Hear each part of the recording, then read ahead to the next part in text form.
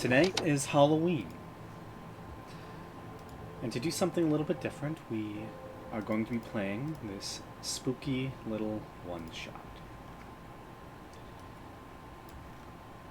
Set on the continent of Karak, in the center of the Empire of Glass, is a small village called Grilia. This land was once a rich farming hub, and the people here eking out a well-off, yet simple existence. But that was ages ago. Now, people still eke out that hard-earned agrarian existence. However, on a massive lake formed from the falling of the sky cities in the end of the previous age. Life is much, much more difficult now. The constant batterings of the magical storms that surge across the Empire of Glass prove difficult to overcome. And thus people have adapted. Arcane magic is shunned, outright ostracized in the outright public, although people do still practice the forbidden art. Many find themselves experiencing changes in their normal visage, their normal lives, as the very magical storms shape all essence as they pass through spaces. No one is safe. Even indoors, issues can arise.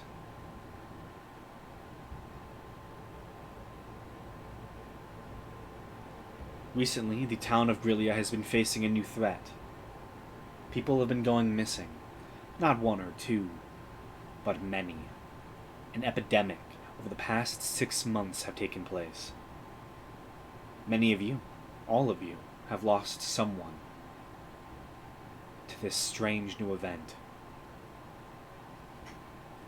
The storm doctors warn of impending doom and to watch your neighbors. An eerie panic sets across the town over the past few months. As neighbors turn on each other, tensions are high, higher than they've been in a long, long time. All of you have been within the city of Grilia for a while now, trying to find your lost people, whether family or friends. Recently, you've discovered a note of some sort, pasted on bulletin boards and strewn across houses throughout the town. Someone is gathering people, trying to get everyone's story straight. Someone other than the storm doctors, whom most do not trust. Someone other than the current town guard, who is corrupt and often looks the other way during issues. Not many would be willing to go out. But you all are more experienced than many. Seeing the posters around town, you've all made your way to a small, secluded section of the town of Grilia.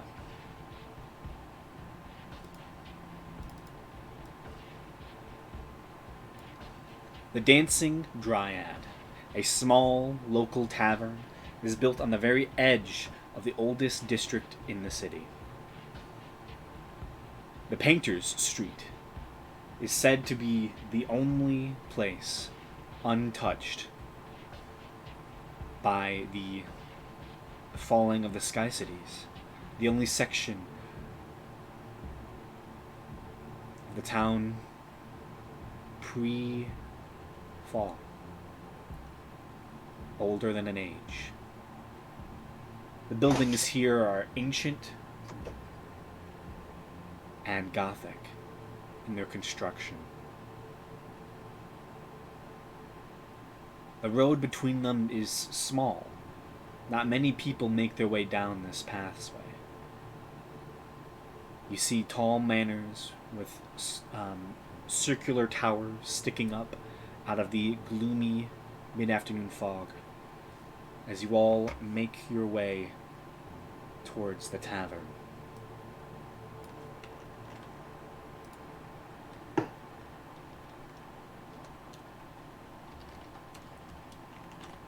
As you all walk through the foggy streets, you begin to hear the telltale sound echoing in the distance. If it'll play. I don't know if it'll play.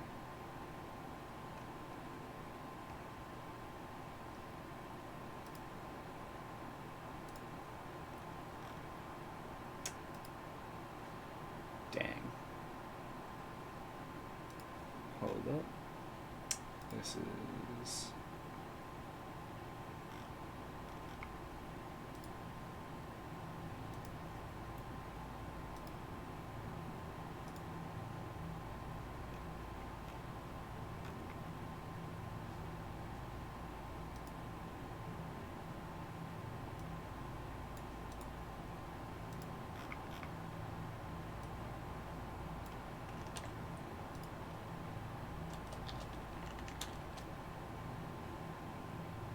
There we go.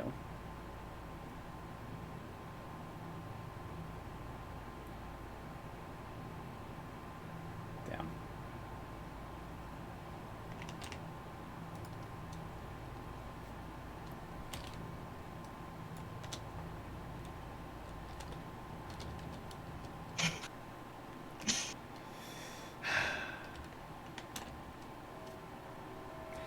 Echoing across the town, you hear the bells beginning to go off. You see people immediately turn to look at the sky, as all of you do as well, and see a distant purplish visage heading this way. Coming from the lakeside, you know one of the magical storms is approaching. You quicken your pace, heading further and further into the Painter's District to the tavern.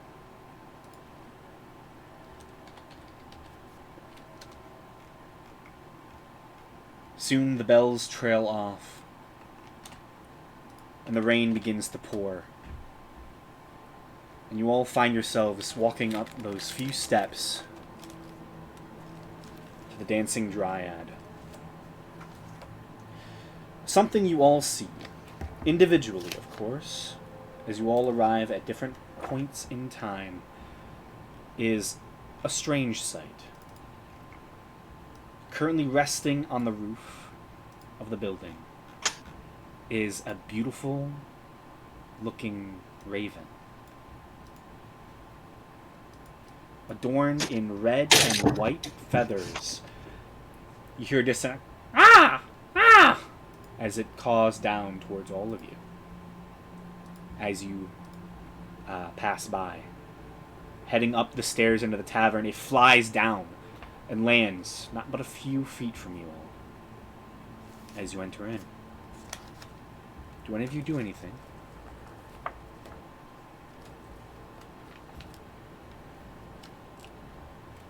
Or say anything to the strange bird?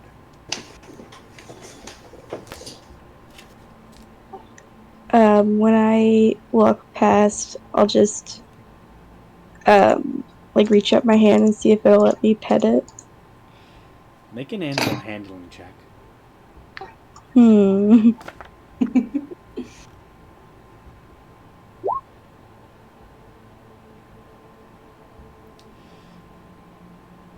You stick your hand out 100% average. and expect this, small, strangely colored raven to peck you or fly away. But your hand gets closer and closer until you begin to scratch a few of the feathers on the back of its head. Ah! It caws towards you. And you see the eyes flash full red for a moment.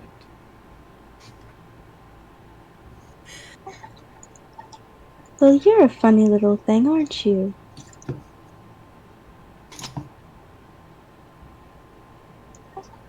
And after petting it for a minute, I'll just walk inside. Okay. I'm just gonna say, hello there. Tip my head and walk inside. Make an Don't know animal anything handling else. check. Okay, make an animal handling check. I can't see. 22. You swear as you begin to step in. The bird's eyes flash red for a moment, and it gives you a nod back. Okay. Good to know. Brandon? Or Doctor? What do you do? I'll probably just like kind of look at it and just ignore it while going in. What's your passive perception? 16. 16? You do turn around as you're walking in, just ignoring this strange white raven. The eyes flash black.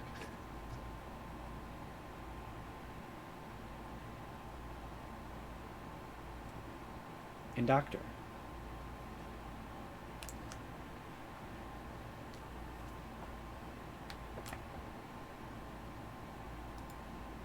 What do you do?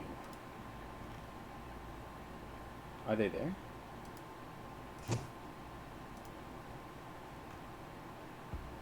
Oh, there we go. Oh, typing. I see it. Hard. Is the music too loud? I just turned it down. I don't know. It is kind of loud music, I'm not gonna lie. Oh, okay. There is a white raven, and I'm just wondering, do you interact with it at all, or do you just, ignore it?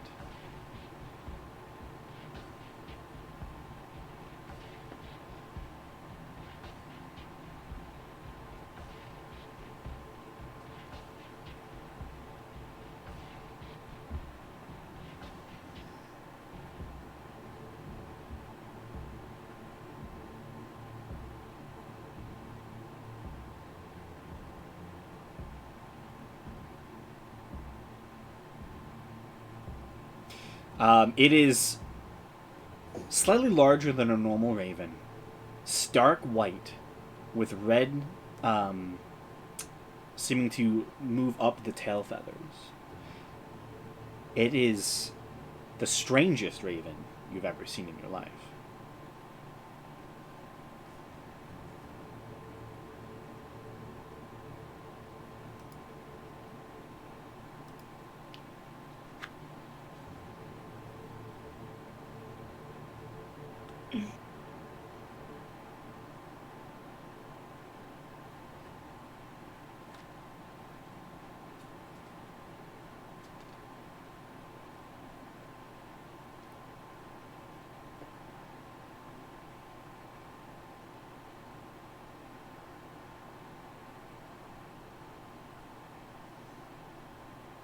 Make an animal handling check.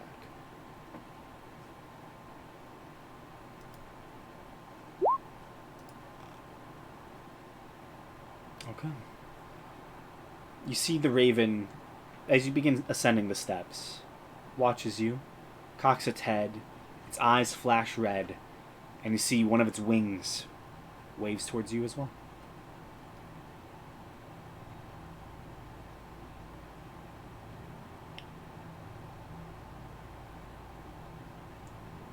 You hear a crash of thunder in the distance, and you see the magical storm has almost hit the town.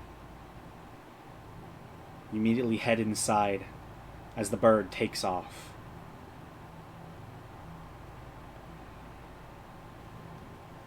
Entering into this establishment, you find a nice, small, cozy tavern. In one side of the room, in one of the corners, you see a small stage has been set up. You can see what looks to be a simple bard is currently playing along a violin. He wears fairly fancy attire, kind of grayish white pantaloons, a large billowing coat, and just is softly playing a nice tune, currently stoked in firelight. The song he sings is a slightly familiar one. It is a slightly changed tune about the fall of the Sky Cities. It is a dark one, with morbid themes, but he sings it calmly and sings it very impressively as well. It is quite surprising to find someone of his talent in a small place like this. Behind the counter, you see a portly, older half-elfin individual is currently handing a couple drinks to what looks to be a hooded waitress. You can see the hood is pulled up tight. It carries a simple serving tray and is just collecting the drinks, and begins to quickly walk them over to two individuals sat in one of the far corners of the tavern, opposite of the bard. The two individuals are both older humans, probably in their mid-50s. Both of them are disembodied. Some of the curses that this town has to deal with on a constant basis is certain people are hit with magical storms while pregnant and have cursed children, disembodied. These individuals have ghostly appearances, almost like x-rays that are permanently etched upon their bodies. You can see one of the men, the slightly older one, kind of taller, a little more proud. You can see his entire right shoulder going up into his upper chest, where you can see the innards of his skeletal structure. You can see his beating heart. And for those who are not prepared for it, it is a strange sight. The other one you can tell is disembodied only by their fingertips, where you can see the skeletal features of a hand going up into a cloak, but that is all you can see, as the rest of them seems to be far more hidden than the other.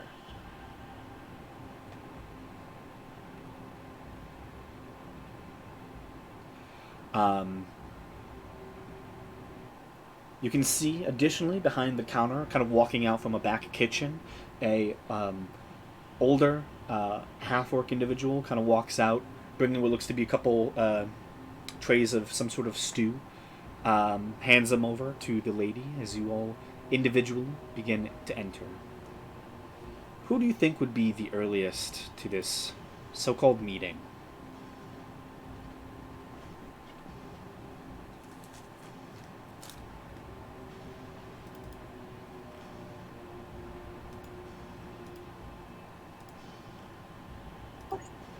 Definitely not me.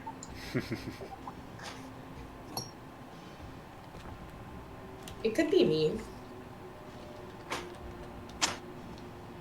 I could show up first.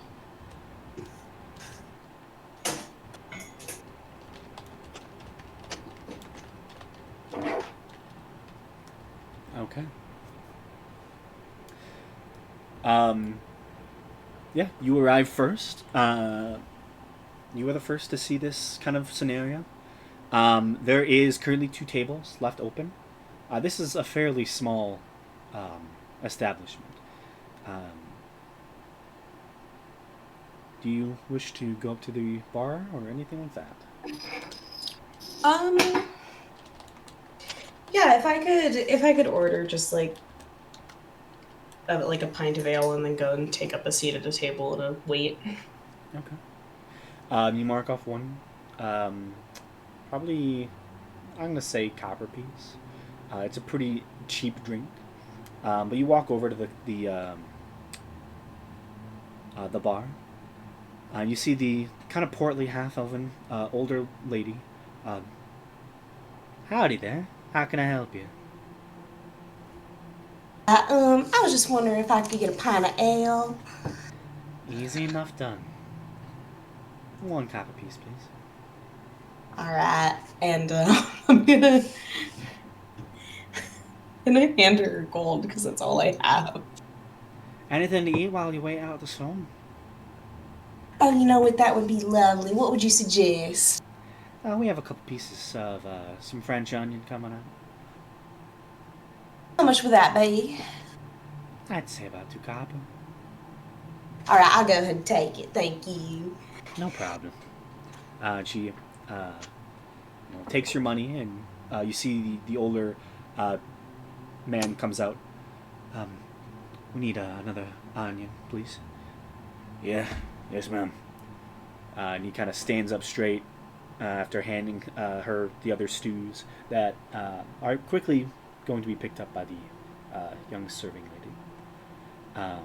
Which you can tell from underneath the drawn hood. The waitress is definitely probably a human female. You see little wisps of hair, but a lot of their features are currently covered. There are 2 seats, well, 2 tables left.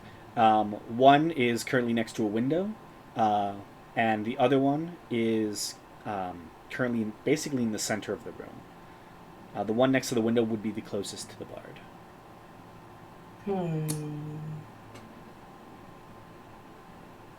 And I know that I'm supposed to be meeting someone in here, right? Yeah. It gave you a day and time to meet this individual. Okay, I think I'll take the window by the table by the window. The window by the table, yes, that's where I'll sit. Okay. Okay. You are the first to see everyone else arrive then. Coming up after you, Laura, would you like to describe your character, please? Sure. So you see a little cloaked figure kind of skip into the bar. And she pulls her hood down as she steps inside. And you see a little spectral rat on her shoulder. That seems like it's just looking around the room curiously as she walks in, peers around. And Graham, on our note, did we get any indication on who we're looking for? Like, what did they tell us what they look like? No. It just was an inquiry about, meeting up with people who wanted to solve this issue, independent of the storm doctors and the guard of the town. Okay. Oh, that's so pretty, Liz. I grabbed the first thing I saw that looked like it would fit. Who looks the friendliest in this place?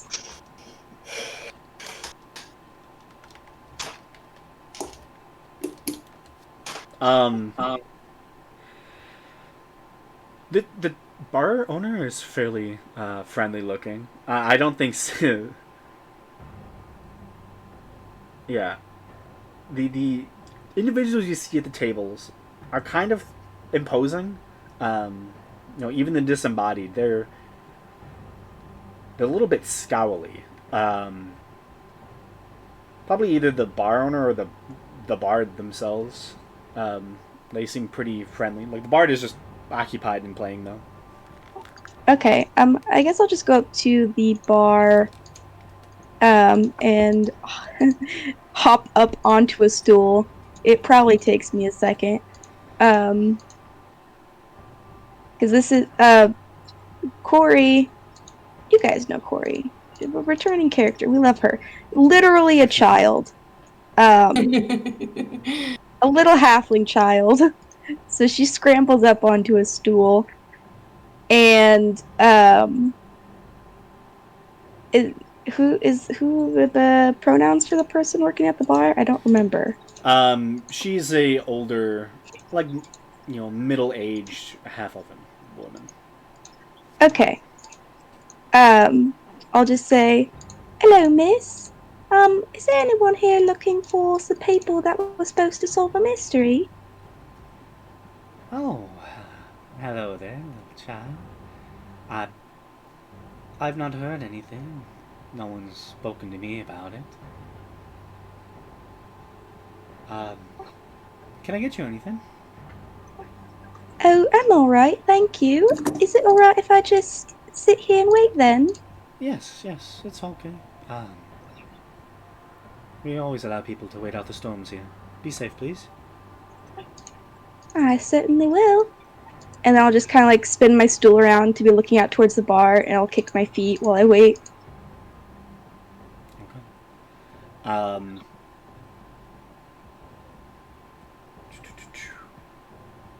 Yeah, so you can look out towards the bar and see all the individuals. Seer, do you want to describe your character?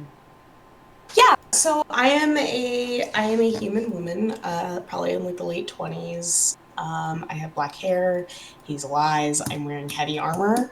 I have a long sword. And that's about the only notable things about this character.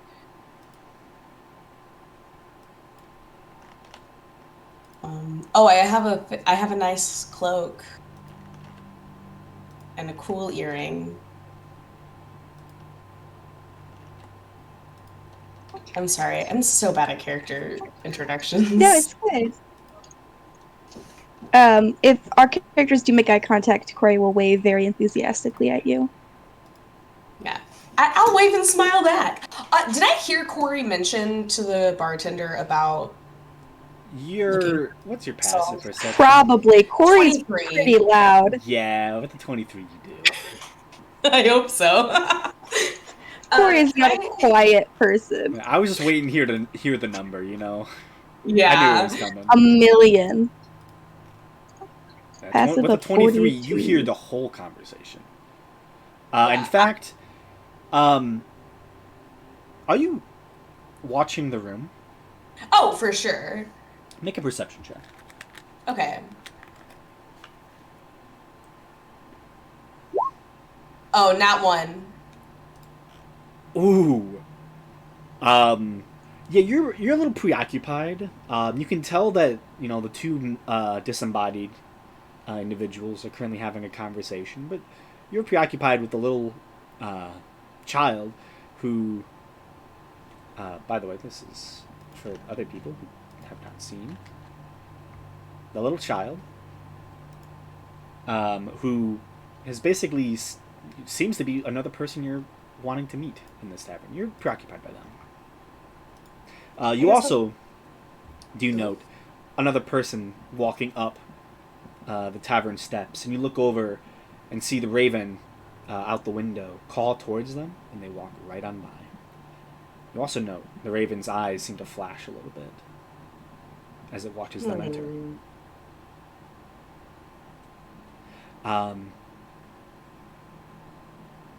Brandon, would you like to describe your character, please? Yeah. You see like a dwarf, kind of on the shorter side and looking fairly young, at least for a dwarf. And he's wearing like plain, kind of like red robes. And you see like around his neck, he's like proudly wearing a symbol of a holy symbol of Morden. But other than that, he's kind of just unassuming. Hey.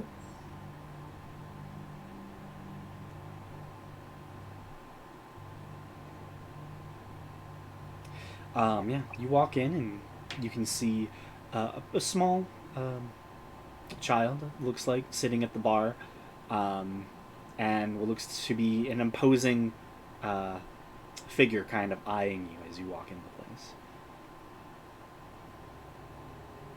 You also hear a female voice come from behind the bar. Howdy, can I get you anything? Yeah, I'll take your strongest dwarven ale you have. Strongest? I can do it for about 5 copper.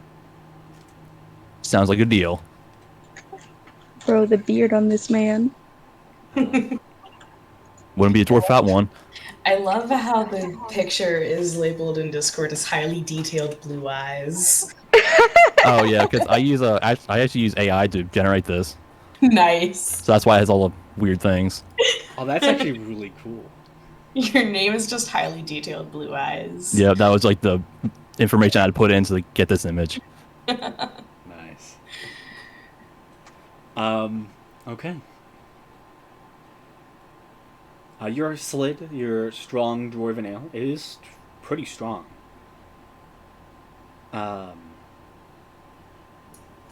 Seer, does your character say anything? Or do you just kind of sit? Keep waiting. I'm gonna like wave to them and then see if they're gonna come to me. Cause like, you know, if they seem to think they're looking for someone, maybe they'll confuse me for that person.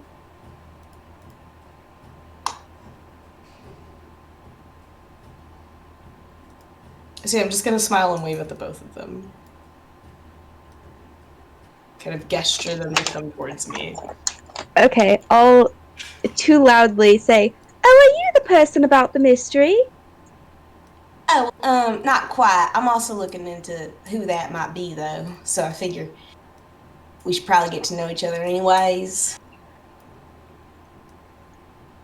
Okay. And then I'll scurry over. And I'll hold my hand out. My name's Corey, and this is Arvid. And I'll gesture to my little ghost rat. I will return your handshake. Pleasure to meet you both. My name's Ashlyn, but you can call me Ash.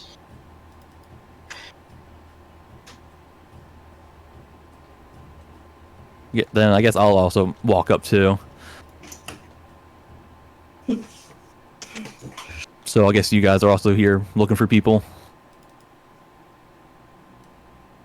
Would seem so. Well, not exactly. I kind of just got a letter that said I should be here.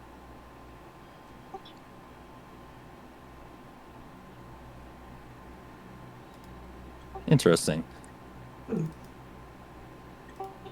people been going missing? Is that what this is about? Oh yeah, big problem. Well, that's not good.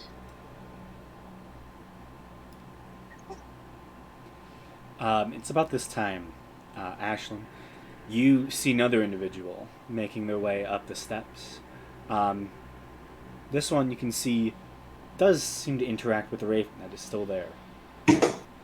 You see its eyes flash again as they turn and then enter into the establishment. As the raven caws and begins to soar away, you note that as the raven begins to fly over the rooftops, about to disappear from view, you see its head turns back towards you as you're looking out the window, and in a puff of red, it disappears. All right. Someone vaporized the bird. So, didn't you have a weird interaction with the raven outside? All white and red? Oh yes, it let me pet it on its little head. I kind of just walked by it.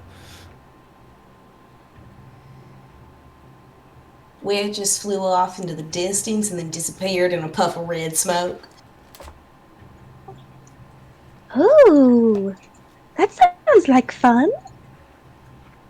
You don't think that was who we were supposed to be meeting, do you? Well, I do have a Arvid who talks to me, but other than that, I don't think most animals talk. And they certainly don't try to solve mysteries. Yeah, well, stranger shit's happened. I'll just, look over at Arvid, who does a little squeak, and I nod as if I understood what he said.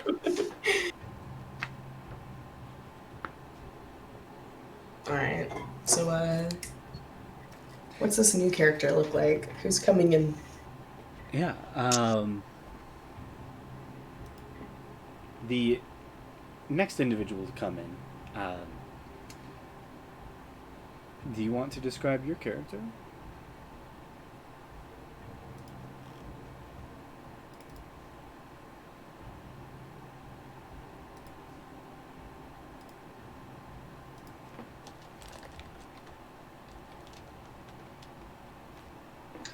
You. Yeah. Do you want to describe your character? This is you. I'll describe their character.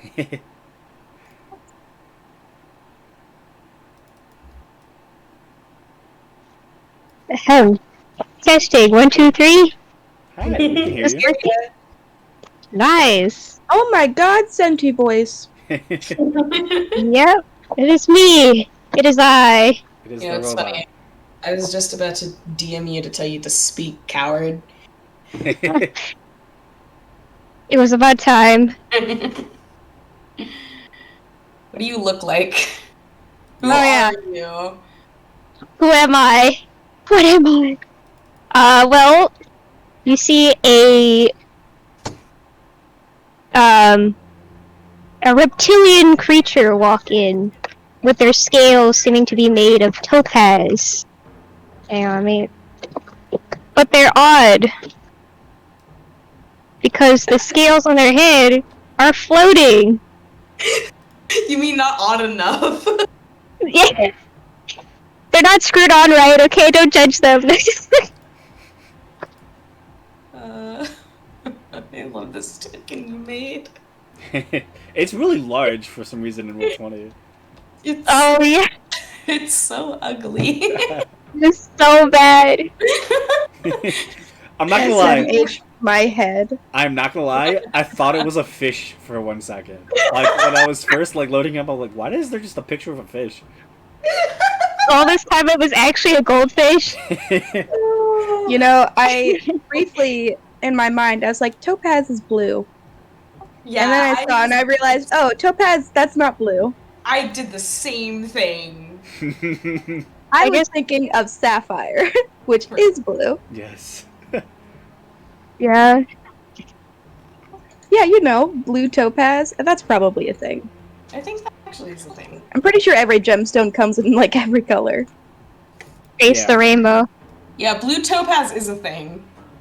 I think that's a type of gem in Steven Universe. Probably. It's no diamond.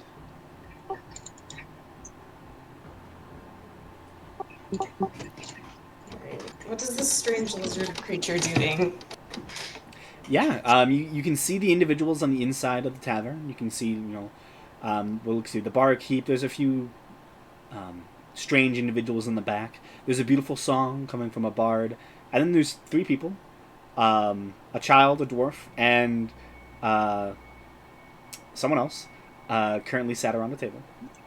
Someone else. A human, you mean? Yeah, a human. The boring Doesn't- human. Doesn't even deserve to be described. Not even, yeah, just someone else. Somebody else. They look like It's a a- warrior of some type. They have It's a dwarf, you know, a child, and whoever else the third person is. They have a shield, some chainmail, and a sword. Like, what else is there? Human.jpg. Just you wait.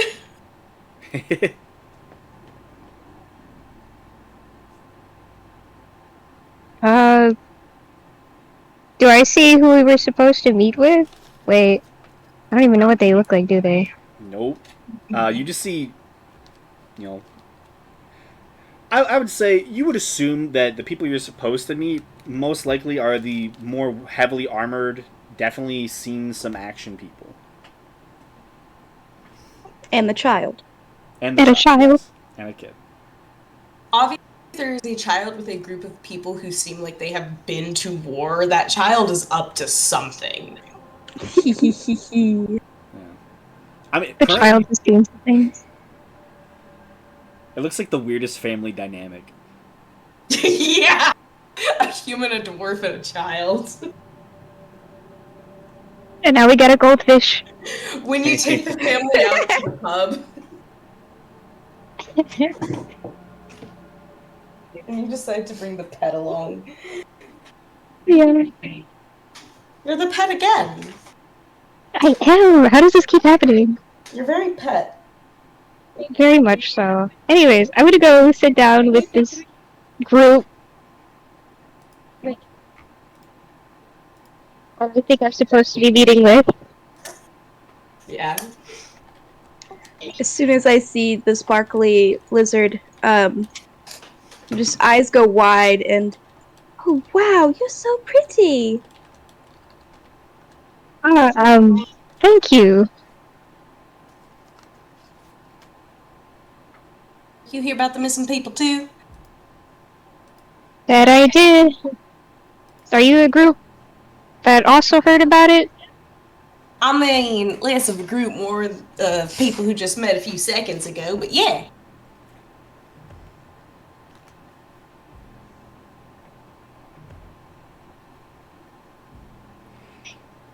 It's about this time that Ashlyn, you notice the waitress begins to walk over towards the table, bringing your meal that you ordered. You see her head goes really deep, looking only towards the ground as she makes her way over. Even with, trying to hide their visage, your passive perception is astounding. And as they place the bowl directly in front of you, you begin to note that this person most likely is another disembodied individual. You can see her entire neck and lower jaw and right eye is all see-through. You can see the skeletal muscles and bone underneath the skin with this like faint purplish hue. Here you go, miss. And she softly places the bowl down in front of you. Can I get anyone else anything? One quick question. In the culture that we live in, do we give tips? I mean, you definitely can. We tip waitresses. Okay, I'm gonna tip her gold and say, thank you, honey. Thank you, man. Anything else for A whole gold piece? Holy Yes. shit. Yes! Yeah. It's like a month's wage, I bro. made that decision very consciously. I mean, hell yeah, dude. Thank you, miss. Can I get anything else for anyone else? No, I'm good, thanks. I'm okay. None of the rest of you notice what her true visage looks like. All you can see is this just hooded figure of a waitress just really trying to hide their visage as best they can. You see the head almost nods underneath the hood and begins to step away.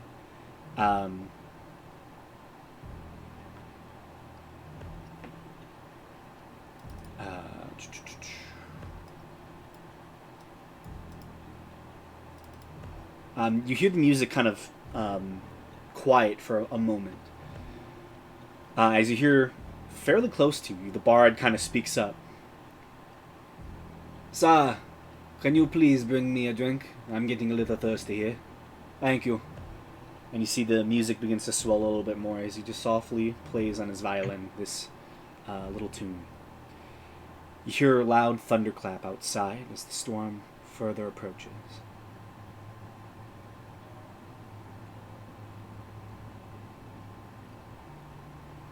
You all are able to return to your talk.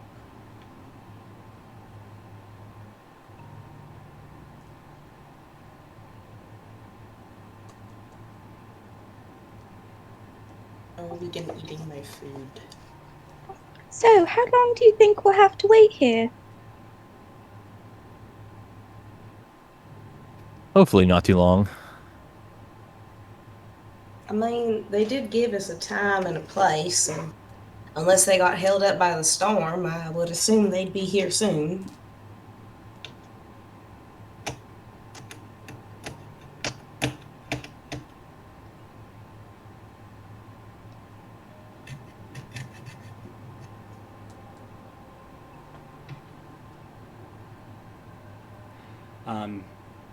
A few moments passes, and you see a drink is brought to the bard, who kind of like plays one little final bit of his song, puts the violin down, and takes the drink and takes a couple sips.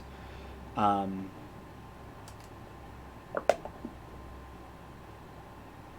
you see, kind of like eyes group a little bit warily. And, stands up, takes a few more sips, and goes and sits down with the two other disembodied older guys. The storm gets more and more intense, and you begin to see the strange arc of purple lightning echoing across the sky as the door bursts open. There's a quick silence throughout the chamber as you see all eyes turn to two storm doctors as they enter into the place. Storm doctors are separate individuals to that of the town guard. Storm doctors have made a vow to protect the people of Rilia and the surrounding lands from all effects of the magical storms and whatever they bring to this peaceful place. Many look down on them and see them as just violent extremists who use this chaos to build their own power. Others adore them, see them as heroes protecting the people of the Empire of Glass. Two of them enter into the space. And I'll show you tokens for each individual now. This is the young waitress, her token. And the two storm doctors. I have a feeling that these guys didn't go to med school. Here is the disembodied waitress.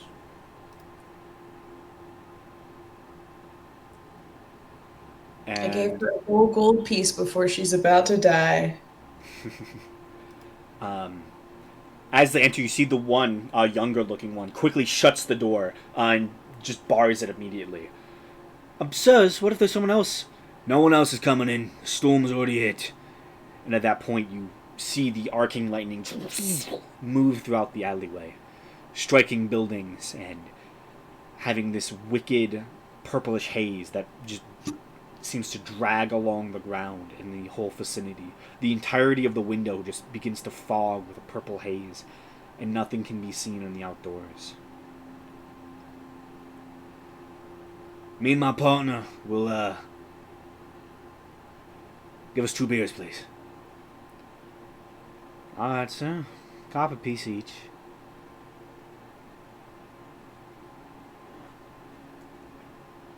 You sure you want us to pay?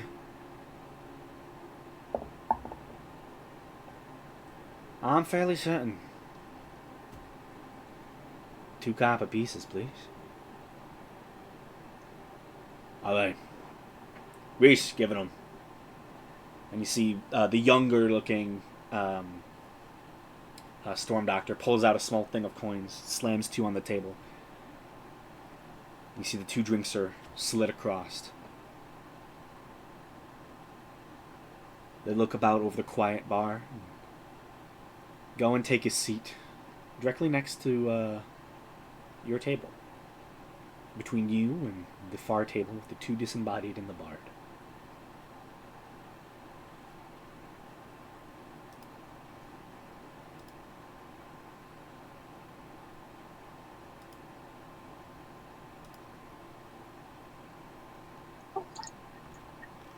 guess whoever's supposed to be coming won't be able to get in now. Yeah, so I guess we're just gonna sit tight and wait, or hope they're already here.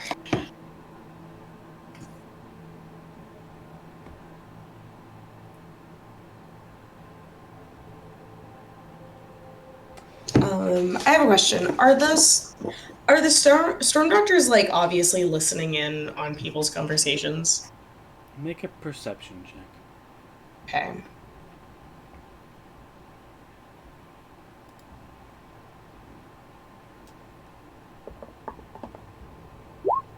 $24.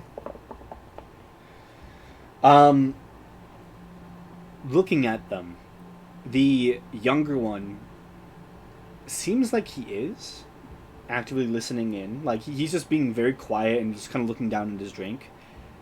The older one, where you can see like small tufts of like gray hair peeking out of his long bird-beaked mask, is facing directly towards the two disembodied in the corner. You can see the bard kind of notices this as well. Kind of stands, finishes up his drink real quick, begins walking over, putting his drink on the counter, and heading back to his place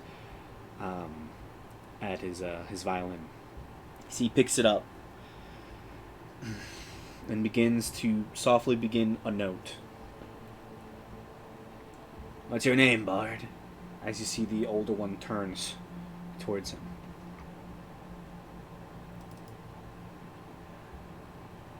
"You can call me Corv." "And you?" "Patrak." "What are you do talking to them?"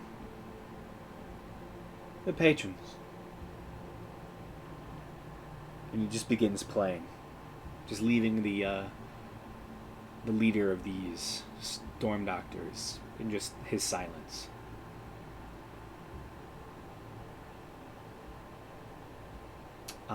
It's at this point the storm doctor, older one, makes eye contact with you, Ash. Yeah. And then turns to his drink and just begins sipping. The mask clearly in a position that it's keeping an eye on the two disembodied in the corner.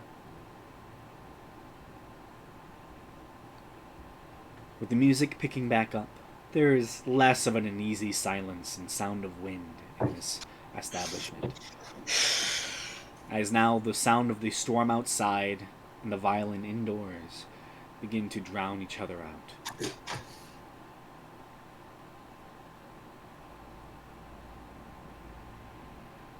It seems whoever you were supposed to meet is not here.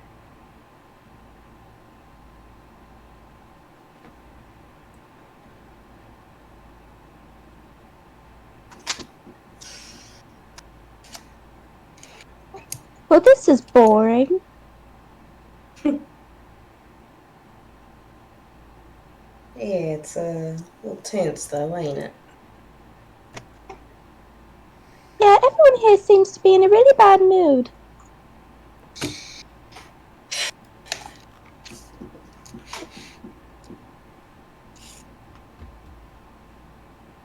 Did we get Nala and what are Thorn's names? Whose names? Nala and Thorn, the other two people here at our table. I would. I was quite children before I could give it. Yeah, same. I'll just introduce myself now. Nala would just look everybody in the eyes and introduce themselves through their heads. Alright, that's some freaky shit. Ooh, now that's fun. Can you hear what I'm thinking?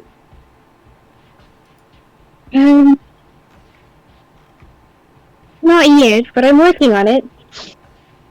Wow.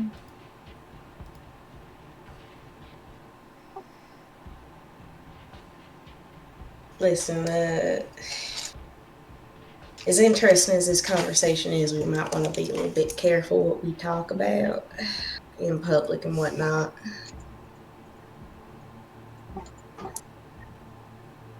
I'm just gonna kind of gesture at the storm doctors with my head.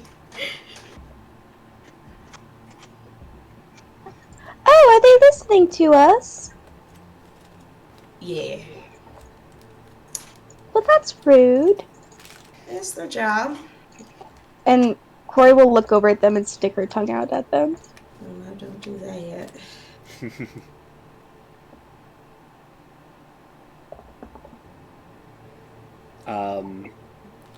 They both don't seem to notice.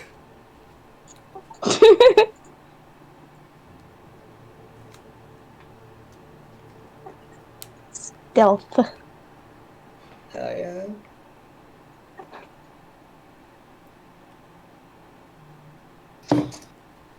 You all hear a strange sound come from the window, drowned out by the sound of the storm and the playing of the bard. You just hear the sound of tapping glass. Oh. Is it the raven?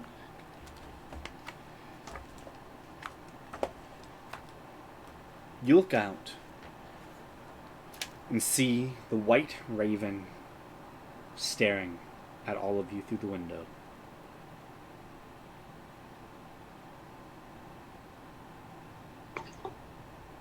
I'll wave at the raven, and would I be able to get to the window? I mean, we're right next to it. Yeah. Okay, I'm gonna go over and try and open it. So, like, not all the way, just enough for the bird to get inside if it wants to get in. Make a sleight of hand check. Oh, baby. I'm good at those. You expertly open the window just enough to allow the raven to duck itself in. Little pieces of the storm seem to almost like fade in a little bit, but you're able to close it very quickly. You can see the small little bits of purple energy just kind of drift onto the ground and conglomerate this strange, almost like smoky fog that seems to billow across the ground ever so slightly. But the raven kind of steps in and just currently sits on the edge of the window. Hello, little friend. I'm glad to see you're not smoke anymore. You hear a loud call echo through the entire bar as everyone seems to turn and look. What the hell? And you see the two storm doctors stand up. Why is there a raven in here? Well, it was outside in the storm, and I thought it would want to come in, so it's not in the rain. You see the older one kind of takes a couple steps forward. Get the beast out of here, it'll survive. Wait. That's not even a normal raven. And you see he immediately just pulls out what looks to be a dagger. I'm gonna grab the raven and try and hide it under my cloak. Okay. Make a sleight of hand check. With disadvantage.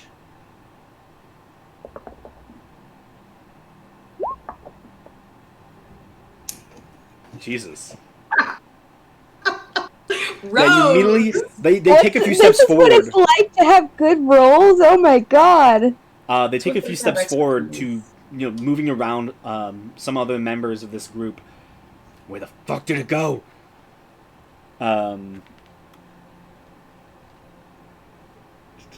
Maybe it didn't like that you called it a mean name.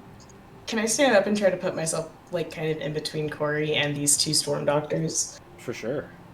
Okay.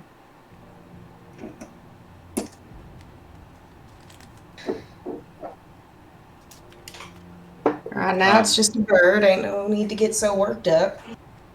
That bird is no normal raven. It's been scarred by the storms. It deserves to die. I thought it just had albinism or something. No. I'm gonna look at, like, the people in the tavern that have also been affected by the storm. But that's not a very nice thing to say. It's a raven of ill omen. We should destroy it now, before it curses the Lord of us. Well, it seems to have disappeared all on its own, so job well done, I guess. No, it's still here somewhere. Reese, find it! You see the younger one goes and begins to try to walk around you, Ash. I will not let them. Now, listen. This ain't nothing personal. I just don't want you hurting that child in your search for some raven that's already gone.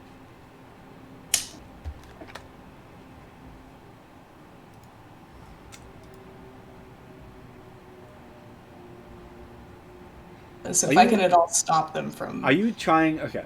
Would you rather persuade or intimidate? Intimidate. I'm covered in heavy armor. Can I, like, peek around from her leg and just do, like, you know, adorable little kid face to give her advantage? On my intimidate? Yeah, because you're protecting such an innocent little child.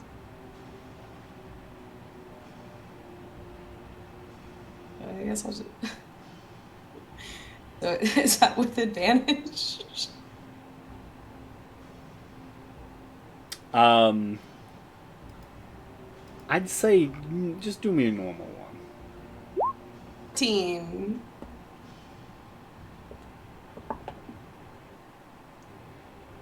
Move aside. Now. I don't want to hurt you. Yeah, but do you want to hurt that child? If they're harboring the raven, then yes. And I can't move aside, I'm sorry. I got morals and shit. I guess I'll pipe up at this point and be like, it's pretty obvious the raven already left. Didn't you see it fly out? Make a deception check.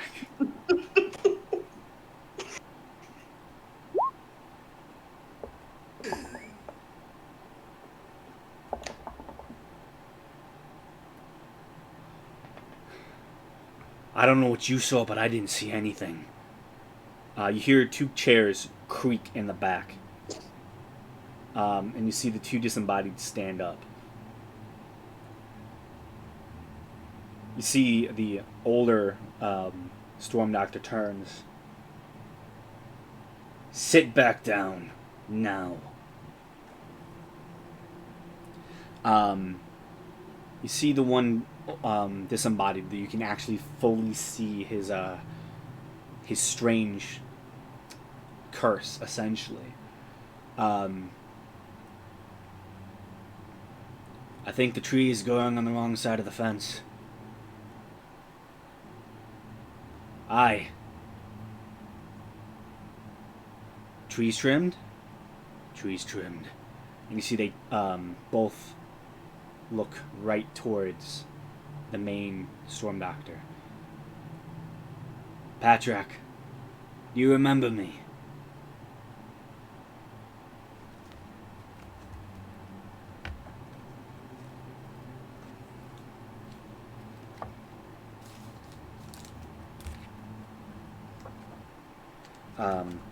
Patrak, the older Storm Doctor, begins to speak.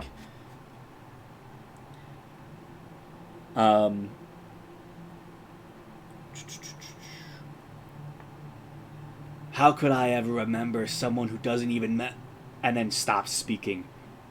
As you watch his face his body just seems to like back up for a few steps. As you can see, the one disembodied seems to have moved their fingers and seemingly cast something. In the next few moments, the other Storm Doctor immediately turns away from you all and the Raven, and what did you do? And charges towards the other one. In a moment, you see the other disembodied, slightly younger, the one where you cannot see his features, all of a sudden just disappears for a moment. Appears right behind the young Storm Doctor, stabs him in the back with a dagger. The whole bar is in an uproar at the moment. What are you all doing? Oh shit. I'm gonna flip the hood up on my cloak. And then try and hide. Okay, make a stealth check.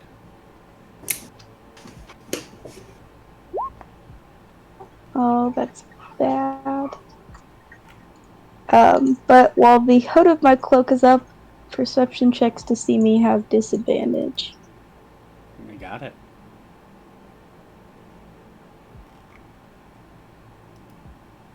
What is Ash and Thorin doing? I would like to kind of pull my shield and longsword out and just prep myself for battle, but I'm not going in there quite yet. Okay. Nala?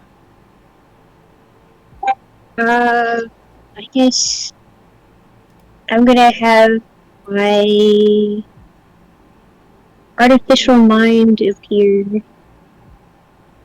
when I'm ready. Okay. For those wondering, it looks like a little ghostly dragon. Ooh, Adorable. nice.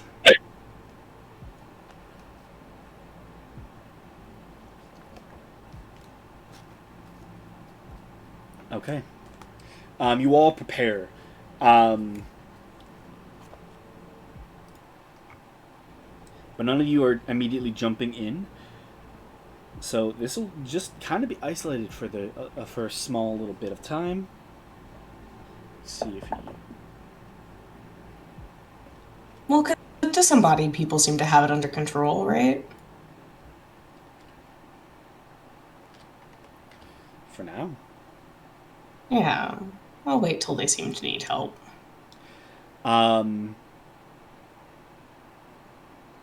Okay.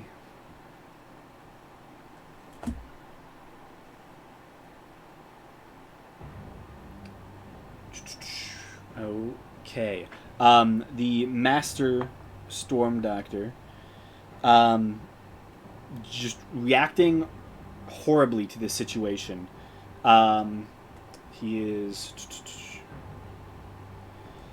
on his turn. He is frightened as he begins to step away. He is going to bad medicine as he throws a concoction towards the two individuals.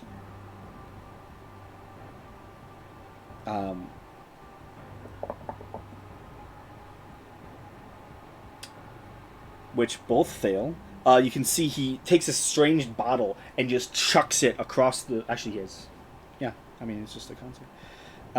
Chucks it across towards them, that splashes across their chests, and you see acidic poison just begins to seep into their disembodied forms. You can see, specifically on the one, you can see the poison seeping into the bloodstream and beginning to spread as they both react horribly to this.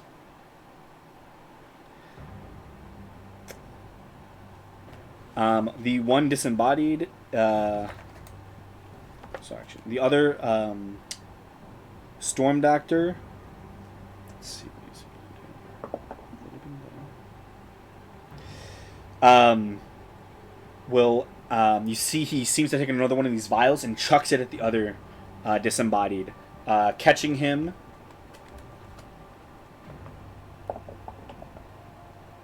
Squarely in the chest. You can see burning acid straight through a portion of him and his clothing, and you can see his essentially his curse of being this like mix between ghost and human is just all across the chest, and you can see just acid beginning to burn away on his skin. You can see it getting close to his like organs and his innards, essentially, as you can just watch it embed itself into his system. Can I take my crossbow out and shoot the doctor guy? Sure, make an attack roll.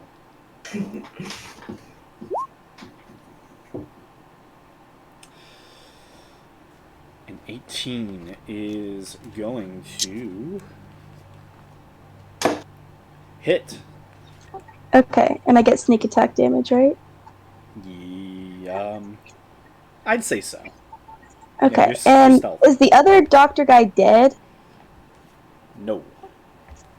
Okay. He was just stabbed a little bit. He seemed a little bit more formidable. So was it the master that got stabbed? No, it was the apprentice that got stabbed. The Okay. master is currently frightened. I'm gonna hit the one that just threw whatever that was at the guy to like the acid stuff, and then I'm gonna wails from the grave on the other one.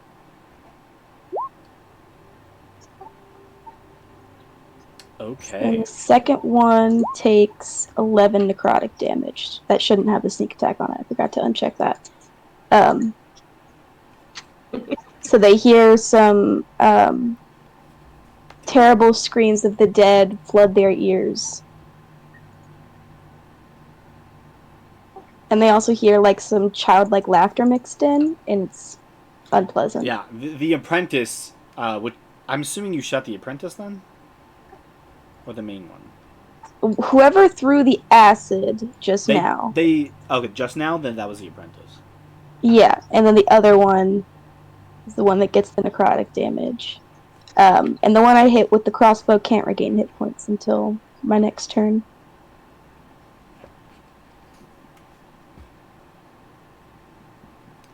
Okay, yeah, the apprentice looks rough, super rough at this point.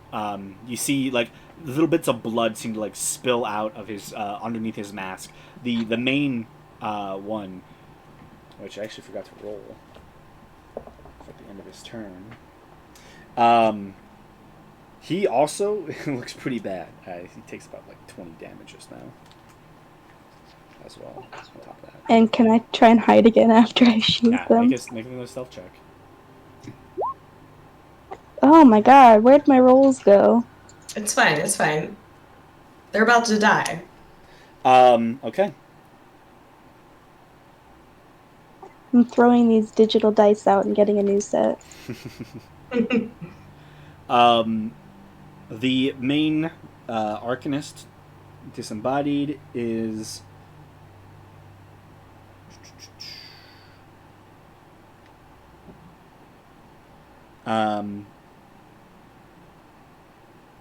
let's see. You see many missiles seem to just come from his form and slam into the Master Storm Doctor, striking him immediately. His apprentice then responds, and immediately you hear a loud ringing sound as parts of the tavern are blown to smithereens as he shatters in the middle of the tavern. Rude. He takes this one vial and chucks it onto the ground, and all of a sudden, the storm that was on the outside of this building invades, as the very walls are punctured and glass is broken. The fighting immediately ceases for a moment as the winds whip into the space. You all are called for, and everyone is ushered away from the windows and out of this main chamber as the purplish veil just begins to invade this space. You are all pulled into the kitchen as quickly as you can. Even the storm doctors, all of them, they all stop what they are doing as the storm invades this place. Immediately, as you all enter into the space, an argument begins to ensue as people don't know what's happening.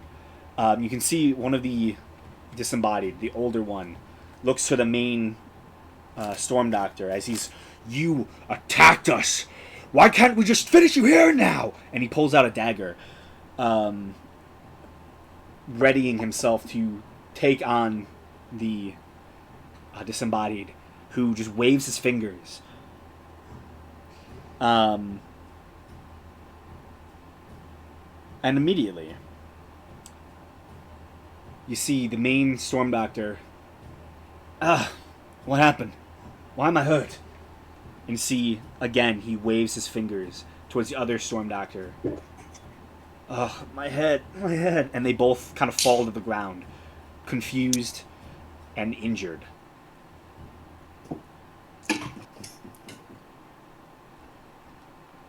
See a slight smile on the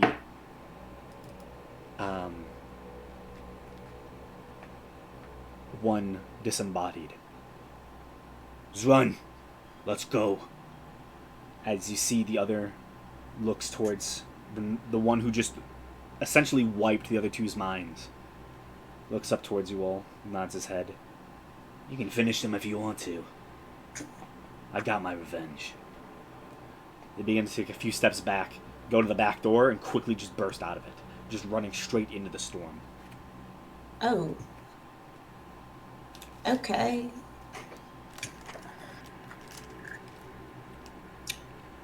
What was that? What just happened?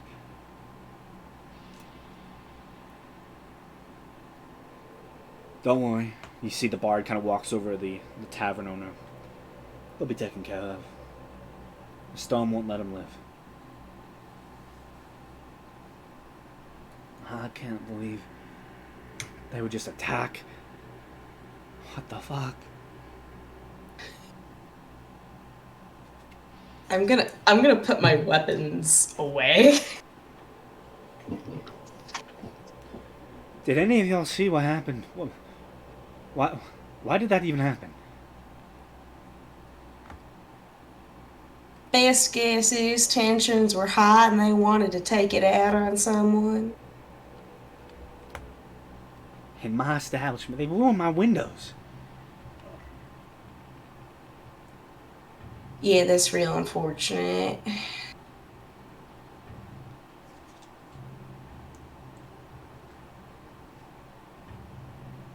Don't worry, Mother. You see the hooded waitress kind of puts her hand on the tavern owners. The storm's almost letting up. We'll get through this, okay? So the doctors are gone, right? Yes, they're gone. Okay, I'll let the raven out of my cloak now. Yeah, you open your cloak. There's no raven. Oh my god.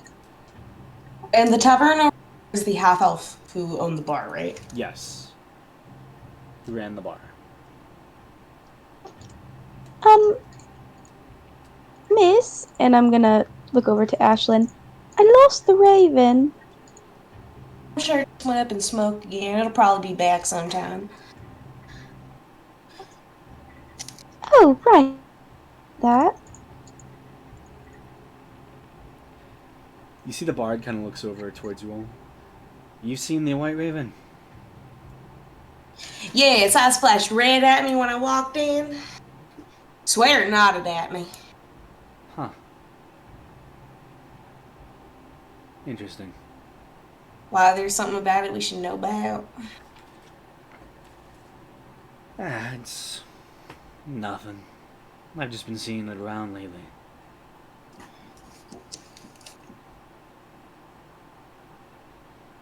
This might sound crazy, but you don't think it's like a person, do you? I'd hope not. I heard all of you talking earlier. You think it has anything to do with the disappearances? It could. How long have you been seeing this raven? Only in the past about a month or so.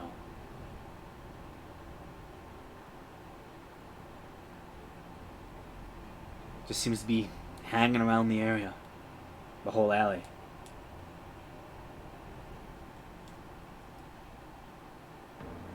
And the alley's called Painter's Alley, right? Yeah, Painter's Street is its official name. It's most people in the town tend to call it an alley, though. There's not much going on there. It's not used often. And how long ago did the disappearances first start? About 6 months. Alright, so... Oh, I love that alleyway. I see it in my dreams, like, every night. That's freaky. There's some freaky stuff going on with you guys. I just want to get that out there.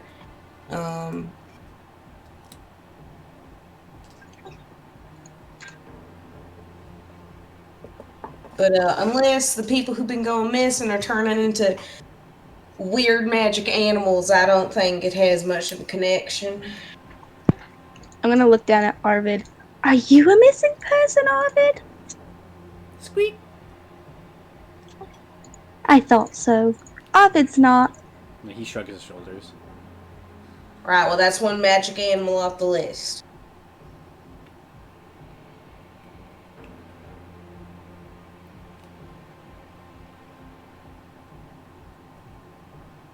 The distant howling at this point seems to fade for the most part. As the storm itself abates, you see the two storm doctors who have at this point been helped to the other side of the kitchen, who are just sitting down trying to remember anything, which from what it seems like neither of them do. You all are kind of left to your own devices in the side of the kitchen.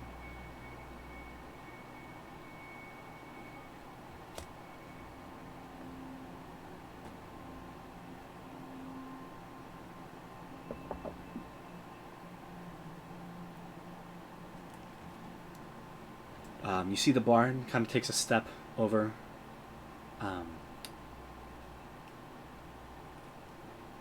towards the tavern owner.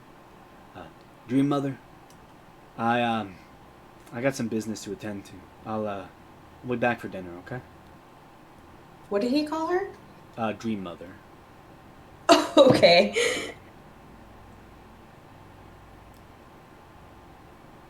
It's alright, Corv. Do what you need to do. I'll see you later, okay? Be safe. Nods his head towards her and begins to step out the back door where the other two individuals ran off to. Kind of takes a single look back towards all of you and nods his head as he makes his way out. Alright.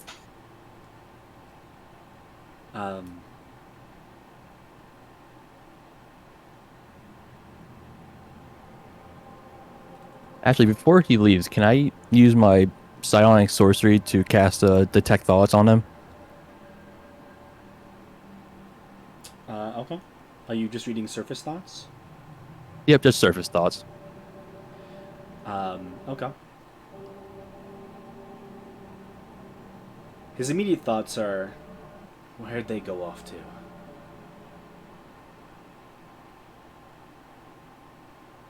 Oh, he's seeking revenge. Good for him. Yeah, honestly. How long does that connection last? What's the distance?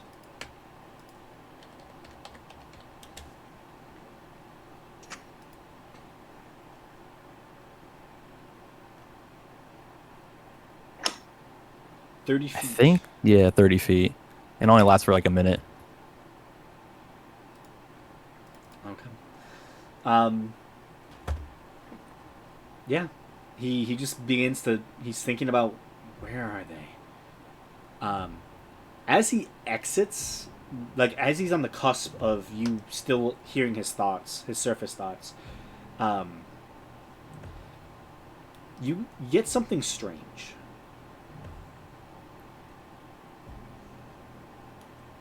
As if something else sends him a message. And then as he's literally leaving the range of the spell, there you are. And then he's out of the range.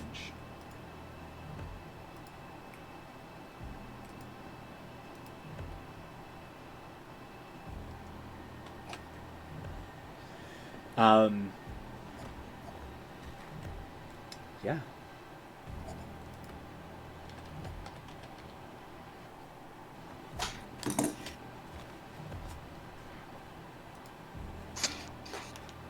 You hear some moaning and groaning coming from the two individuals. As one of them, you begin to hear, "How did I get shot? What happened?"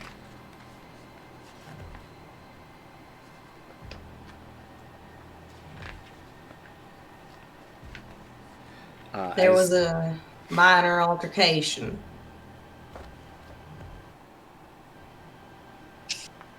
You're telling me?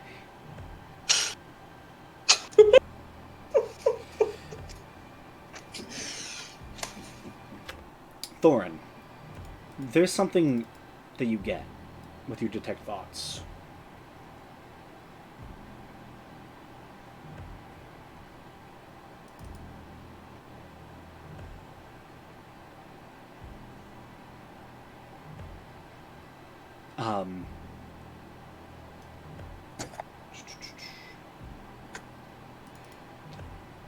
You feel like it's not a mind, not something you can connect with, but there is something, a consciousness of some sort nearby. It's hard to place. I guess I'll start kind of casually just looking around, trying to see if I can spot it, anything. Make a perception check.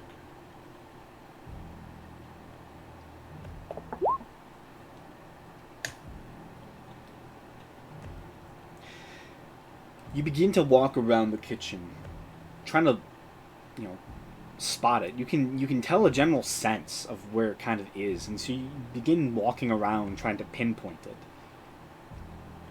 And it seems to be coming from, really close to the waitress. She's currently just kind of leaned against one of the sinks, just watching the two storm doctors being taken care of. I'm just kind of watching.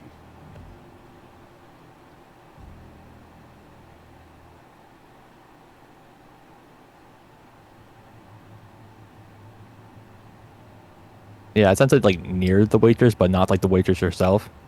It's not the waitress herself. You can get that much. As you stand up next to her, you pinpoint that it seems to be just right behind her. You kind of like, by this point, are just a few feet away, just kind of looking towards her, and you can see, with all the stuff going on, she's less guarded.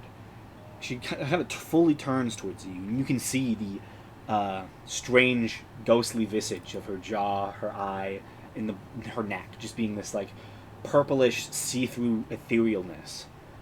She kind of looks towards you with slight confusion, and it's at that moment you see black tar seeming to pull itself up from the sink drain and latches around her throat.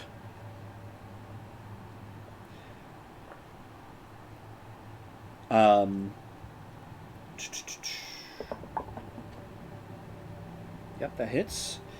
You immediately see her beginning to choke, as you see it just begins to slowly cover her.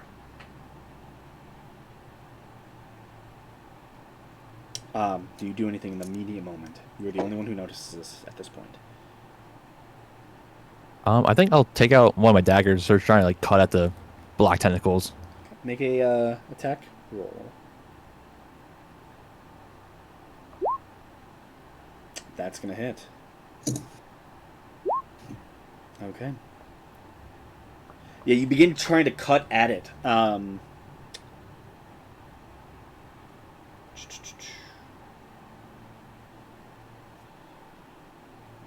And you just find this like strange, slimy toxin that seems to be just attaching to her face. And you begin to hear her scream, and all of you now notice this small toxin embedding itself onto her face. Whew.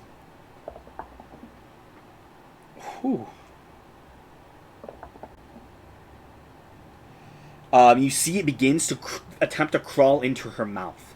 But is unsuccessful as she begins pulling at it with your help, just trying to keep it out of her mouth as she's just screaming. Everyone in the room turns to her at this point. And that's its turn. It's your turn again.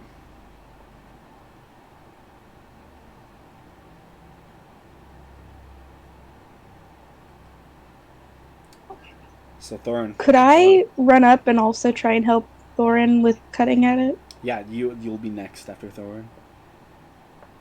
This is like a half initiative at this point. I have something I would like to try after Corey. Okay. Do I notice like the tentacles are like made of like a liquid material or more like solid? It's definitely a liquid of some sort. Make an Arcana check.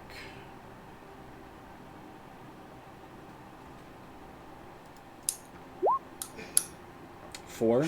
Yeah. It's liquidy. It came up from an inch wide gap. It's not a solid, that's for sure. But is it flammable? In that case, I'll try to use, I guess, shape water on it to kind of like freeze it. Yeah, you try to shape water. It's doesn't seem to affect it. The smell it gives off is that of sewage, but it's as if sewage has been made living. Corey. Yeah, I'll just come up and start trying to cut it with a dagger, I guess. Okay.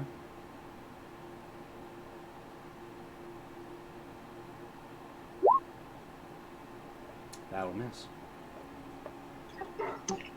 Damn. Well, Ash. sorry, bro. All right, make room, and then I would like. It takes does it take an action to get my longsword out? No. Okay.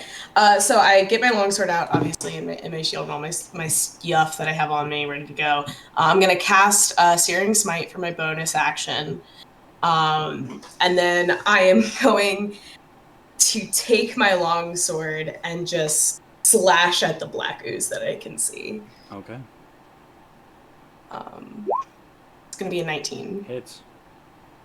All right, I need it to make a Constitution saving throw. 14. That fails. It's going to take an extra 1d6 fire damage. It's 10 slashing, and then... hang on. 4 fire damage, and wait, I think there's more. Hang on. I need to double check something. But wait, there's more. Oh yeah, I have to Divine Strike. So once on each of your turns, when you hit a creature with a weapon attack, I can cause the attack to deal an extra 1d8 fire damage. Okay. So that is 10 slashing, 4 fire, 7 fire.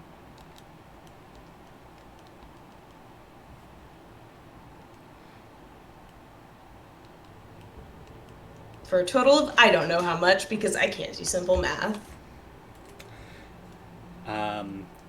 31.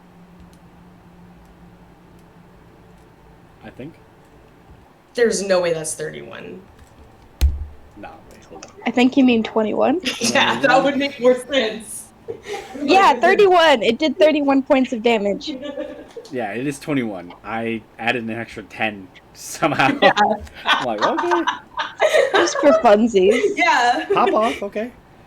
Yeah, 21's still decent. it hurts it a lot. Nala, do you have anything? I have a crazy idea. I mean, go for it. I just slashed it with a burning blade.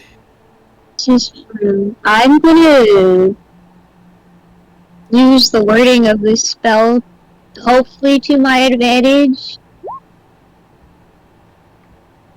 And I'm gonna try to move the... Wait, I didn't even get that. Fuck. I think it's gonna succeed. Nice. I'm just gonna try to move the waitress away from this weird ooze style. You use it on the waitress? Yeah, to try to move her away from whatever this stuff is. Okay. It's kind of behind us. If I can. Is it behind me? The bartender, the owner, and her husband are just beginning to like freak out as the two um, storm doctors, still out of it after having their minds essentially erased of the past, little moments of time, don't react in time. And you watch as the ooze just fully goes into her form. You hear her choking and coughing, and you see the black sludge beginning to just ooze slightly out of her mouth. Um,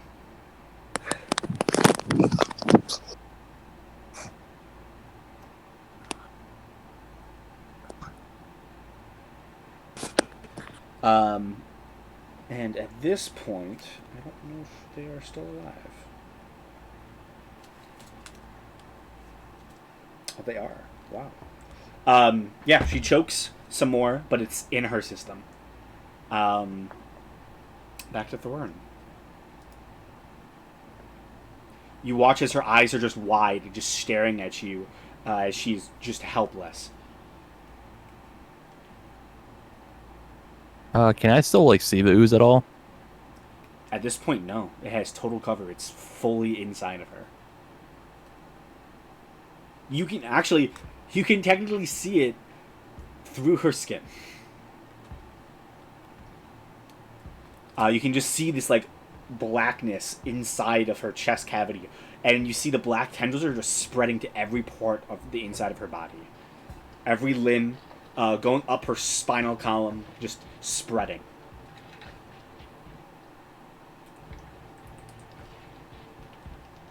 I will try to use like the telekinetically shove it out of her. So it has to make a strength saving throw. Okay.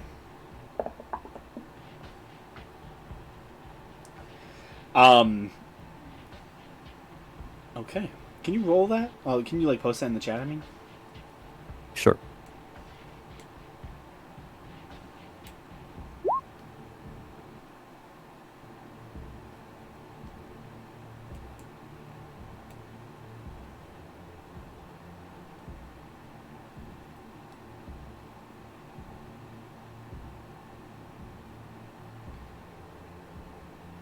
Okay.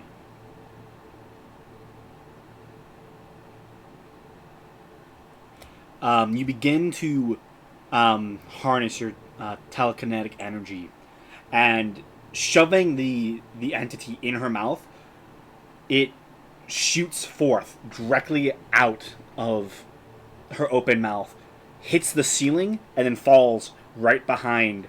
At this point, probably Corey. Can I attack it? Yeah. Cool. I guess I have my dagger out, so I'll just use that. That's gonna hit. And is there anyone else next to it? Yeah, I'd say so. Ashlyn's also next to it. Cool. Sneak attack. With a hefty dagger, you stab it right into the center of this strange toxin, and you watch as it just immediately goes from this like semi-liquid state to just full-on liquid. Like it just begins to spread across the ground, almost back into sewage. You see Sarda just be breathing heavily. Turns to the sink and just vomits.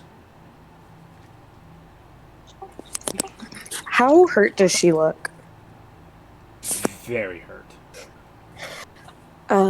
Can I cast a second level cure wounds on her? Yeah. As you cure wounds, just putting a single hand on her back, she just stops vomiting for a moment and turns towards you and just nods her head. Immediately, you can see the tavern owners immediately both go rush and just bring her into a big old hug. You see the two storm guards kind of stand, still slightly loopy after their mind wipe. Oh, the living toxin. We gotta. He kind of pushes the other one. We have to go. The city's safe. I mean, we need to save the city. And they begin to just walk out. I'm gonna just like poke the sludge on the floor. Does it do anything? No.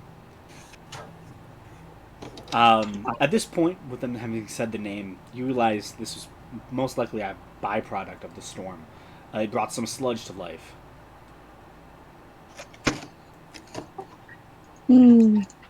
Gross. As the two storm doctors exit out of the back door, out of the kitchen, you all take a moment to breathe and just react to the situation. Ashlyn. Quick question. Oh, sorry. Yes. You had a question? Laura? Oh, does it seem like the stuff is still toxic? It's sludge, most likely. Could I, with proficiency with the poisoner's kit, be able to somehow coat my arrows with this stuff? Make me and just a general intelligence check. Okay. Actually, roll your poisoner's kit with intelligence. That is a better.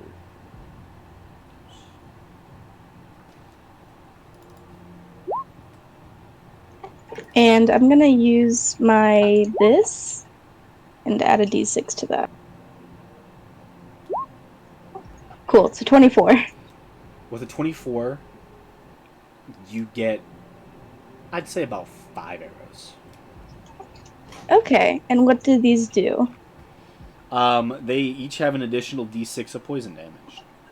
Ooh, okay. Thank you. No problem. As Corey is doing this, Ashlyn, with your passive perception, as high as it is, you hear what sounds to be a raven call coming from the back door.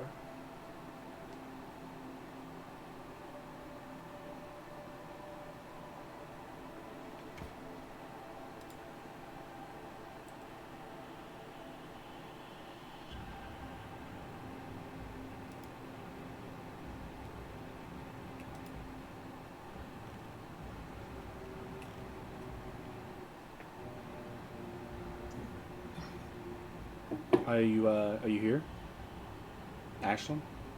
Oh, yes, sorry. You're good. You hear a raven call from the back door. I'm gonna go check that out. Okay. Does anyone follow?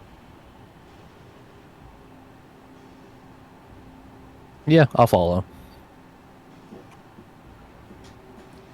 Okay. The two of you make your way outside. You can see the street currently in slight disarray due to the storm. You can see the two storm doctors making their way just as you exit the establishment, just making their way around the corner, back onto the main Painter's Street. And you look around for the bird. And you do see it. Currently on the building across the small back alley from the tavern, just sitting from a heightened position looking down.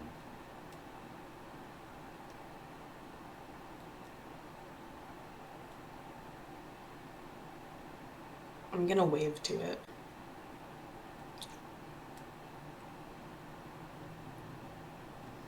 What does Thorin do?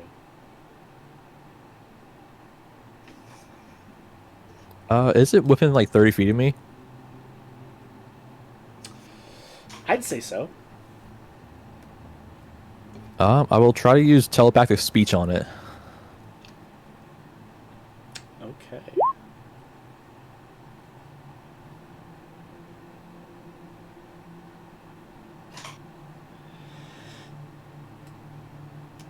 What do you say to it?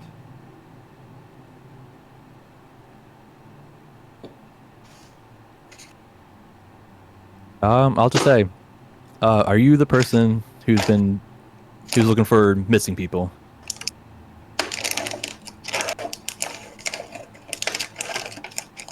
Looking? No. Found? Yes.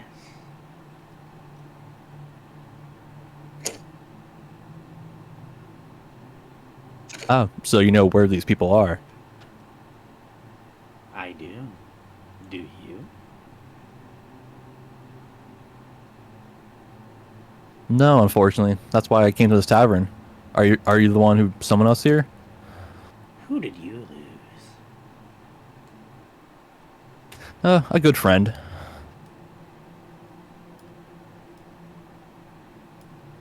How long ago?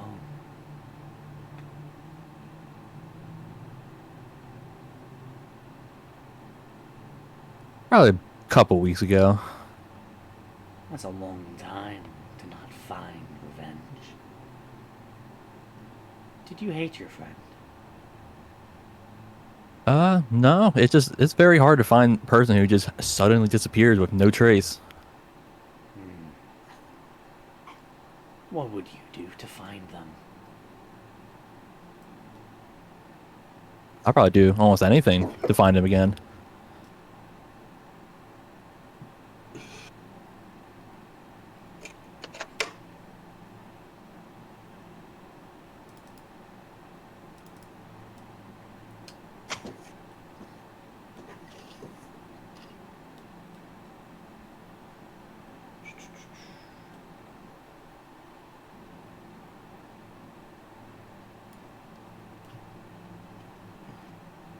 One second. What does this conversation look like for me? To you, they're just staring at each other. Great. Yeah, just a good old staring contest. You begin to hear the voice shift in your mind. And you begin to hear the raven's voice shift to that of your friend that you lost.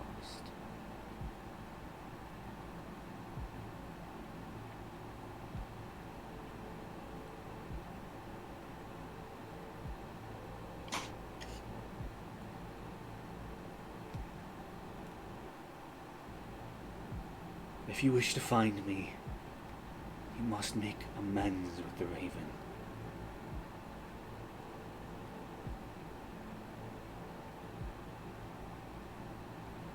Oh, did I offend the Raven in any way?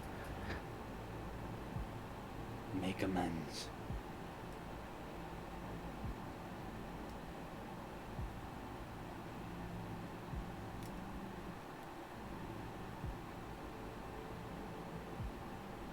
I think at this point I'll pull out like from my explorer's pack. I guess I'll pull out some like rations, some food that what I think a Raven would like, and just hold it up. You hold it up and almost jump out of your skin when 100 ravens seem to just occupy the sky around you. As you can see, this white raven almost seems to smile slightly towards you as 100 ravens land all around you, cawing. You see many just wrestle the food from your hand and begin devouring it. Many others wait expectantly. Hey Thorn, what the fuck did you do? I didn't do much. I just pulled out some food. I thought the Raven was a bit hungry. Well, I guess he brought his friends. Yeah, apparently so. Do the ravens look like they're like expecting food? Probably good 5 or so ravens that got food. No. The rest, the other 95, yes. You got enough food for them? I don't think so. Alright, let's try something. And then I'm going to use a 3rd level spell slot, because this is freaky. And cast Create Food and Water to create 45 pounds of food on the ground. A feast. The storm of black feathers and caws that erupts in the alleyway is magnificent and strangely beautiful. A strange dance of darkness with a singular white watcher just eyeing the both of you as it continues this eerie smile. This is so freaky. You hear the voice of your friend echo from the bird once more. You found good allies.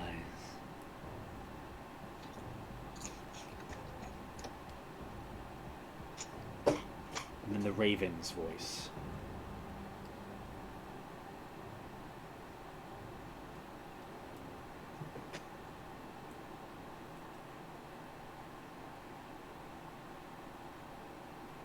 I can show you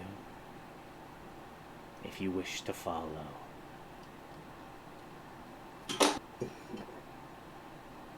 Sure, I'll follow.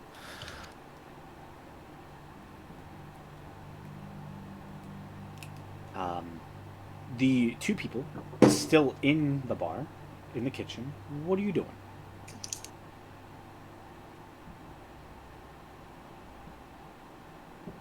I'm assuming I'm probably just now finishing up my arrows. Mm-hmm. Do I hear the birds outside? 100%. Okay, I'm gonna run outside. You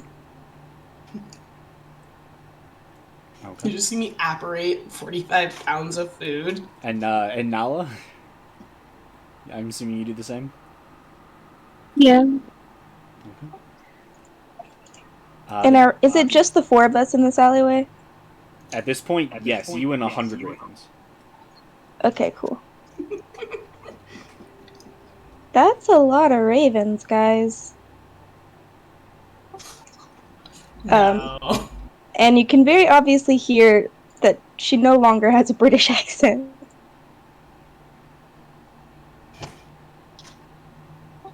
Yeah, well, Thorin got into a staring contest with the white one, and then a whole bunch of them showed up.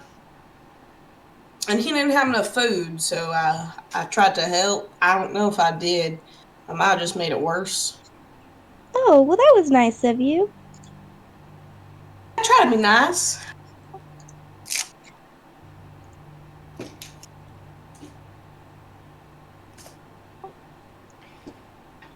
Or at least polite.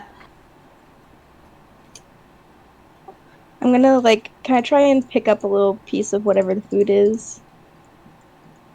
And then give it to Arvid. Make a sleight of hand check.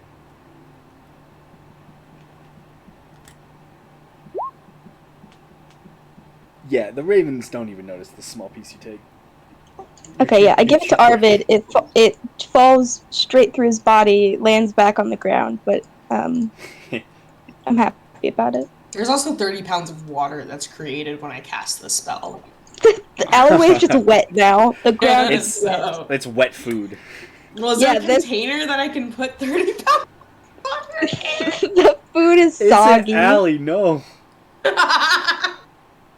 You basically just flood the street. I don't have control over that.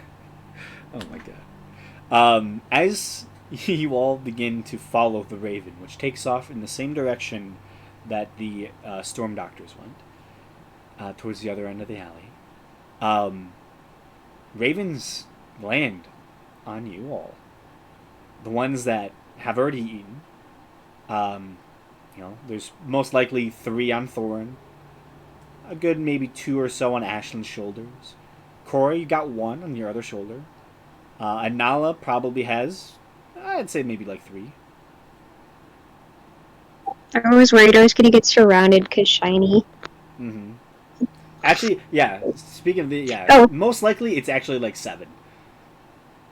Nala is covered in ravens. Oh my gosh. Raven nip.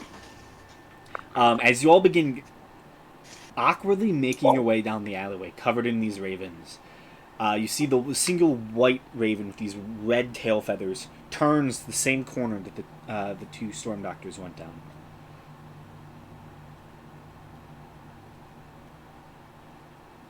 Once on the main street of the Painter's Street, you can see it begins to make its way further down it, away from the tavern, and deeper into this older section, the oldest section of the town of Brillia.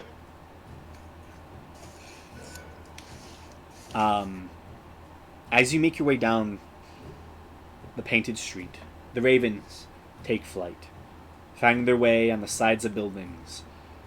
Every building becomes covered in ravens as all the 100 of them begin assembling. We're part of a gang now.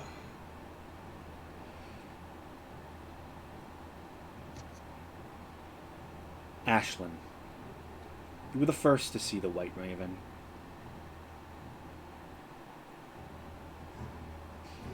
And thus, the white raven lands on your shoulder Oh. as you make your way nearing the end of this street.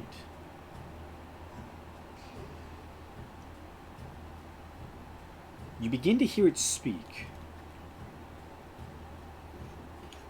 Do you know Sylvan? I believe so, if from what we discussed is correct. Yeah. Yeah. Yes, I know Sylvan. You all hear it speak. So if anyone else can understand Sylvan, you also understand what it says. I don't know if anyone else speaks Sylvan or not. Nope. No, I don't. Okay.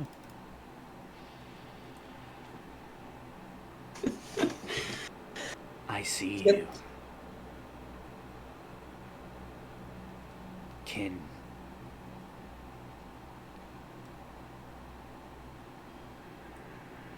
Hello, nice to see you too. I am speaking in Sylvan back. Take care. Be safe. I'll be watching over you. And it takes flight off your shoulder, landing on the nearest rooftop. Just gonna kind of give it a nod. I need a perception check from Ashlyn, please. Yeah. Oh, freaky raven. I know what this is about, but not really. It's a 15. I'm good at this, I swear, guy. You all stop, realizing that the bird no longer is leading you. Expecting something to change, something different. You begin looking about the space.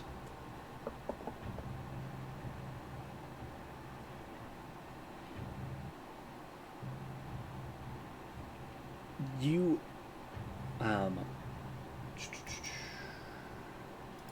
would say all of you, upon looking around, realize that there's something off. You look to your left,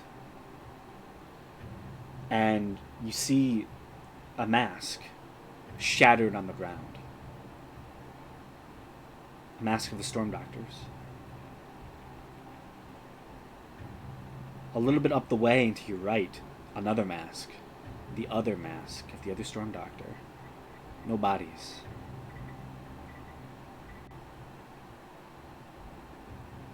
Is the beak of one of them still intact? Partially, yes. Can I pick it up and put it on Arvid like it's a little hat?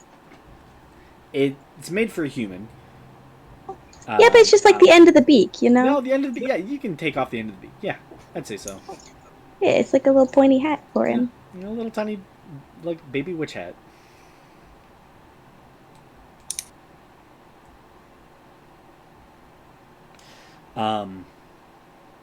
But there is clearly, to all of you, something wrong.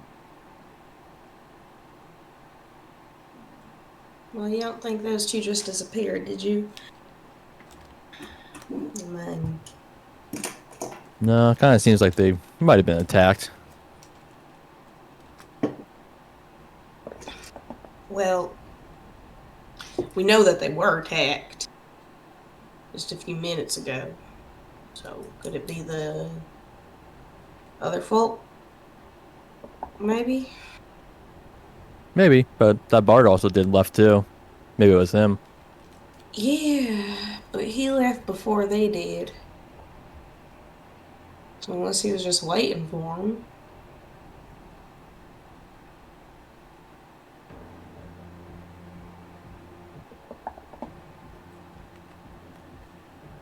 And there aren't any signs of... Are there any signs of, like, a struggle here? Make an investigation check. Okay. Can I also look around for that? Sure. I can add 5 to the phone. Can I just help Corey? Or should I... you know what? No, I'll make an investigation check. 6! I'm so smart, guys. Upon looking around, Corey, you investigate. There is, strangely, not much sign of a struggle other than the 2 items that you found. However, you do also find what appears to be maybe, well, definitely 2 daggers. One of which has a little bit of drying blood on it. You think these might be the daggers of the 2 disembodied.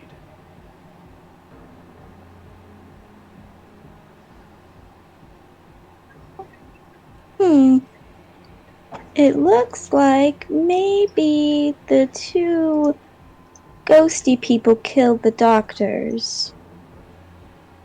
Where are their bodies? Well, maybe not killed, but definitely hurt. And I'll hold up the daggers. Well, we saw him stab one of them in the back. So...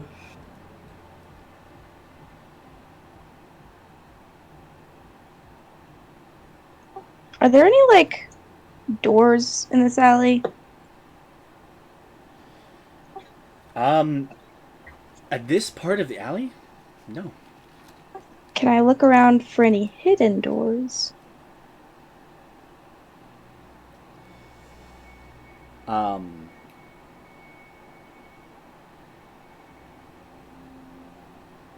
Make an investigation check. Okay. Okay, I'm gonna use another of my knowledge from a past life. 27. You begin to 28. I can do math. 28. Yeah. You begin to inspect this section of the alley more. And something that you didn't notice beforehand begins to stick out like a sore thumb. The mortar in the stonework beneath you and surrounding walls is blood-tinged. Small bits of bone seem to be poking out in certain points. and there are tiny miniature runes embedded into the sections of stone.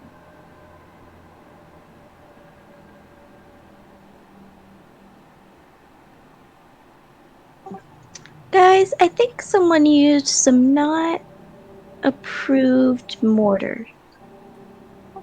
It's got like bones in it, which I don't think is very structurally sound. And also probably not legal.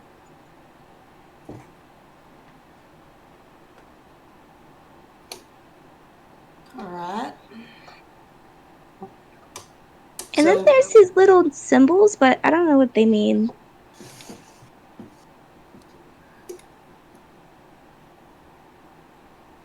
Okay. Anyone here have a way of finding out what those symbols can mean? Is it code? If anyone wants to make an Arcana check, they can. I'll make one, but we'll see. Yeah. Oh, nice. Nala, you take a step up to the stonework. Now that it's pointed out, it's plain as day. And you begin to read the runes. As an artificer, you've had experience with magical imprinting on objects, creating constructs. These runes are similar to that. And you begin to look out over the entire alleyway you're standing in, and noticing the small bits of bone and bloody mortar, and realize all of you are standing on a construct. Then you hear a voice. "What are you doing?" And you turn behind you and see a lone bard standing on the opposite end of the alleyway.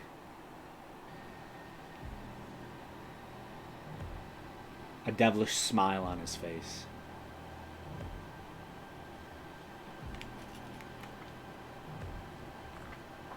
"You shouldn't be here."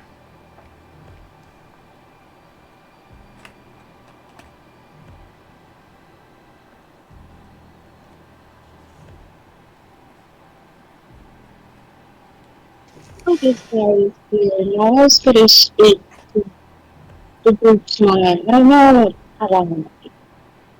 What? It was like real muffled. Oh, I'm sorry. Hello? Hello? Is it working? Yes. Yeah. Okay. No one's gonna speak to the group through their minds and explain that they're standing on a construct currently. Is it on a construct? Whatever the construct is. Oh, that's right.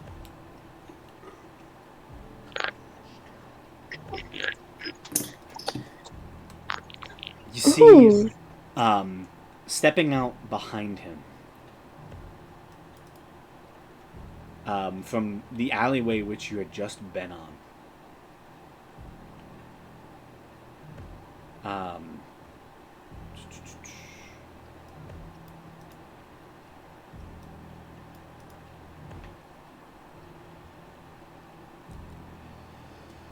You see a not so friendly sight, as you can see the two what looks to be older men dressed in the same attire of the storm guards, or the storm doctors, I should say, and the two bodies of the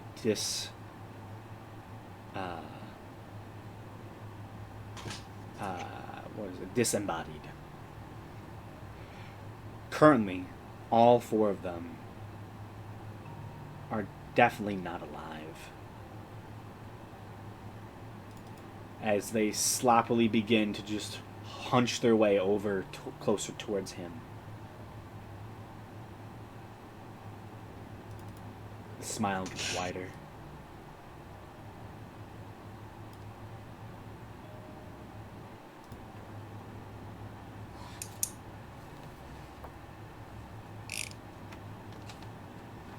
Drop your weapons. And this will be all over.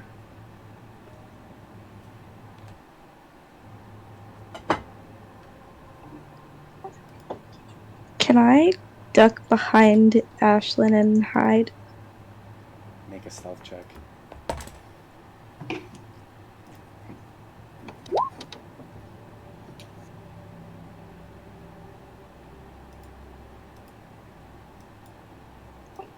And I'll pull my hood up as I go.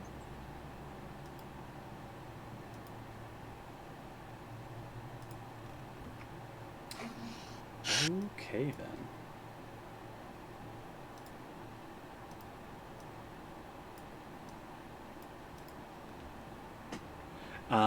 Yeah, you step behind Ashley.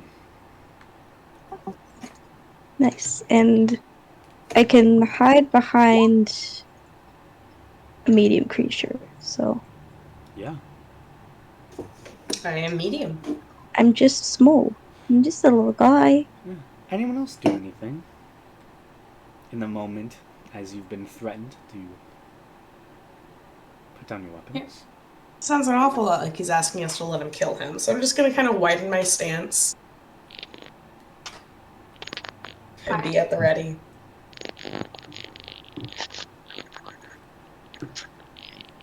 You kind of sound like... You did say it was going to be over in a moment. Whatever. Yeah. That means... I don't know, that sounds pretty suspicious. I don't think he wants to let us go. And our raven friend is kind of let us here specifically. I wonder why. Probably because this is where everyone's disappearing. Is this the point where the raven flies over and sits on this guy's shoulder and betrays us? No. Oh, enemy betrayal. Actually, the raven does something else. The raven's eyes flash red. Really, only Ashlyn notices it. But the raven of ill omen has made a tenuous alliance with all of you. And thus, for the next minute, it blesses all of you and banes its enemy.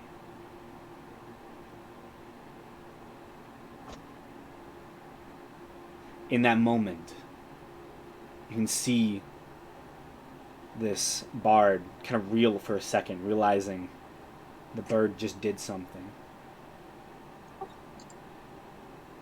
I should have killed you 3 months ago.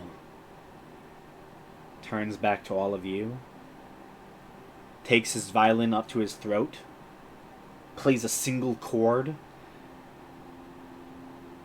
In the alleyway, begins to shift and move.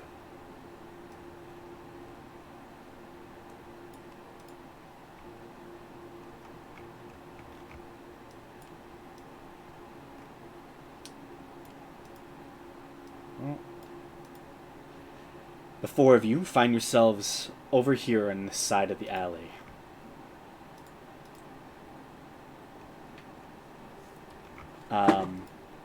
I'm gonna need initiative, please.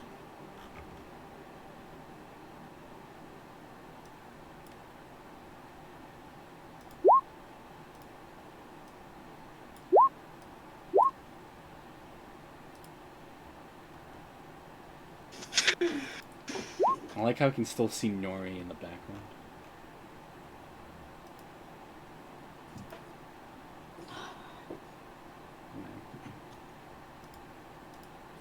Rip Gamesh. Oh, yeah. Which one's the bard? Oh, here's the bard. This is what he looks like.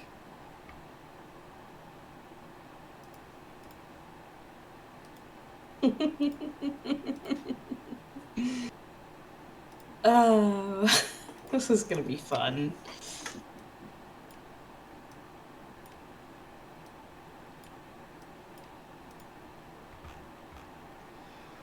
Oh, you have no idea.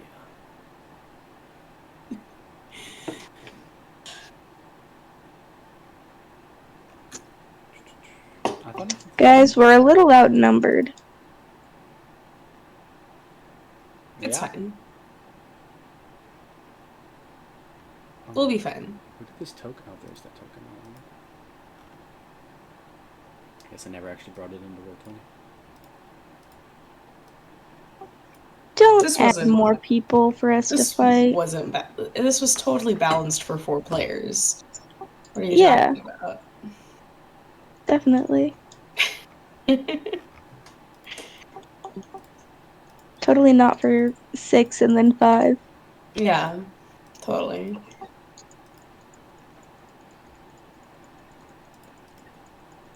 Let's go. That's a lot of enemies. 5. There's a mystery 6th one. I don't know what you're talking about. You're It's right. the What am I it's talking the about? construct. We're gonna have to fight the construct. Isn't the construct the ground? Yes! Yeah, we have to fight the Earth. Oh my And god. the walls. This is like the living street from DC Comics. Except it's less genderqueer and fun. Maybe we just need to kill the Ooh. bard? Wait, what? In DC Comics, there's a living street. And it's like genderqueer and has a personality and stuff. And it's like where outcasts and like people that are hated go to have fun and like live and shit. I'm off to Genderqueer Street. Pretty much. Let me look up the name of it. I don't remember the name.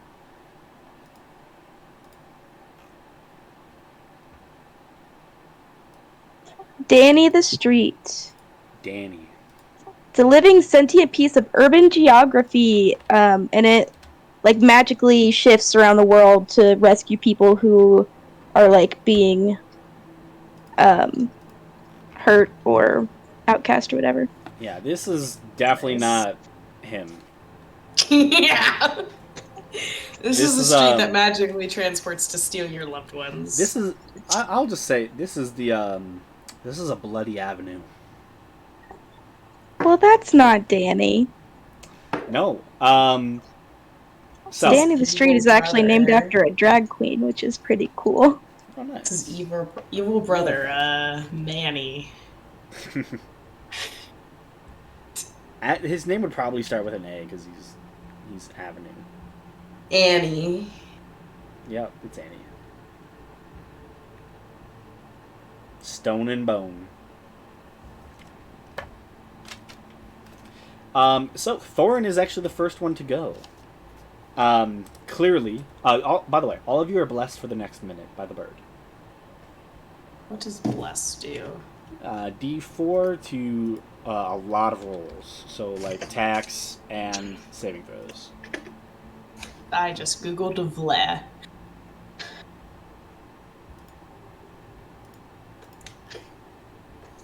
So, Thorin.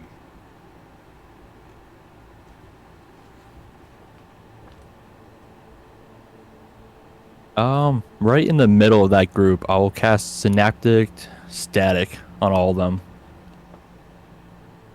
Okay.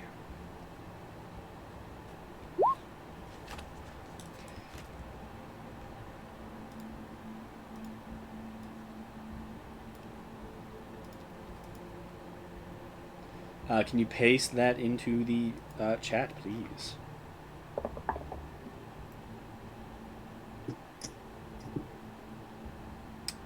show spells. That's what it was. Intelligence save.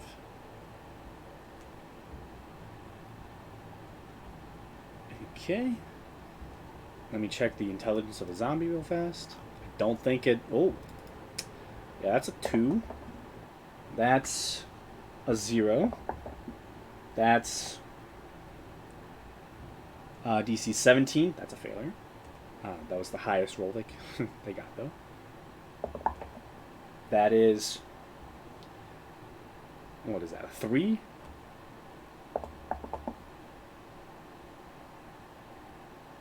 And that's a failure. They all fail.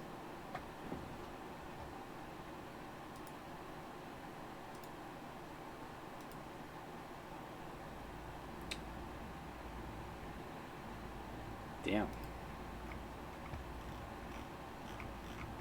Why do they suck so bad?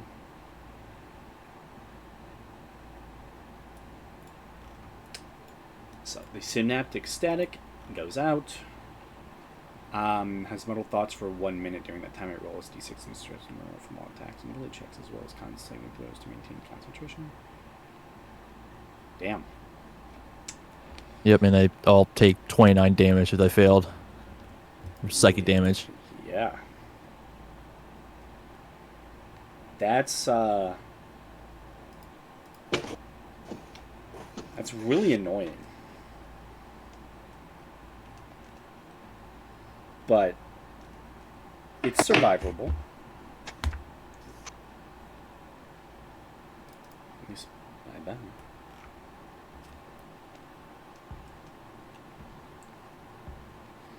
Okay, yeah, they all look much more worse for wear. Especially all the zombies. They are having a tough time keeping it together at this point.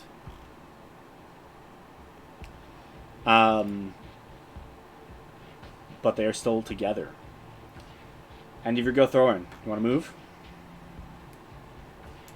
Nope. I'll stay where I am. So that's it for my turn. Corey.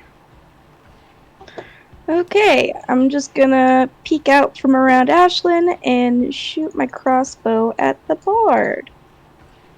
Okay.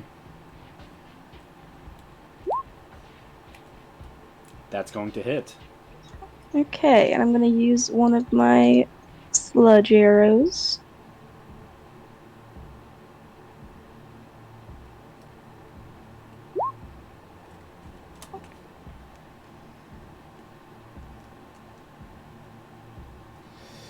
Yeah.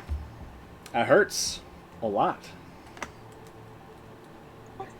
And then I'll bonus action hide again. Okay.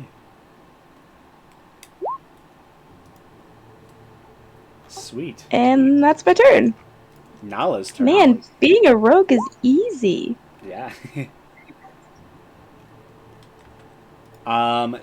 Yeah, I can do that. Let me get you a copy of you, and then I'm just gonna change your name. And I'll get rid of the HP so it's more obvious that this is not you.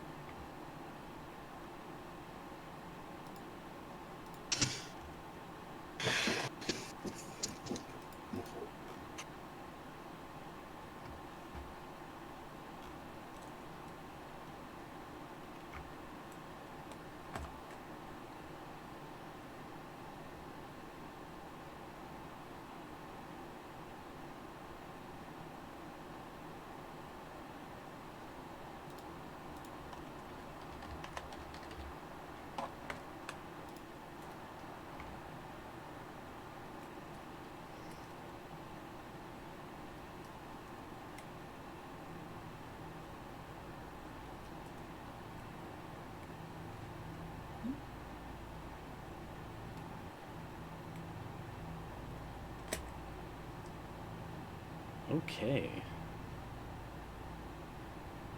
So yeah, my little spectral dragon is close all the way over to where I did.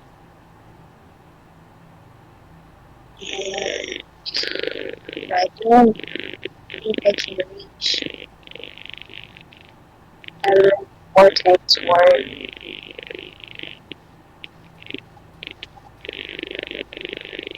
I don't think I should do that. That's it for my turn.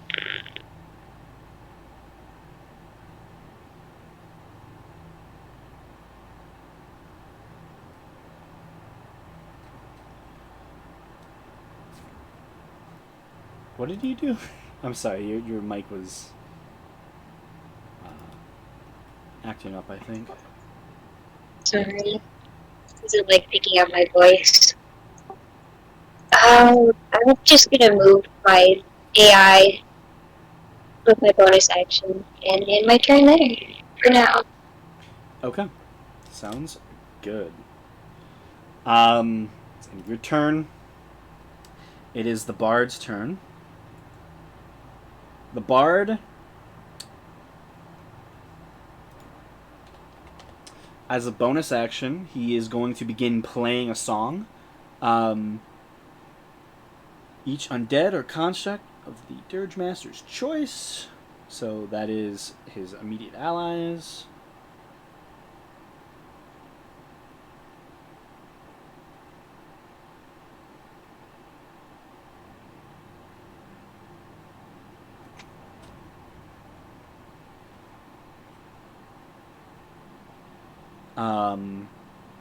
And then he is going to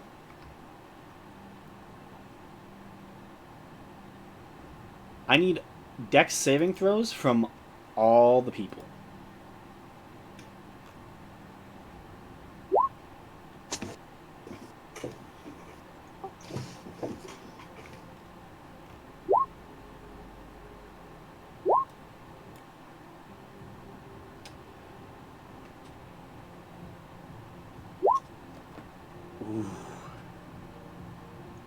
I have evasion as well, if that helps with whatever this is.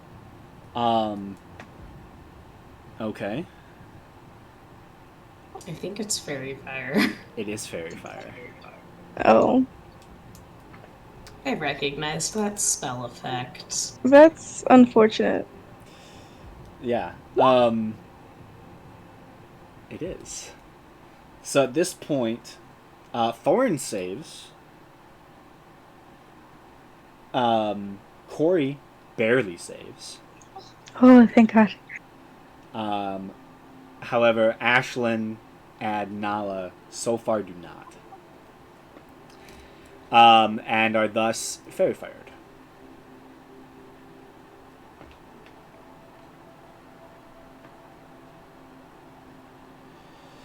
And yeah, that is the main action of his.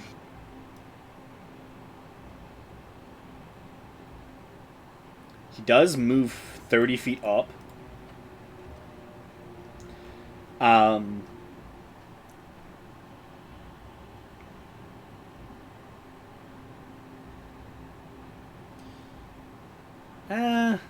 Actually, hold up. He moves. Nah, he won't move 30 feet up. He'll move about there up. A little bit closer, just so he's within, some would say 60 feet of certain people. That is going to be his action. Ashlyn. Yeah. Just so you know, I don't think it came out yet, especially where I think the AI doesn't necessarily walk. I'm not too sure, actually. Oh, is it a difficult terrain? Yes. Okay. I'm going to use my entire 15 feet of movement to get up. And then he is...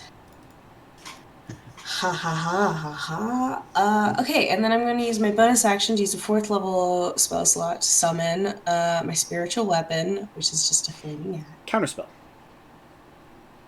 Okay. Yeah, I mean, it's a 4th level spell, so, like, I guess it works. I think he has to roll for a 4th level spell. He's only casting it at a 3rd level. And I believe the DC of that is 13? I don't remember. I think it's 14. I think that's like the spells level you're trying to counterspell, I think. Yeah. Oh, yeah. You're right. So it's 14. That is a success. So he Okay. counterspells it. Did he subtract a d6? He did not. Because he was synaptic Oh. static did. He did not. Oh, no. That's a 5. So it does go through. That's enough. It's a flaming axe. It's a fourth level. Okay. Nice. Nice. Good job, Brandon. Hell That was yeah. very good. So it's gonna make an attack on the bard. Got it. Make an attack roll. Damn. Yeah, it's not gonna hit. It's fine. I mean, technically you have a D4, but... Yeah, I'm not gonna. Oh yeah, we're all blessed. I'm not gonna bother with that. I need to apply that. Yeah, it'd be smart. End of your turn, Ashlyn. Yeah. Making him waste his counter spells. Good. So, Doesn't that mean we would have gotten a d4 on our saves earlier? technically, yes. I don't think it would have helped anyone, but... No, it's not gonna help anyone. Maybe Nala. Wait, actually, since I bonus action my axe, can I use my action to dash? Technically, yeah. Okay.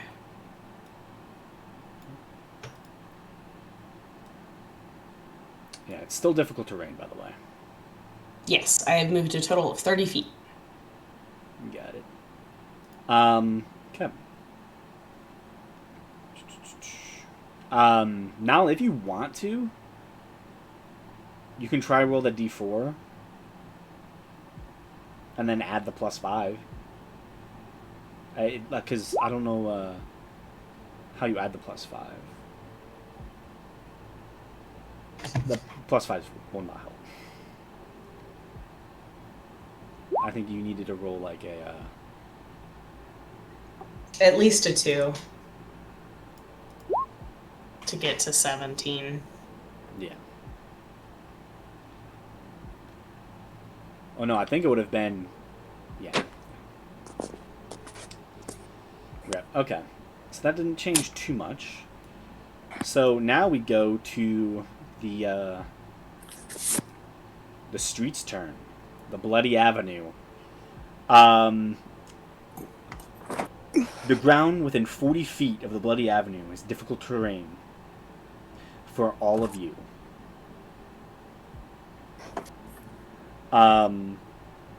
As it rises, you see it takes a serpentine form. Each creature within its space, I need a dex saving throw from the party, aside from Ashlyn. Okay, remember your d4s now.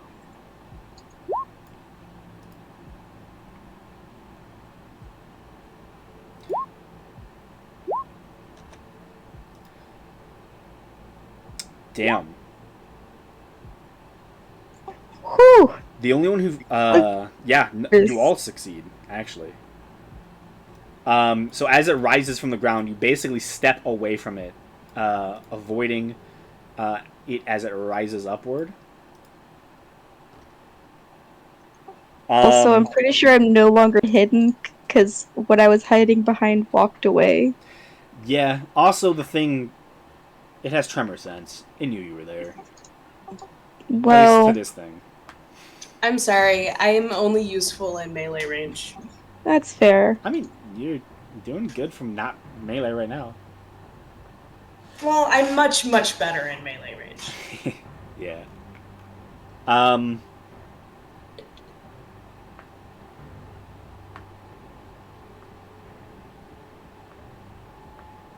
Okay. So it is now that it's up.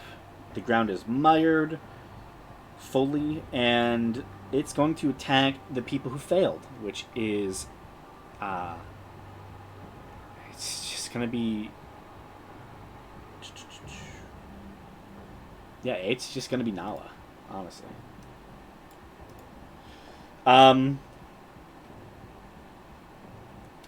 Actually, it's gonna do one slam attack against Nala, which is going to be a 17 to hit.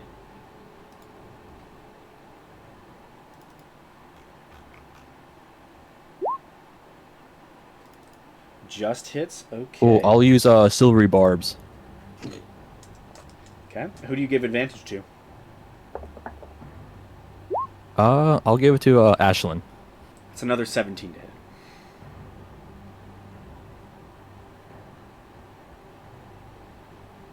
Ashlyn, it does have advantage on their next strike. So that attack does hit still.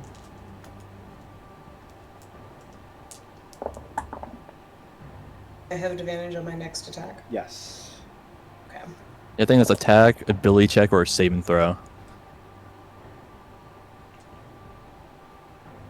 27 points of bludgeoning damage. Oh, it also had advantage against. Let me just see if I get a nat 20. Nope. It was still hit.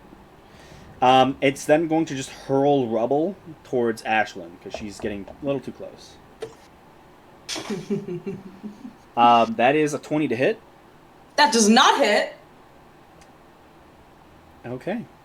I have an AC of 22. Fair enough. That is its turn. Ah, I love being able to say that for once. Yeah, it's pretty great to have high AC. Dude, For my AC of 10. I bet you feel so powerful. Dude! It's about to go up, too. Yeah. All the zombies go in unison. I just want to hang on the nat fucking net -1. It's a great roll. It's pretty good. He's discovered infinite numbers.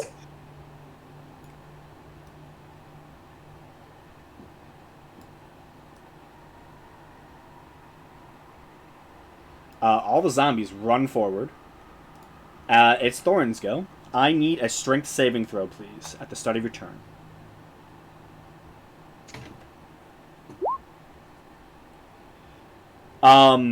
Okay. As you start your turn, the ground here is mired by the large serpentine bloody avenue, and thus you are immediately restrained in the current place, as the ground itself is holding you in space.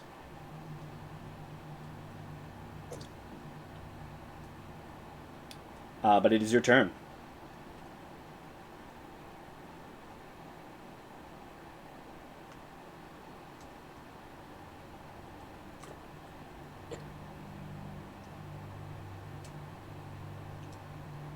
I think I will cast a Dissonant Whispers on the Bloody Avenue.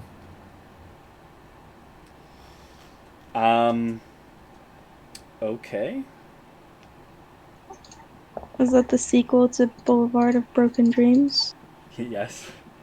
What type of save is this again? This is a wisdom?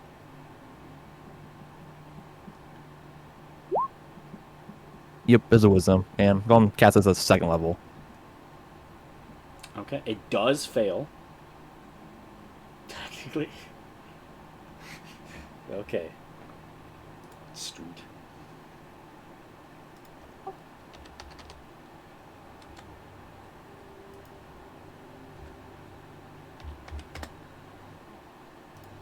Okay, and technically it has to... Let me see the spell description.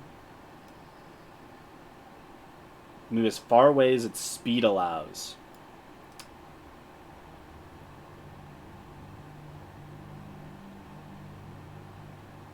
Okay.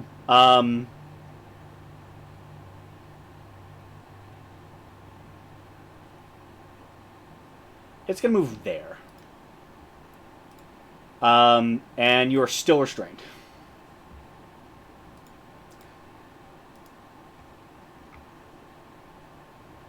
Their attack is an opportunity from Nala and Corey, though, as it does run away. Sure. I'll attack with disadvantage with my crossbow.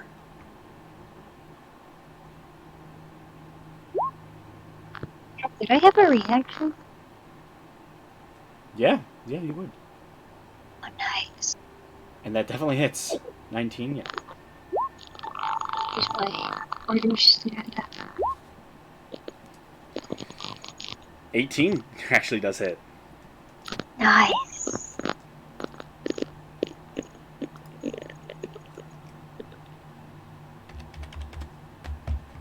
Okay. Actually, that was a really decent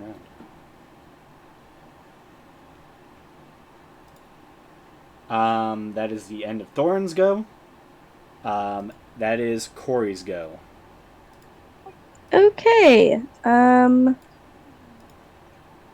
make that arrow towards me.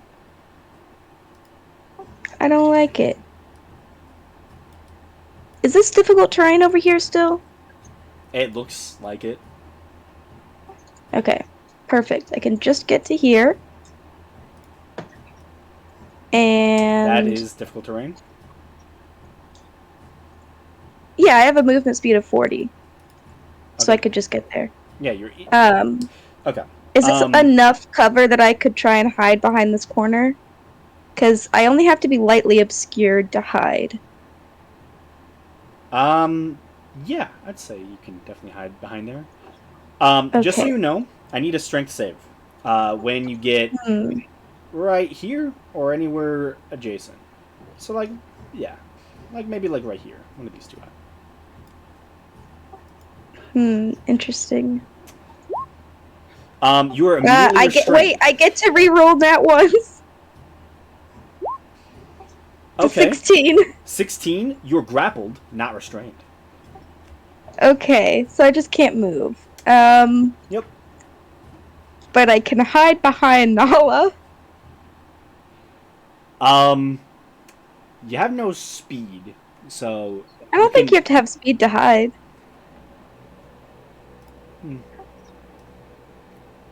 It's an action, not a movement. From the angle you're at, you can only hide against the large, bloody avenue with blind sight. Or if I can turn my sense, I mean. Well, I'm gonna hide anyway. Okay. I don't have anything else to do for my bonus action. It's not like I can dash. Yeah, I'm sorry. You can dodge. Hey, everyone else I can't do that as doesn't bonus seem to- action. You don't know if the street notices you're there. Well, I'm gonna shoot it with my crossbow. Actually, I'm gonna shoot the bard with my crossbow, so I know I'm not hidden from him, but it's fine. Okay.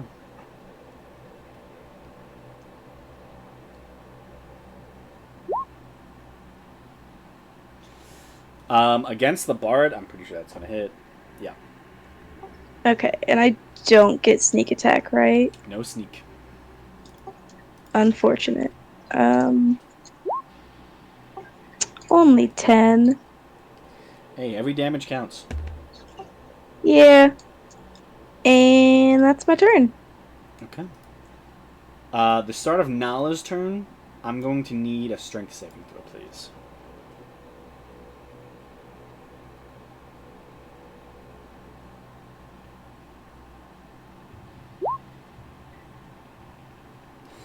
That is a failure, and that is 5 or more. You are immediately restrained. That's okay, I didn't need my arms anyway. Movement. It's movement. I didn't need my movement anyway. This little guy is gonna eat through the zombies over to our little friend Bard. Do they get attack of opportunity? I mean, they can try to attack it. I don't think they can actually. But goes. You need a lot of things. Intangible and invulnerable. Okay, yeah. A spooky little ghost. Yeah. They can't do anything. I'm going to... That was my bonus action, so if we use an action, information overload.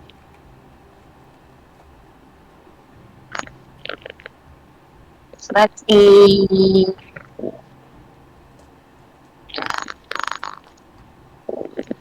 Information overload. That is for his save. It's 15. 15, and the save is 20. So yeah, I think that fails. What's the saving throw? Like, what's the DC? 20. What? Oh, am I looking at the right thing? It's spell, right? It's your Okay, you spell have... save. Okay, let me see. So you have +3 from that, with a +5 from that, with a +4 for your proficiency bonus. What? Yeah. What? Artificers. They're insane! I used all my points just for that. Okay, not all of them. I've saved one, but still. It's a +3 all-purpose tool. Okay, 1 second. All-purpose tool is that high? It's a very rare one. So I used 4 points to get it. Yeah, all-purpose tool. Very rare as... Wow. Insane. Yeah. Yeah. So, yeah, he fails. Wow. I'm just astonished. I didn't expect level 10s to have 20. Okay. The character is terrifying. I mean, even if he had, like... No, he only rolled a 15. Even if he had, like, a 16 or a 17, he would have failed, but still. You make the second damage roll. And bonus to the damage. That's You're very +5. muffled. Sorry. I'm kind of crackly. Oh, why do you betray me?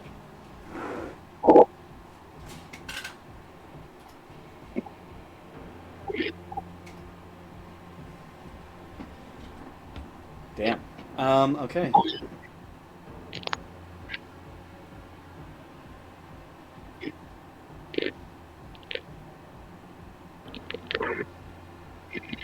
Equal to your intelligence modifier.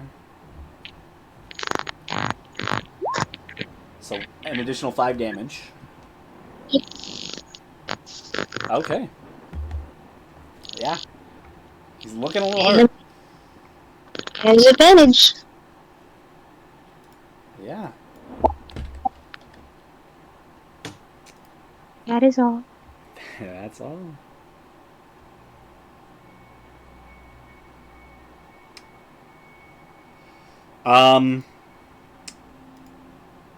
Oh, he gets his saving throw for his synaptic static. At the end of his last turn, he fails still. All the zombies get a go. Fail. Fail. Fail. Fail. So they're all synaptic static, so they get that minus d6.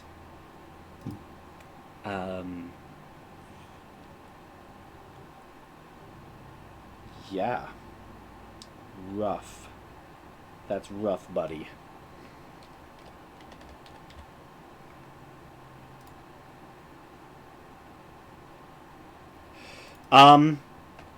He's gonna cast a spell on himself. Yep. He casts a spell on himself. Oh, I'll use counterspell. He's gonna counterspell your counterspell. Actually, yeah, he's within 60 feet because he moved. What level do you counterspell at? Just third. Just third? Okay.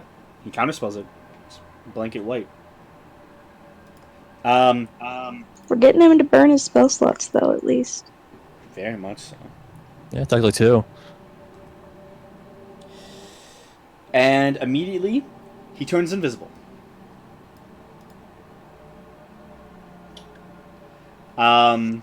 He is then going to move.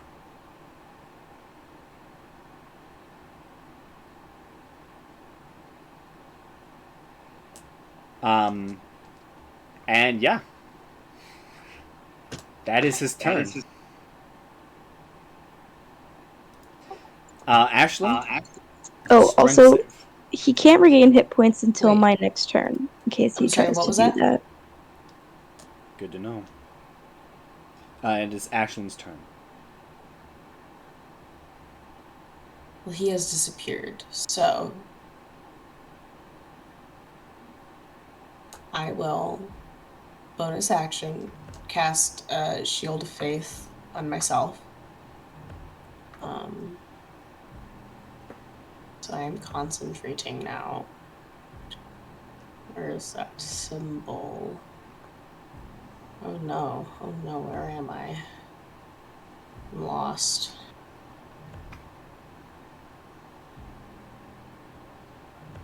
I cannot find the concentration symbol.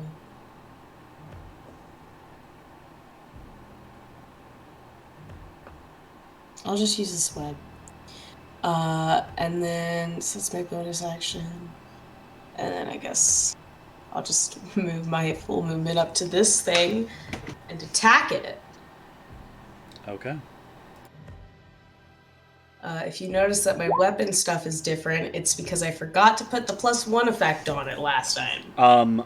Before you actually So move, that's a 20 to hit. Before you move, I need a strength saving throw With Bless. with blast. Oh yeah. It's a 21 to hit. So sorry. Before you move, I need a strength saving throw, Oh, okay. and you do get blast on this as well. 12 Wait, whoa, what's happening? plus bless. Yeah, I know. Okay. It's you still fail, so technically you were grappled where Okay. you were. You are not restrained, luckily. Bless saved Okay. you from being restrained. But you're grappled. Nice. In that case, I don't have anything else I can do with my action. You don't have javelins or anything? No, I don't think so. Okay. No, I don't. I don't have any. Well, you can move You your don't have, you spiritual don't have weapon. cantrips? I can only do that as a bonus action. I spent my bonus action on Shield of Faith. Yeah. Do you not have any damaging cantrips? Oh, I might actually. Hang on. Please, dear God, tell me I you took have either. Sacred Flame. Yeah, you gotta take either Sacred Flame or Toll the Dead at least, man. It's like I don't have any. It's just deck saving throw from this creature. A dex save for the road. Yeah. Low. That is very low. Is it a 16? Yeah, it's like a 12. It takes 4 radiant damage. 4 damage. We love to see it. Listen, I've told you, I'm useless at range. You're good. It's the road's go.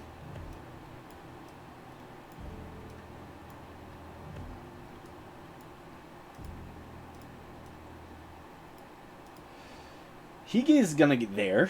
And is gonna do 2 slams with reach towards. He didn't like what you did, Thorn. He's gonna do 2 attacks on you. At advantage.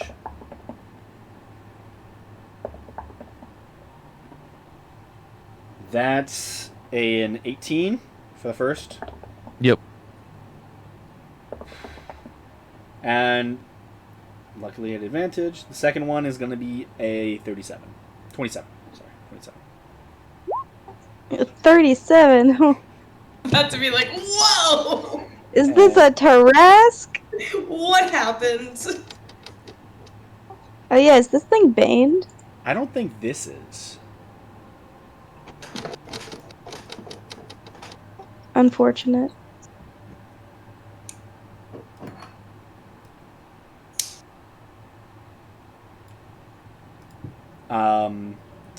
So yeah.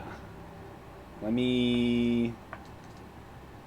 I'll just speed this up. 28 for both attacks. So 20 damage for each attack? Each attack, yeah. So 56. Jesus Christ. I'm just going to take average. I kind of want to speed this up a little bit. Thorn's gonna die! You'll watch as the very street itself just seems to constrict and slam into Thorin. As you see cobbles are just smashing him in the face, breaking his teeth. Yep, just standing. Very bloody. Yeah. Zombies. I'm just going to do them all. So that one goes first. Zombies have slam attacks each. You are currently grappled, not restrained. However, you are...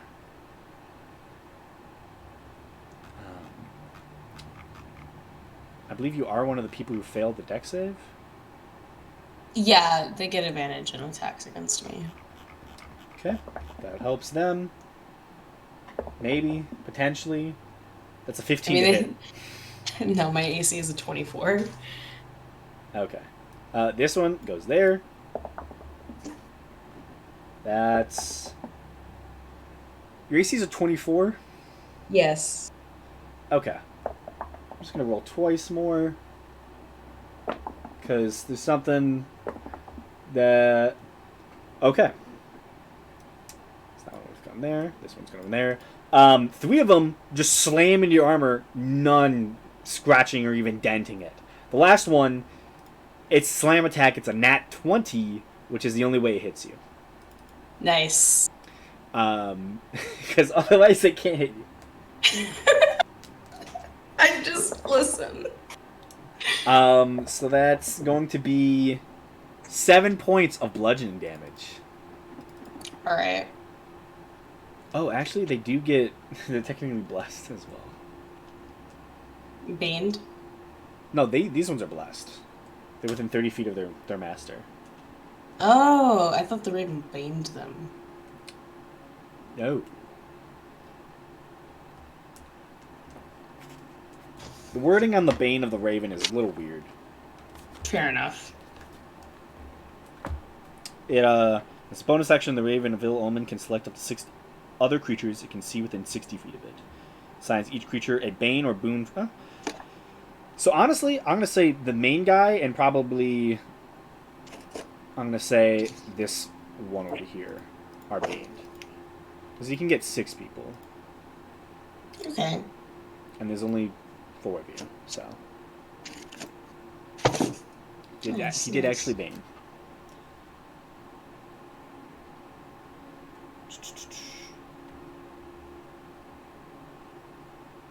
Yeah.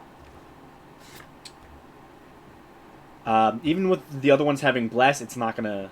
Actually, scratch that. This one does not have that because they can only get 1 at a time. It says it in the bottom of the text.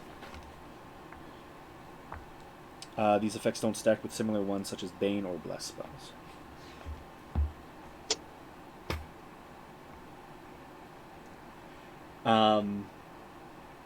Yeah, so the main guy is Bane, but the rest are not. But that's the end of the zombie's turn. If you take 7 damage, it's Thorin.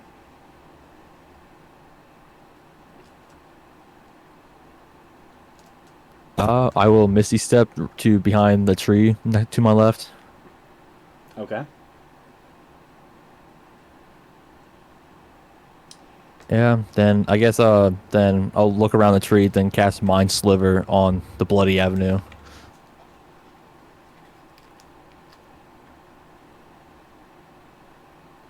Okay.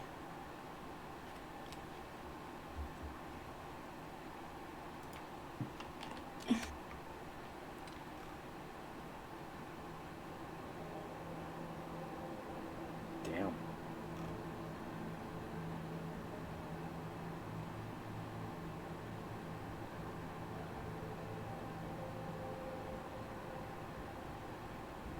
I think it's a DC 17 intelligence saving throw. My macro isn't working. Oh, I was wondering where it was.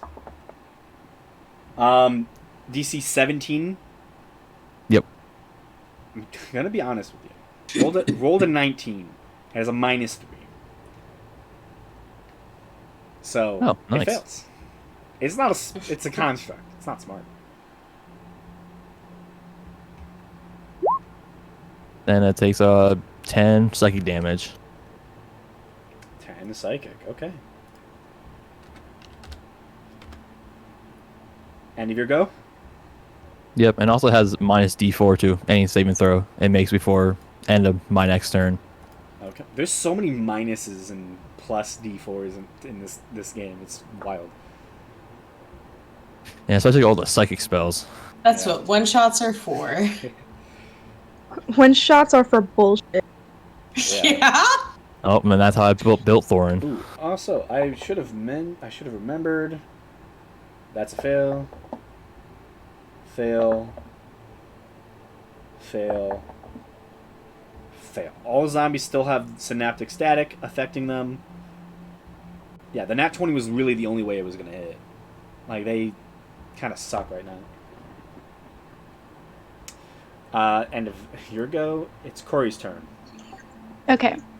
Is there any way for me to be ungrappled, or am I just fucked? To ungrapple, you need to escape. So you would have to make a. You're only grappled. You're not restrained, right? Yeah. So it would just be athletics or acrobatics, I think, to oppose the grapple to get out. You are able to slip out of the stone. Okay. And could I get on top of this building? You surely can try. Because I've got the mobile feat. Okay. So when I dash, difficult terrain doesn't cost me extra movement. Mm-hmm. So would that help me in climbing? I don't know if climbing counts as difficult terrain or not. Technically, it does. Okay, so I would like to climb up this building and get up on the roof. I have a lot of movement speed. Yeah, you can easily do it, I'd say. Like 80 feet, I think. Jesus. Because if I'm gonna... I mean, do I have to dash to get up there? I probably would. With you. What's your normal speed? I have 40 feet normally. 40 feet normally, so you have... Yeah, you don't even need to dash. Okay, cool. So I still have my bonus action? Yeah. Okay. And... am I at an angle that I might be able to crouch down enough to hide? I'd say so. Okay, I'd like to try and hide as my bonus action. Whoo!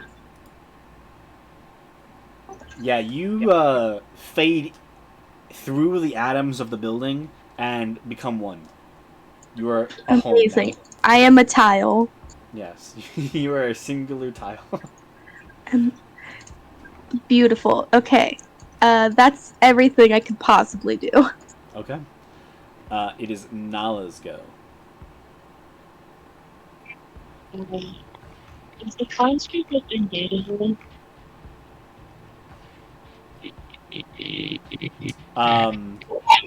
What did you say? Does the construct look at all? It's about 10 feet away.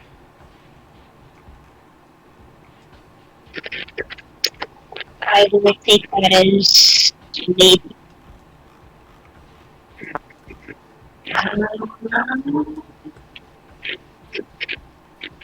I'm just gonna hope and pray this works. What's Saturday again? Yeah, nobody's running. I should be safe and okay. Oh. Instead of the usual damage, it's necrotic. Okay. What is the 15-foot cone? Okay, yeah. So dex save from a whole street. The road gets a 16. Think that's Ooh. 12 Oh. necrotic damage. Okay. Anything else? That's weird. I am going to. How high is the building? Building's about 30 feet. Can I Misty step my way up there? Yeah, for sure. I'm gonna do that. Would I be like at the edge right here? Yeah, that works. Alrighty, and then am I able to move at all? Now, yes. You're no Sweet. longer grappled. I'm going to. I'm just gonna get a little bit of cover right here. Okay. Got it. Okay. And that is my turn. That works. Okay. Here we go. I need a wisdom save from Ashlyn. Actually, never mind. Never mind. Can't even move. No wisdom save? No wisdom save.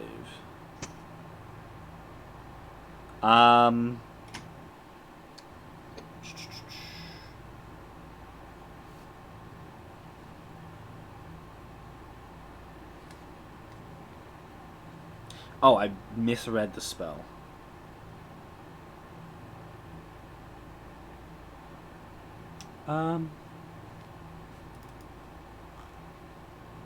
However, I think this spell's way better. Yeah.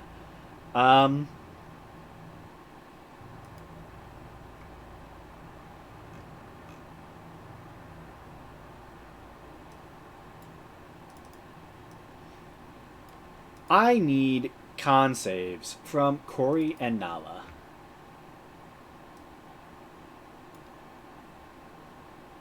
Well, that's not ideal.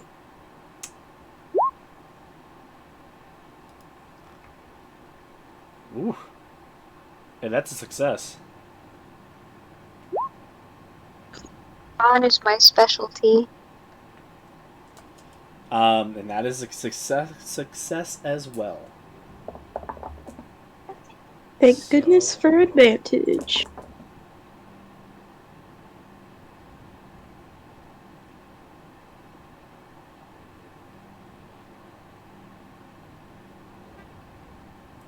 You would have taken 27, however it is halved to 13 points of piercing damage. As a 20-foot radius sphere of insects descends on the area. Okay. I'm gonna uncanny dodge to have that to 6 damage. Okay. The end of the bard's turn. Also,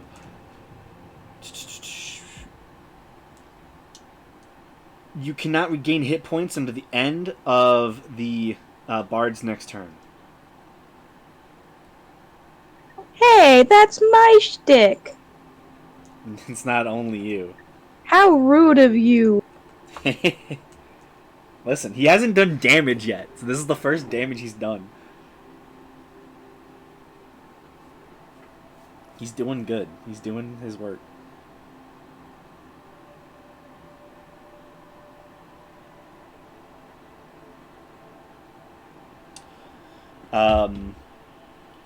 Ooh, okay.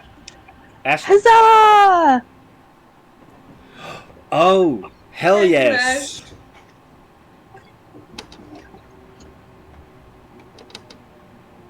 We have our final member.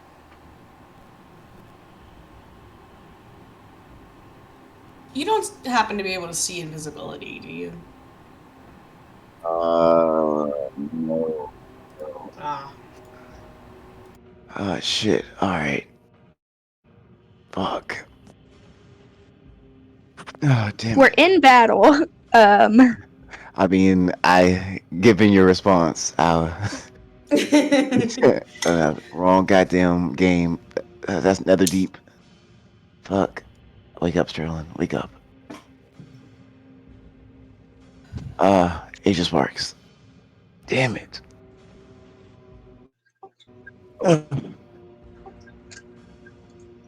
You don't Oh, have to play if you're... No, like I needed to sleep, but I'm cool now. It's just fuck. I didn't realize how tired I was. Bro, I felt that. All right. Yeah. Oh, what do I have? Fuck. Oh, that's.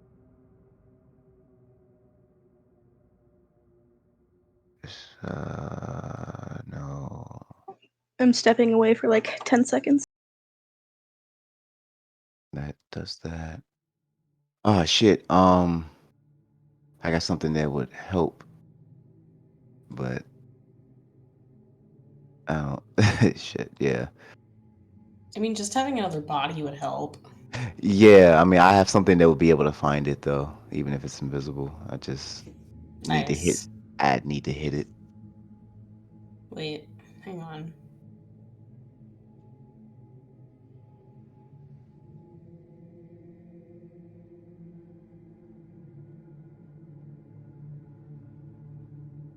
So does a concerned citizen run in to save us? As we're Damn. getting our asses beat by an alleyway? I don't know. We're not really getting.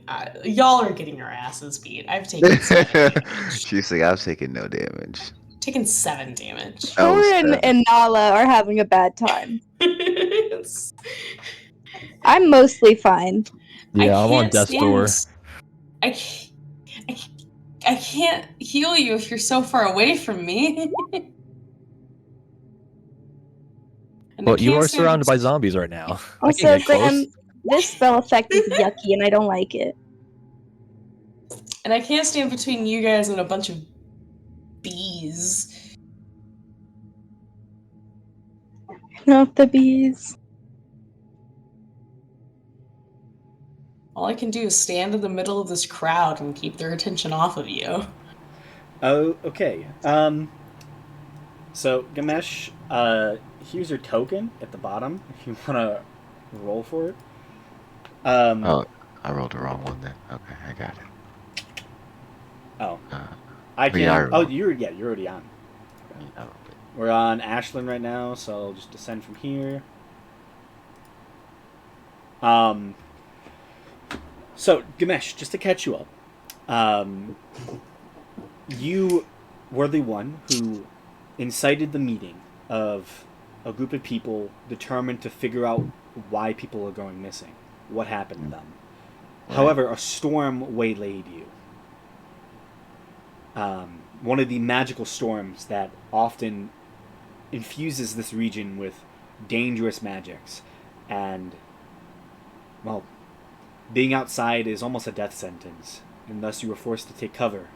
By the time you made it to the tavern, the front window had been blown open, And from what you heard, a group of individuals had run out the back door, chasing a horde of ravens.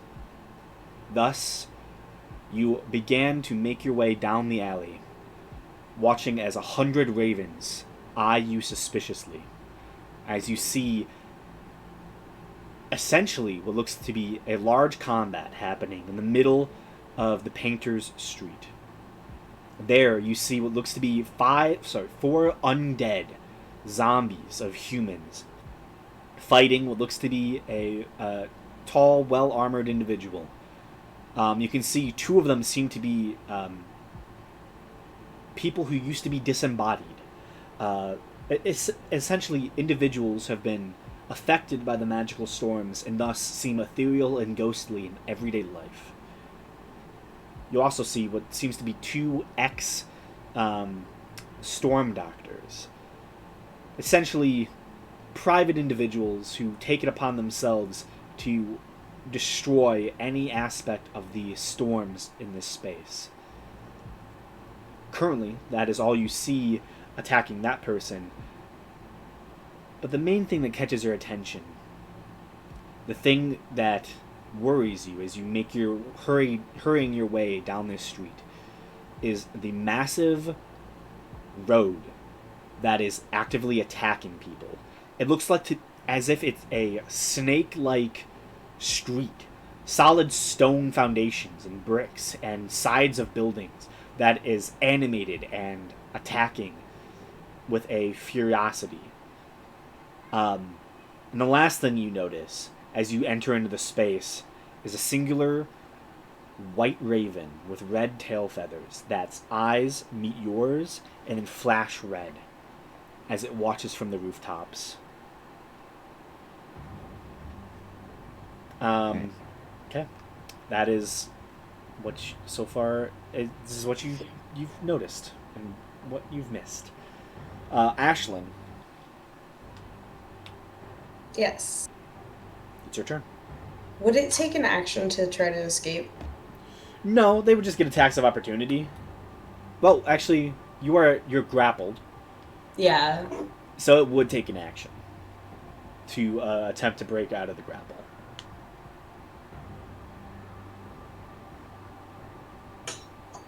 Alright, I guess I'll fight some zombies. I am going to... Which one was the one that hit me? This one was the one that hit you. Oh, this one. That's... Okay, I am going to attempt to attack that one with my long sword. Because I can still make attacks and everything, right? Yeah. It's a 17 to hit. 17's definitely going to hit a zombie. It's going to do 10 slashing damage, and then I'm going to add in an extra d8 fire damage. Okay, it's fire damage. It's an extra 8 fire damage. Con save of 8. Oh my god. Yeah, this zombie's most likely dead, even with undead fortitude. It's con... Yeah, it dies. I needed like a 20-something to survive. And then I'm going to move my to this zombie. Okay. And it's going to make an attack. It's a 12. 12? I think it just hits. Oh, amazing. That's actually really surprising. It's going to be 2d8 plus... Oh, actually, it does not just hit. It way more than hits. Oh. 15 radiant damage? It immediately dies. Just so you know, they're all at 3 hit points. So, yeah. The synaptic static fucked them up. These guys approached me and I'm just picking them off now thanks to Thorin. He's hiding. Yeah, try not to that's die. go. Okay. And your go. It is the Bloody Avenue's turn.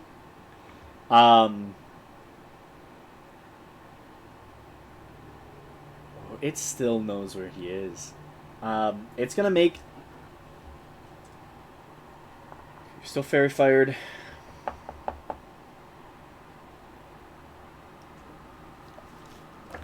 It's gonna hurl a rubble at Thorin. Because you're annoying. That is only a 12 to hit. Oh, that misses. Okay. It's going to use its other attack to slam onto Ashlyn. Try to help the zombies out. That is a 26. That hit. Okay. And this is a slam attack. So. It's weird using the dice tower and having my dice get stuck. Oh no. You just have to shake it a little bit. Yeah. Mhm.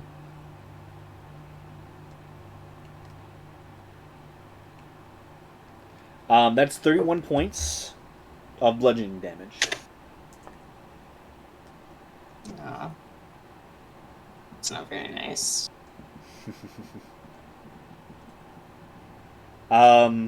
Okay. The stepping from the misty shadows on the edge of the Painter's Street, a newcomer arrives. Do you want to describe what the character looks like real quick? Yes. She's about a little taller than average, probably about 5 feet 10 inches. More like a dancer's type build. She has long flowing silver hair. She has piercing red eyes. She wears very Victorian Gothic clothing and armor. Trench coat, leathers. Very tactical, very practical. Except for her hair is the only thing that isn't. Um.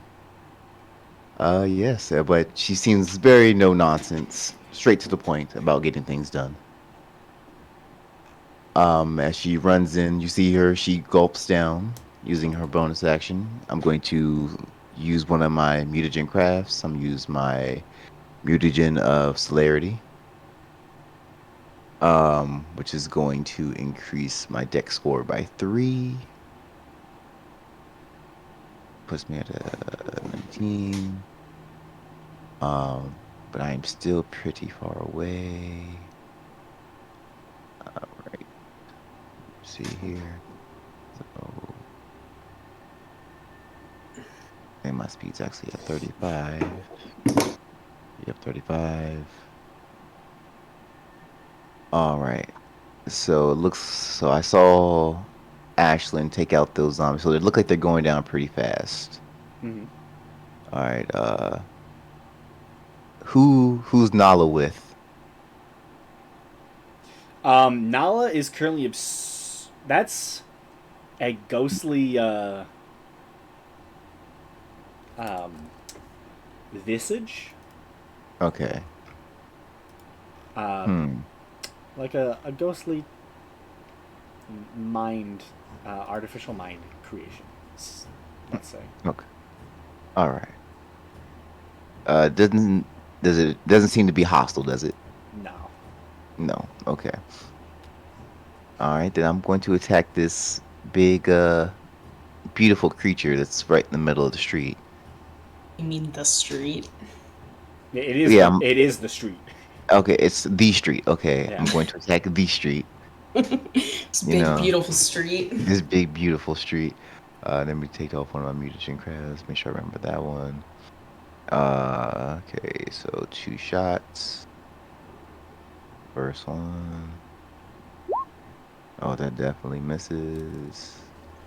Yeah, it's hard to penetrate the road. Oh, I'm sure that it is. Yeah, it's not like current construction, where they have to repair it every year. This is ancient construction. This is really solid. Yeah. Make sure I got. Is there anything I have?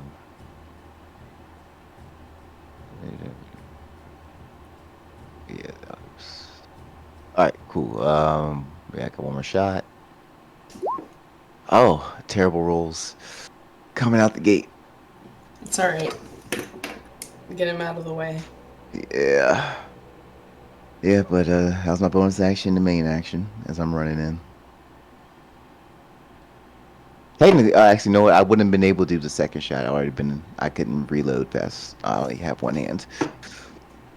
So that second one wouldn't have missed. It wouldn't even happened.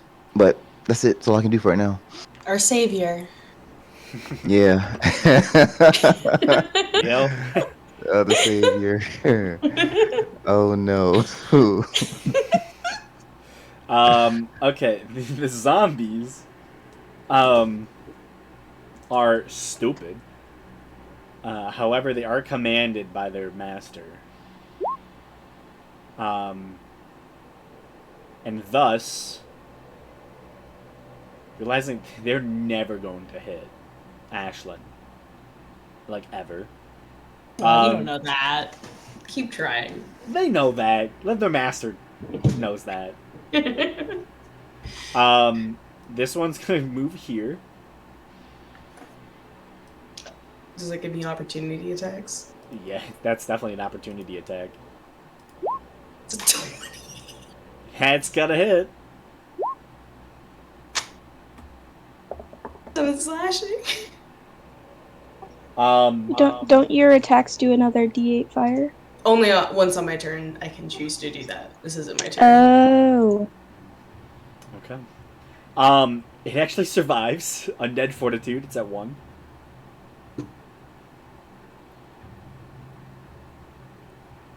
It goes next to the newcomer, and it's gonna try its luck. Just within 30 feet. That is a 10. Does that hit? That misses. Actually, it does have a D4. 11? That misses. Damn. This one then is gonna run. Opportunity attack. You Well, you only get one. You only get Oh one no, that's opportunity. true. I'm stupid. Sorry. She got excited. No, I'm on autopilot. It's fine. That one will dash to the man in the corner. Oh no. No. But that's Leave him all it can alone. do. The one with the -1 on its initiative. And then it's his go, Thorin. Kill it. Kill it quickly. Undead Fortitude, it's never gonna die.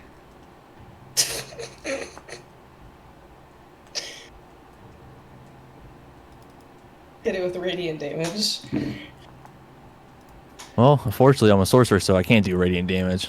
Oh. You picked the wrong sorcerer subclass. Yep.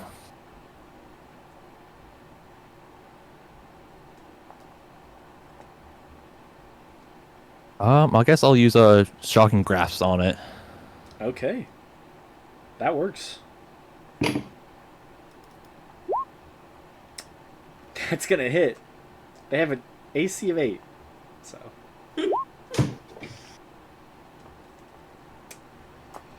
Let's see. That's a failure. It dies. The AC was the DC was 13, and it rolled a 5. Nice. Then, as a Love to bonus see it. action, I'm gonna quicken cast Psychic Lance on the Bloody Avenue, Got it. and then because I did that, it'll also activate my Shadowfell shard, so it'll have disadvantage on Intelligence saving throw, which is what Psychic Lance is. Okay. Nice. Good thing it was a disadvantage. I just rolled a nat 20. Poof. Yeah, that is a 7.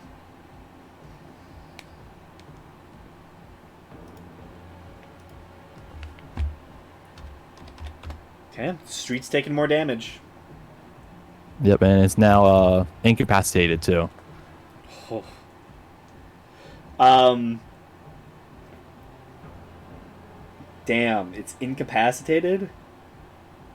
Yep. Dude, I wish it was something else, like unconscious or paralyzed or petrified or poisoned or prone or frightened or exhausted or Anything, charmed. Anything but anything else. incapacitated.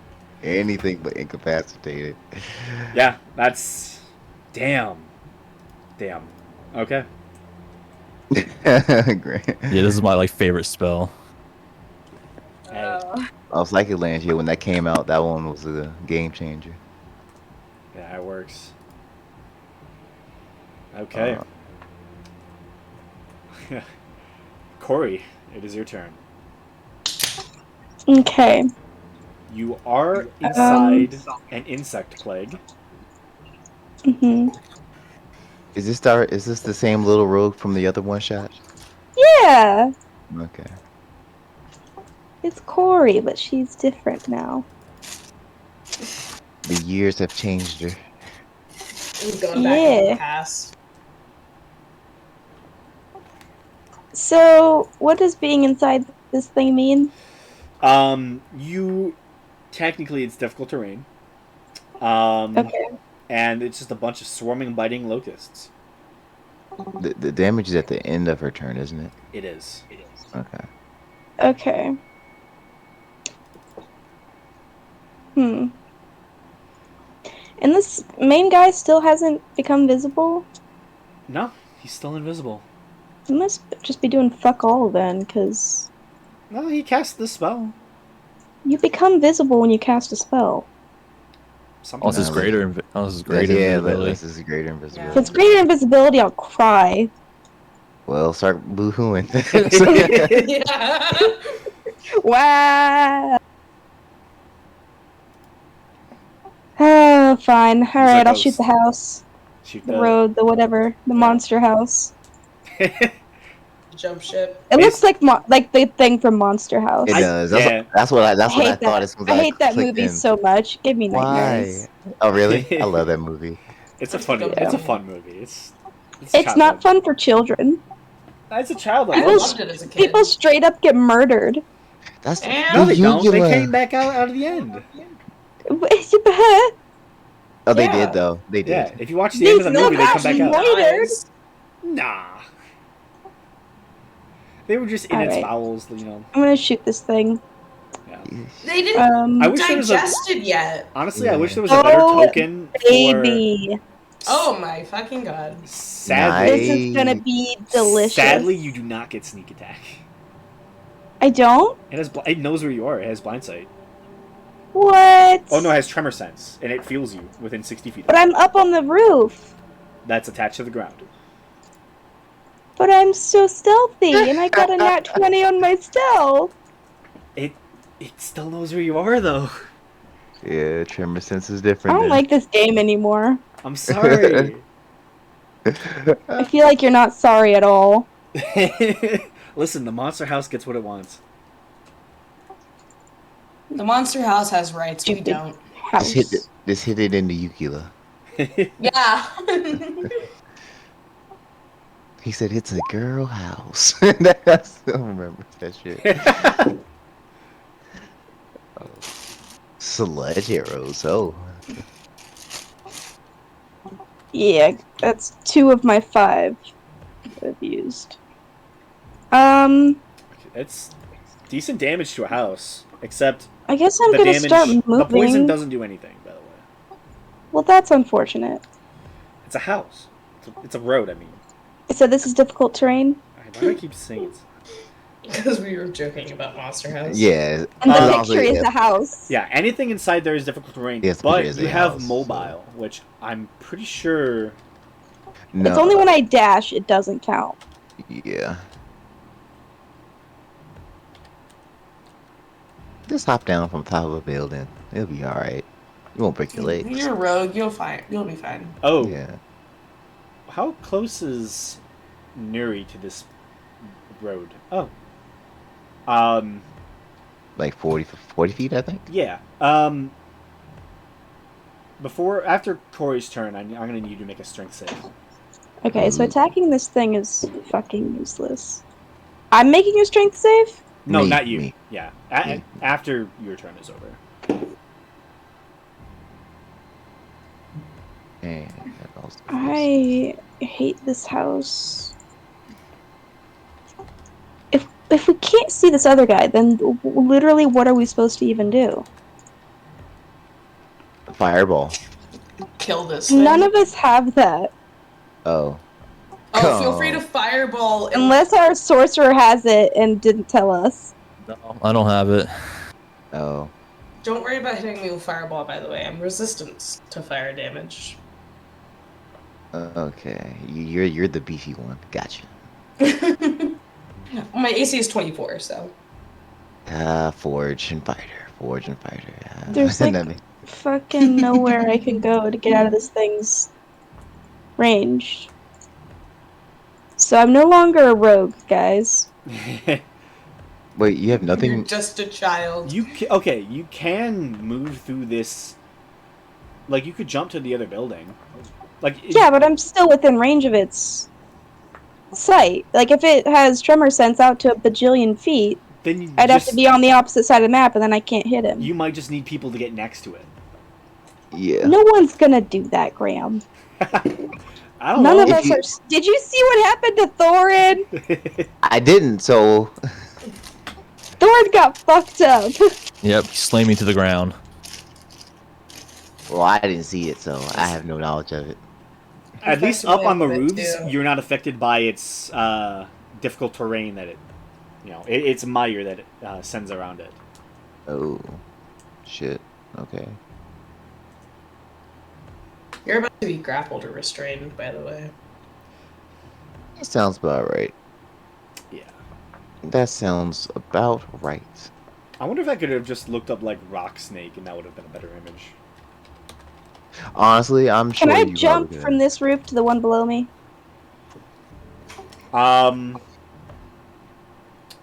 It's technically above you at that angle, but yeah, you could just jump to it. Yeah, I'd say so. Okay. Like with your movement speed, yeah, you should be able to. As long as you have the movement. Yeah, I'm gonna dash as a bonus action. Okay, sounds good. I have so many prep things. I could have just put a picture of an onyx, and that would have been better. just a From regular Pokemon? old onyx. Yeah, Yeah, just a regular old onyx. Hmm. I wanted to find like an actual like evil street. Like, there's no pictures of. Apparently, there's no pictures of mimic streets, which is. I didn't map this out very well. I mean, cause when you think about it, it's a whole street. I don't think that would be the typical idea of a mimic. A whole It's a street. colony. Yeah. I mean, there's the mimic colonies where it's like an entire city. Yeah. How Yeah. high up is whatever this is from me? Actually, That extends upward of probably about another 40 feet. Right, that's Okay, I like can't a jump tower. that. How about this? How far away is it? I'm just gonna start roof hopping. That's the same height as your own. Like, you would have to jump it, which I think you can do. Okay, so As long as you get a running start. 40 feet. Yeah, with 40 feet, I can get there, right? Yeah. Yeah. I think you should be able to. What's your strength? 10. 10? It's So 10 yeah. feet. Yeah. Okay, cool. That's my turn. That's all my things I can do. I did some damage to it. The Did a whole road, 17 damage. the road's, it's taken some damage. There's like, some of those, some of the handprints in the concrete are gone. They've been shattered. I just need to get to this roof at the very bottom of the map, and then it might not be able to know where I am. Maybe. Maybe. Okay. Until then, I'll cry quietly. You get there and then you meet the bard. Yeah. I hope so. I'll stab the bitch. I have a rapier. How do you pronounce your name? Nuri. Oh, my name? Yeah. Oh, Nuri. Nuri. Make a strength save. This isn't gonna go well. I'm a You dex got build. this. I'm a dex build. You got this. Oh! You actually succeed. Ain't that something? Yeah. I think you're the only one. Yep. I have a 20 in strength, too. Hey, at least you didn't, get Die? Yeah, you didn't get. You didn't. You know, lose by 5 or more. Yeah. That's where it really is tough. But Nala's turn.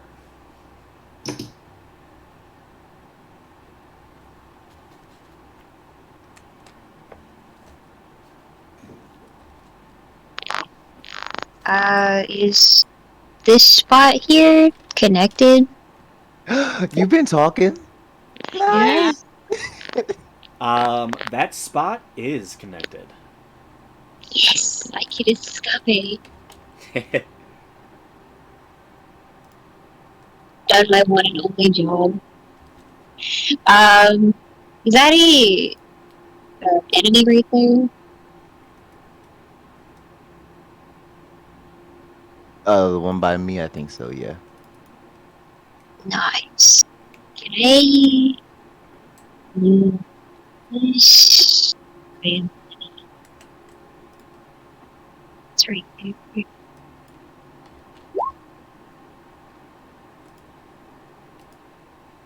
The information overview.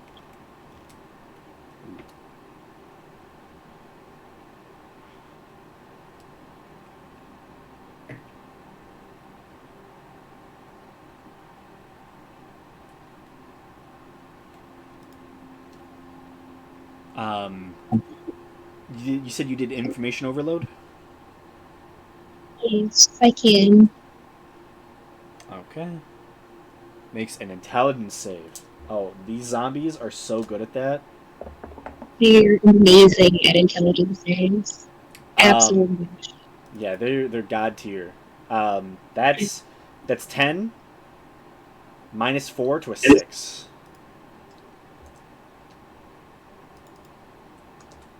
Leave that failed. Here we go. Okay. And then don't you get additional damage? Do I? I did 5. Someone got additional damage earlier. Right back. Technically, I Psychic could, damage. but Yeah, when you deal psychic damage, roll overload. You gain a bonus equal to your intelligence mod. yeah, I did 5. You did. Okay, yeah. You're right. That is a failure. That one dies. The last zombie is off the board as it returns to the Durst. Can I see it? I'm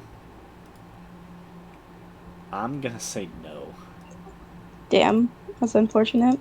I've been forgetting to use one of my features.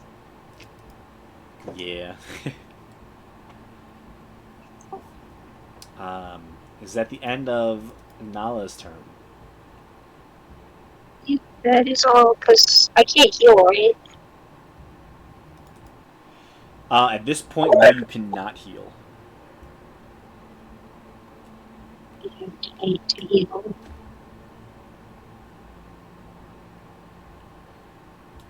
So yeah, that's all. Okay. The bard's turn. He's gonna save his spells. He's gonna death knell.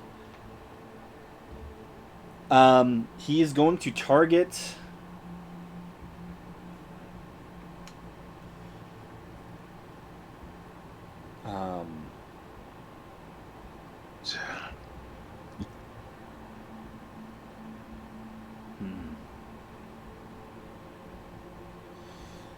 Everyone who he death marked is way too far away now.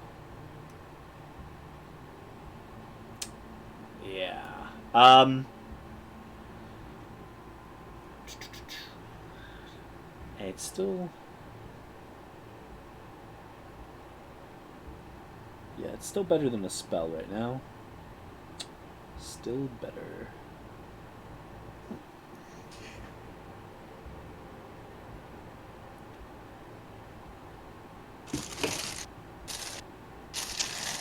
Yeah, he's gonna death knell against Thorin and against Aslan. Ashlyn.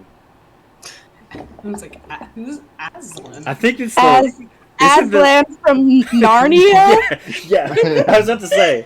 The most useless motherfucker Listen. in literature other than Dumbledore? I fucking hate that lion, just so you guys know. Wait, Aslan is Jesus. Is Ashlyn Jesus? I hope so. Aslan is Jesus if he sucked. What's the line? Don't speak the deep magics to me, witch. I was there when they were written. Yeah. Yep, and he also says, ride me.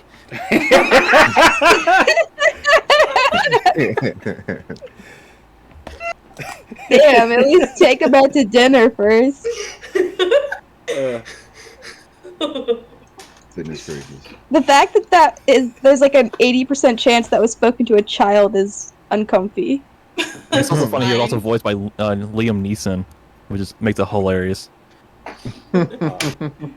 That's fantastic. Yeah, the death knell it's probably gonna hit. It's a 16 plus.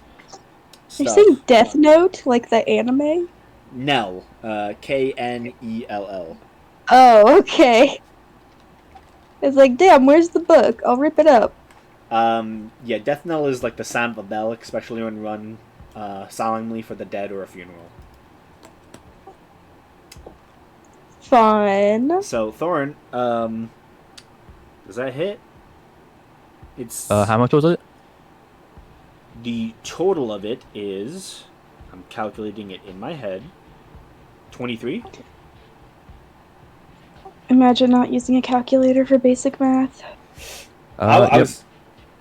was worried I was gonna have to resort to it. Not gonna lie. The more you play D&D, the more your math skills degrade. I was like, what's 16 plus 7? What is that? I was like, No, I legitimately pull out a calculator for everything when I'm DMing, because I'm like, I don't have time for yeah. this. I also did it in like the weirdest way possible. I was literally like, okay, what is it was like 16 plus 4 is 20. What's the remainder of that in the 7? That's how I did it in my head. That's how I usually do math, It is I wasn't try to add wrong. things up to like That's not wrong. even numbers and Yeah. then add on whatever was left over. Yeah. But I could have It's done not I could have wrong. just done like the 7 plus 6, which I know is 13. No. It all Just add gets that to the to same Yeah. conclusion. No. You're saying, well, it's a plane ride or a train ride. You get there. It's oh my god. 6 psychic damage. Oh, I go unconscious. Okay. Yeah, damn. That was such a bad roll. Yep, and that was exactly enough to knock me out. Wait, really? Yep. I only had 6 HP left. Oh man. I thought you had 3, not gonna lie.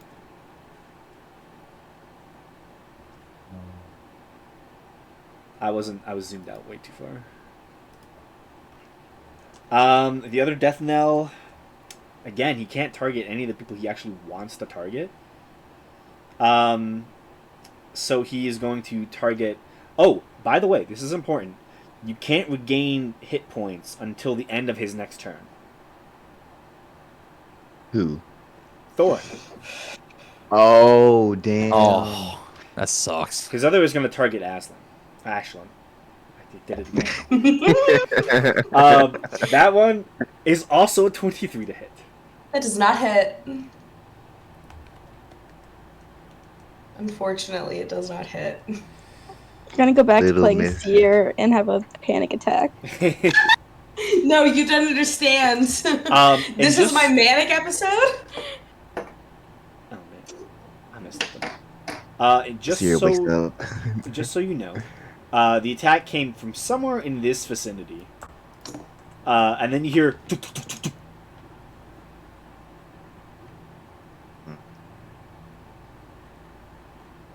Okay. Oh, coward. Ashlyn, Ash, from Overwatch. Can I try to escape my bounds? Yes. Athletics check, please, or acrobatics. 18.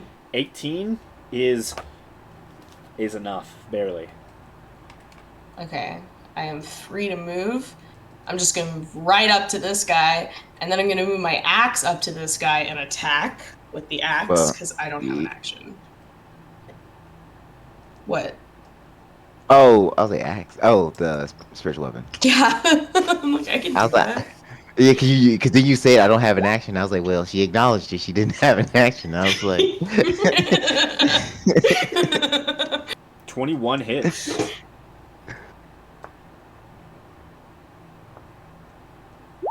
"17 piercing damage. Radiant damage, not piercing. Radiant damage. Good to know. It is not immune to radiant damage. Nice. That'd be very bad for me if it was. That was immune to fire damage. That's the end of your turn. Yeah, that's all I can do. Good. good. The Bloody Avenue is going to get 2 attacks on you. No, it's incapacitated. Oh, how long is it incapacitated for again? I think until my next turn. Damn. Perfect. Nice. So that attack would have been at advantage. If you want to try for a nat 20, you can. No, I don't think I'll get one. I don't do it. You never know. Yeah, you never know.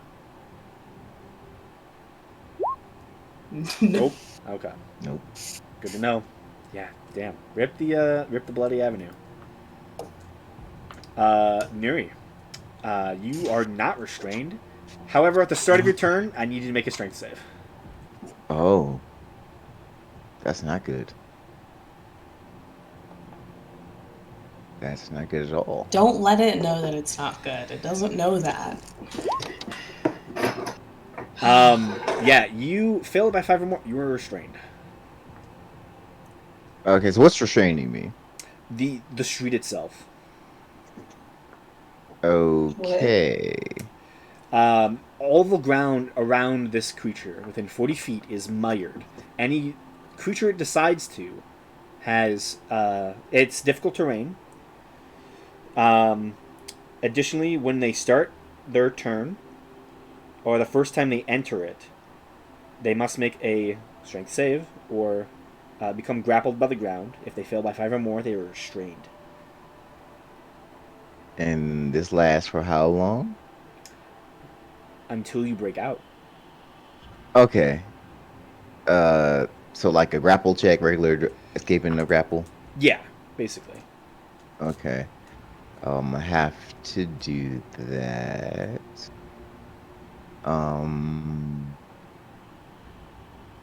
Alright. I guess an acrobatics.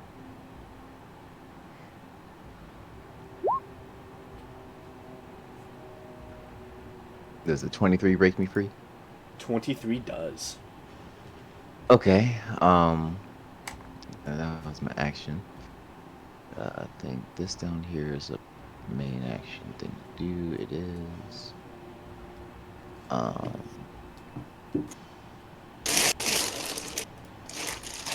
Would I? Okay, so I heard the casting of of that magic somewhere over here, right? Yeah, somewhere over there. Okay, and that sound that I heard afterwards was like the shuffling of feet. Yeah, it sounded like someone was moving.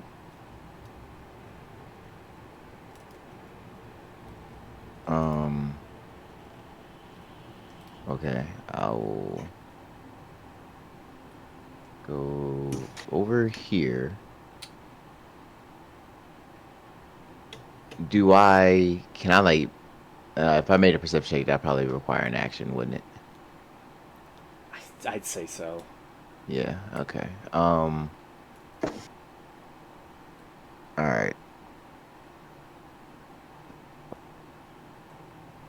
It's only so much I can really do. Yeah, this street is hard to fight. Not gonna lie. Yeah, alright then, as a bonus action, I'm gonna activate my strange metabolism. Okay. Put that in the chat. It'll remove the negative effect from the mutagen that I currently that I interested at the beginning of the combat, or when I entered. Are you a Teenage Mutant Ninja Turtle? Yeah, I no, thought I was the one roof hopping. I was the turtle that became a human. Mine was a much more extreme circumstance. Um, yeah, I don't have much else. Um, the lowest, and all these roofs are pretty high up. I'm going to assume these ones. Hmm. There's nowhere I'm going to be able to get off this ground. So, Honestly, your best bet might just get up in melee with it. okay. Well, I'm not gonna be able to do that given the distance now. Um, is the door to this building open? The door to that building is not on that side. All right. So I was 20. Oh, I can get within melee. Ah, I got 35 feet. Nice. And I'll get up close as well. Uh, it is difficult terrain, by the way. So that was 20. So that was also, I'd have been right there. Okay. No more, no less. I think that's what. Okay. Just kill him in that turn. Thorin. I think was down Death there. saving throw, please. Okay. Just so you know, if you would have gotten a nat 20, you would not have come back to life. Damn. Because you cannot regain hit points at all. Just so you know. It would have been an amazing moment. But dashed immediately. Yep. But you are not dying as of yet, and it is Corey's turn. Okay. So, I'm gonna move a little more.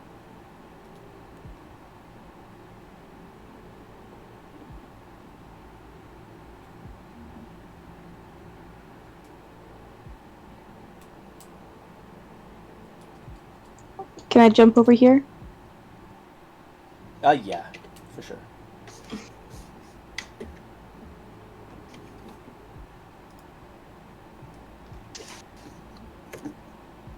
He's like, I'm getting my advantage.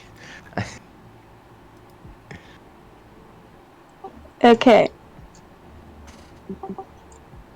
So, I'm gonna bonus action, hide. Okay.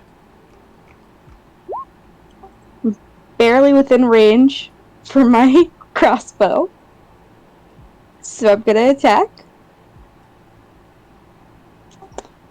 Am I hidden? Yes, you are. Okay, cool. That should have a bless on it. I don't know why I don't have that on. Tag bless. Okay, 19 to hit. That does hit. And do I get sneak attack? You do. You have an ally next to him anyway, so you would have gotten it no matter what. Okay, cool.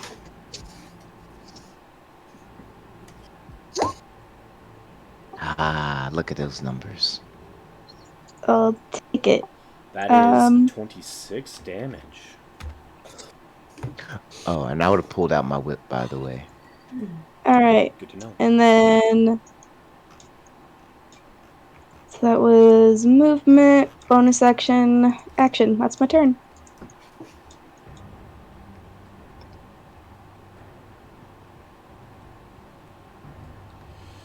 Okay, then.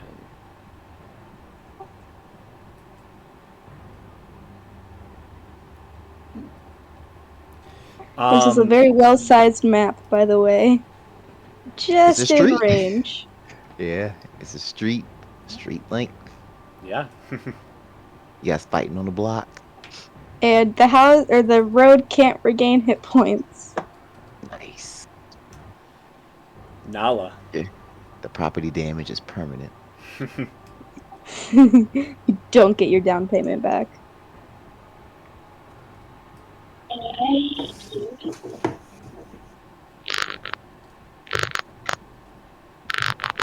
Your mic is very robotic at this point. Yeah, a little choppy.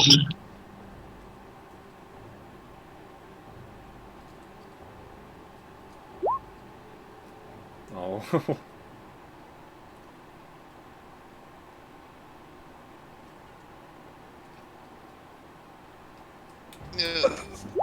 Oh man. At this point, yes. It was the end of his turn, last turn, so you can hear this time.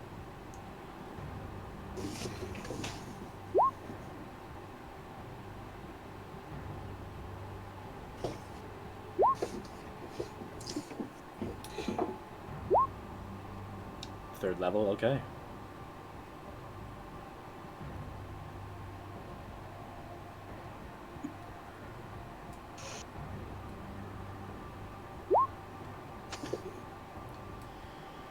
3d8.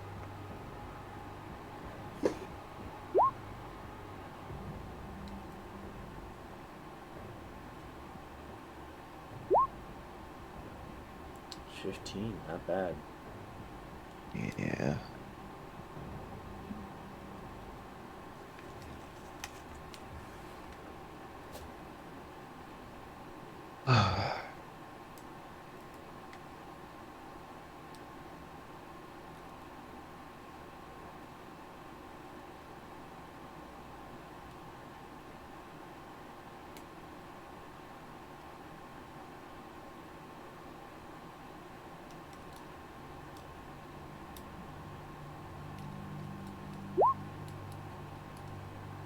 That's all.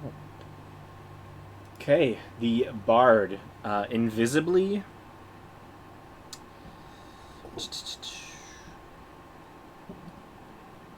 He has that left and that left.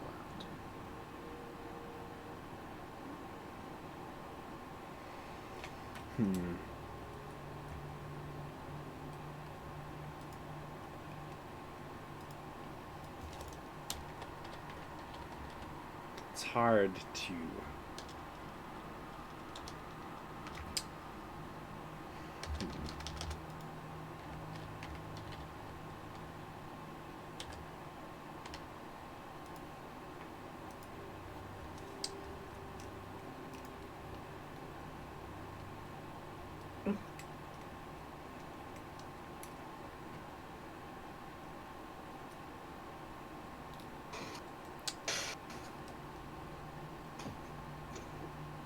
Damn.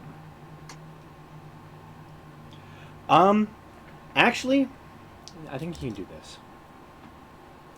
Oh, by the way, Ashlyn, roll me a con save for your spiritual, for your Shield of Faith. Okay. From when you got hit from the. Oh right, forgot. Yeah. It's a 16.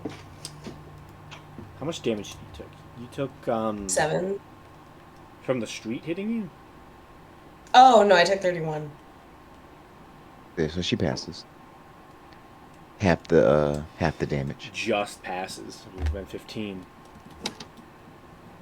Damn.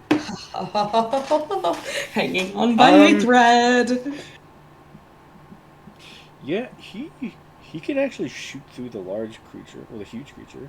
So he's going to death knell you. Are you at half hit points? Just about, I believe. I'm at 37 and I have a total of 75. You are exactly at half. Nice. So, yeah, he's gonna death knell you twice. Okay. And you are still fairy fired, Yes. so he has advantage. That is...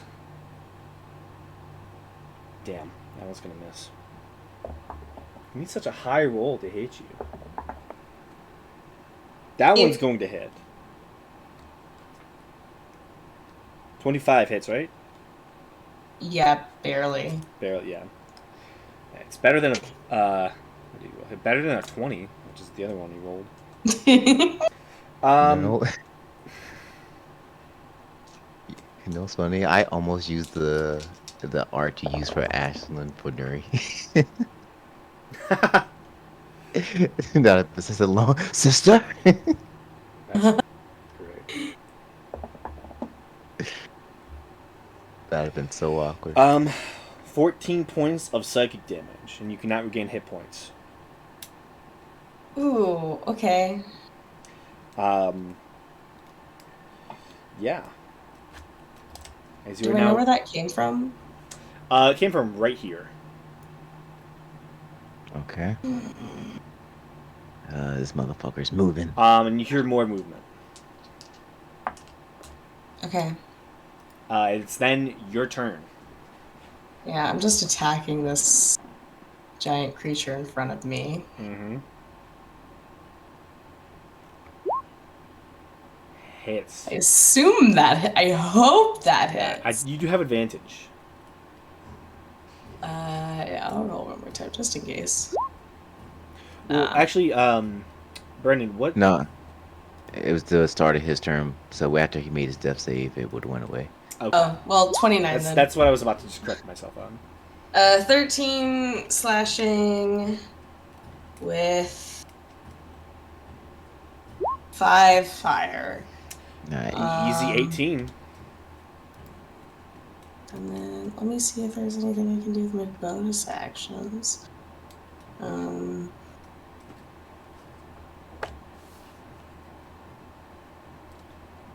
don't think so. Oh!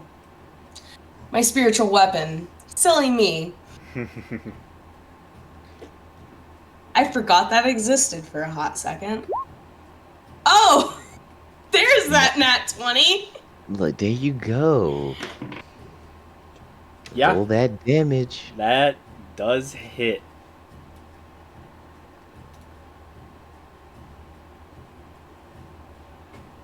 Four D8 plus 4. 28 radiant damage.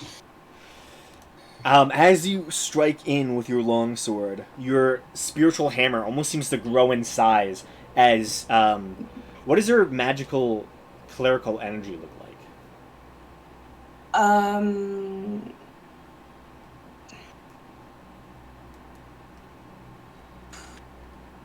What do you mean by look like? Like color or texture or what? Yeah, like, you know... As the energy projects It's- from you, It's kind of like a gray, ashy type of thing. Okay. Like what's left over by a really, really hot fire. Yeah. Ooh, You nice. watch as the axe grows large. You can see this like gray, almost like smoky ashness to it, and as it slams into the large street, there's no sound, as it is a roadway, but you hear the sound of falling bricks and tiles as the entirety of this bloody avenue just begins crumbling on itself. You can see it kicks up dust that resembles the very ashes that your axe seems to be imbued with, as it is no more. It was at 26. Ace. Yeah. Right on time. All right. Right before it was about to fuck you up. Oh yeah, like I said, hanging on by a thread. That's the end of my go. Actually, wait, can I see Thorin? Yeah. He's just underneath a tree. Okay, I would like to just start making my way. The ground is no Towards- longer mired. Oh, you're a champ. It was a close one. If it wasn't for Thorin, it would have probably killed Start him. making my way down there. Oh yeah. Yeah, Potentially.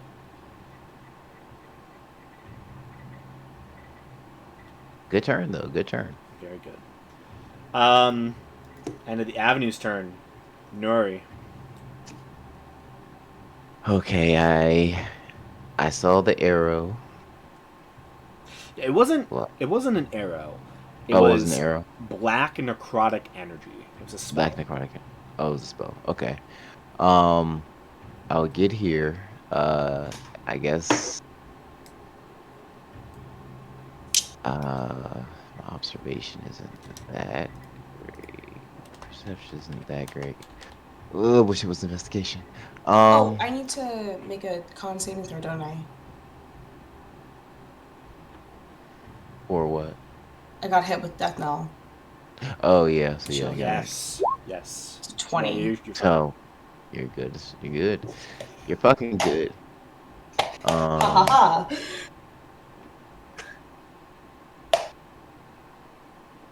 Shit. All right. I guess can I make a perception check? Yeah, go ahead and make a perception check. If only it was investigation. If only it was investigation. You, as you're like looking around, and trying to perceive where any footfalls are, you're not as trained in this as your art of investigation, and you begin to like slowly curse at yourself. You're like, damn it. And that's where you hear an additional fuck off in this direction. So that was 15. I think I moved about 5, 10, 20, 25, 30, 35. And then I'll use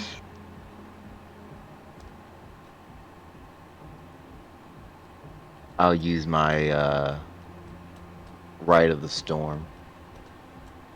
A little blood will just trickle from the corner of my eye. I'll wipe it off my thumb and then wipe it on my whip, crack it, and it starts crackling with lightning. Nice. Yeah. And that'll be it. Thorin. 10 foot reach with my whip. Hopefully that helps. He's doing good. Doing good. I am on my way. Corey. All right.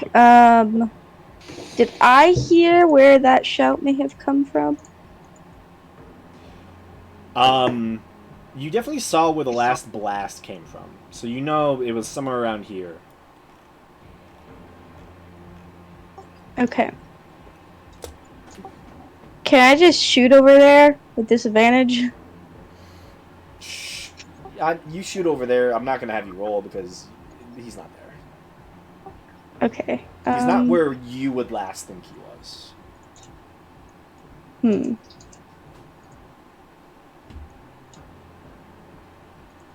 Okay, so that's my action. I'm gonna just start Uno reversing myself back to the ground.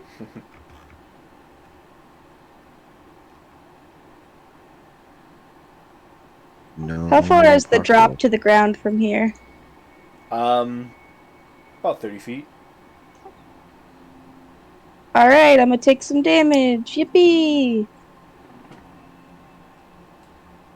How much movement is it for me to fall to the ground? 30 feet. Like, how much movement speed? Is it a full 30? Yeah. Okay, I guess I'm dashing Technically, I then. think you fall at your movement pace.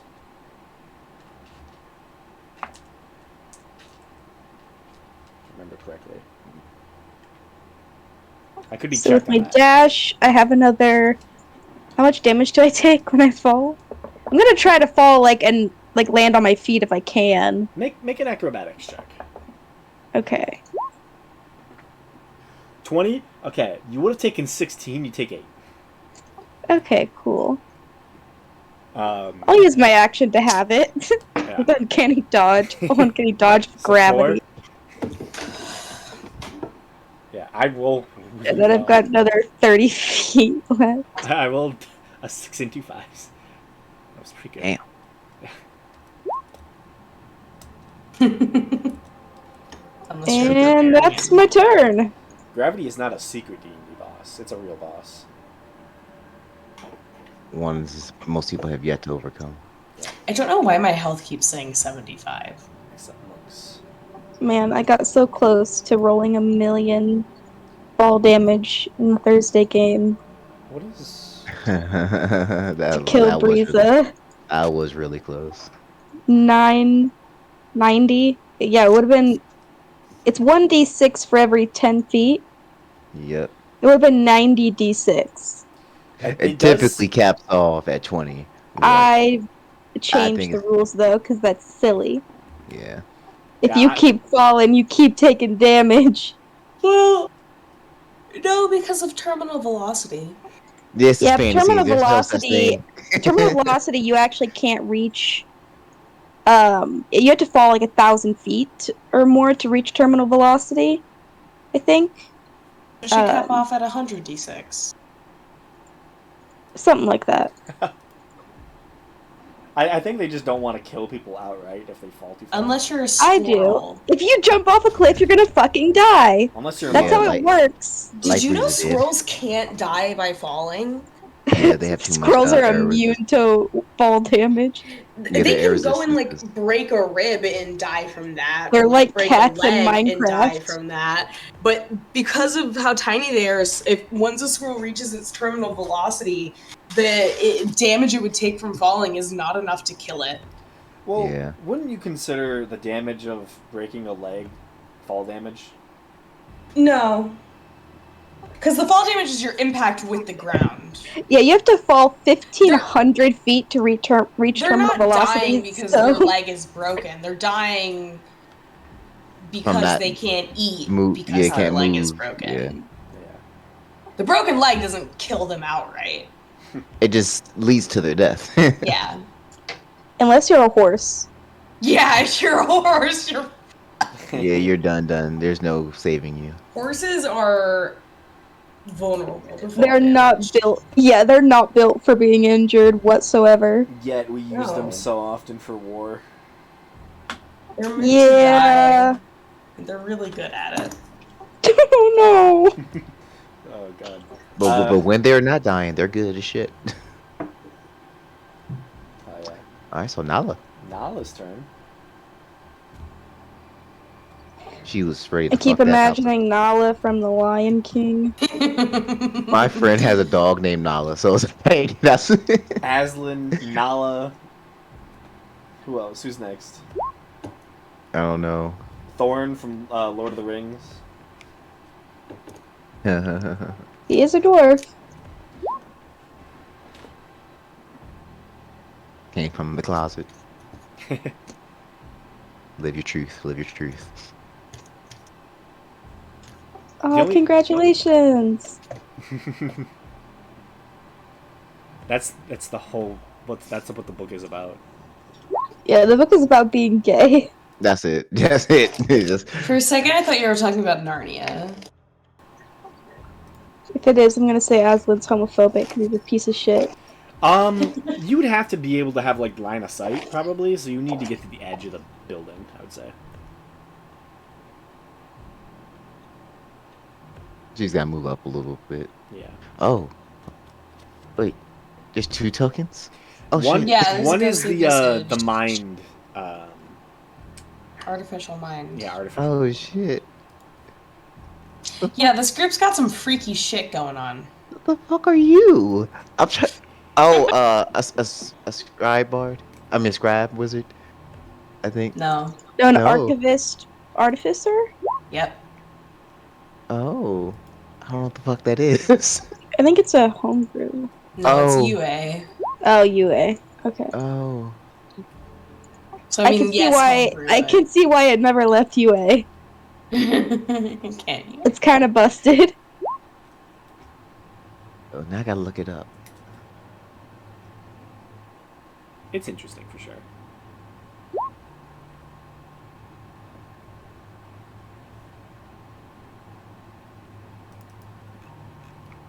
Yeah, that 16 armor class as an artificer is not the best. You're a glass cannon. Welcome to the club. You're like an artillerist.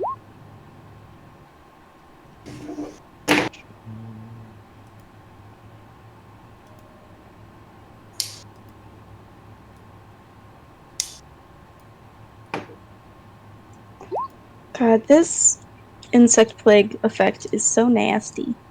I think it's meant to be. I simply dislike the spell purely because of that. It's a good spell, but it's gross. Yeah, roll a perception check. Also, I love the art of it. Of what? The Yeah, insect it's plague. good.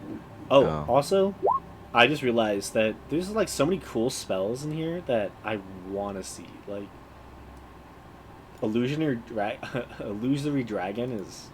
That's one of my favorite spells. I haven't gotten to a that level to looks use it. dope as It's hell. so cool.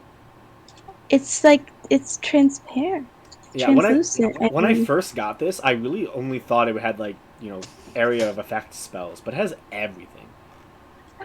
Is it one of the Roll20 package Yeah. things that has? Oh, nice. So far, it's not disappointed me with a spell. Like, it's really good. Nice. But for yeah, that's you look for sure.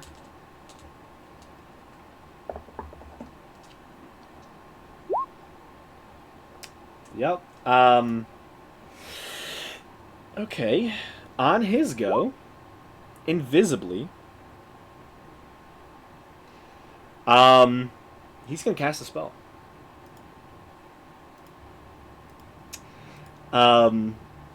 Nuri, as you're currently standing there, you hear a shuffling sound behind you. And you turn and look as the corpse of the street is animated. Oh, is that right? Yeah. Can you huh? Yeah, you can What? animate. You can Yeah. animate it. Yeah. I like animate object. You can animate a construct? Yeah. As long as it's not a creature anymore. Wild. It is just rocks and stuff, so it just animates it. Put it this way, Gamesh can technically cast animate objects on a human corpse. Because it's no longer a creature, it becomes an object. And so Damn. he gets his attack immediately as he is ordered to attack you, Nuri. Okay.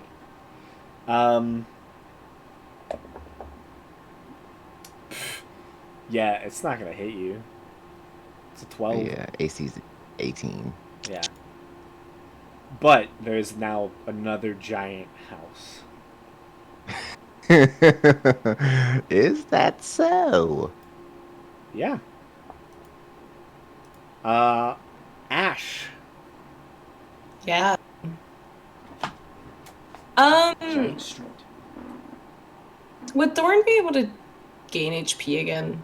Yeah, it's been Do we know? more than enough turns. Alright, up you get.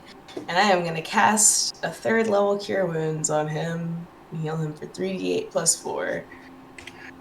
How strong she seems. Every point it's like a smack across the face. Get up. 25 hit points. Damn, that's a good roll. Nice. I am gentle with my friends. It's a gentle slap to the face. I pat your cheek, but it kind of leaves red prints behind. Hand's still kind of heavy. Yeah.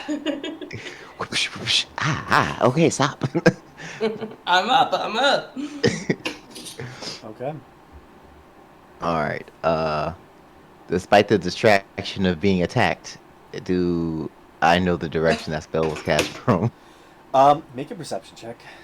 Oh, wait, my bonus. I know what? Shit. Yeah. Ash, where do you want your axe? My axe will, Into it? will move. Can I move so I can flank with Nuri? I don't think you can flank. It's not a. Yeah, Okay. it's not a creature. Cool, I don't care. Then I'll keep it right where it is. It's a 12 to hit. So now it's an animated object. It has a different AC. Yeah, and it's huge now, so I think the AC is pretty low actually. It's AC of 10, so it does hit.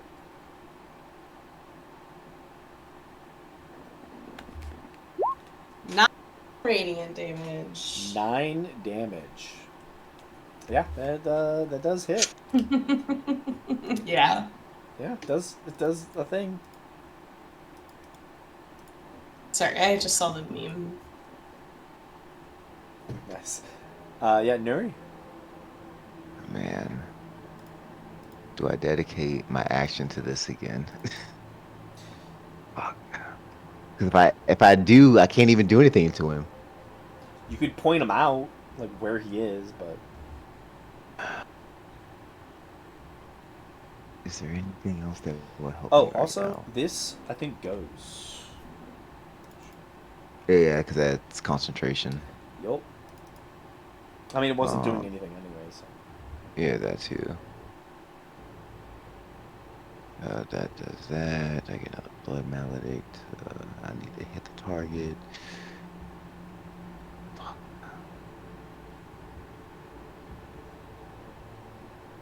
Augmentation, that doesn't help me. Fuck. See within range. See. All this requires sight. Jeez, the fucking wheeze, man. Alright, I haven't taken any damage, so I can commit. Oh, I used my Crimson Right, so I need to technically roll. I forgot to take my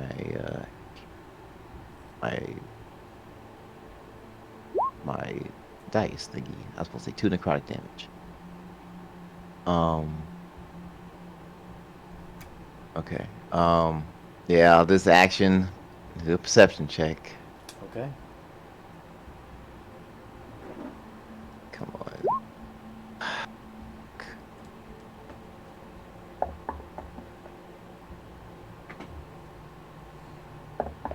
12. Yeah. You know somewhere over in the like same general direction, but then as the spell was cast, you heard as he moved. So you're pretty sure Alright. he was not where you last remembered him to be. Okay. What are the bonus actions that you have? I did that one. Slashing, no, that won't help me right now. Greater invisibility is broken. Yeah, I mean, I don't really have Such a much. good spell. It really is. Alright, the storm, crimson. Alright, yeah, I don't have anything else I can realistically do right now. So that's all I got. I can't do anything else. Okay.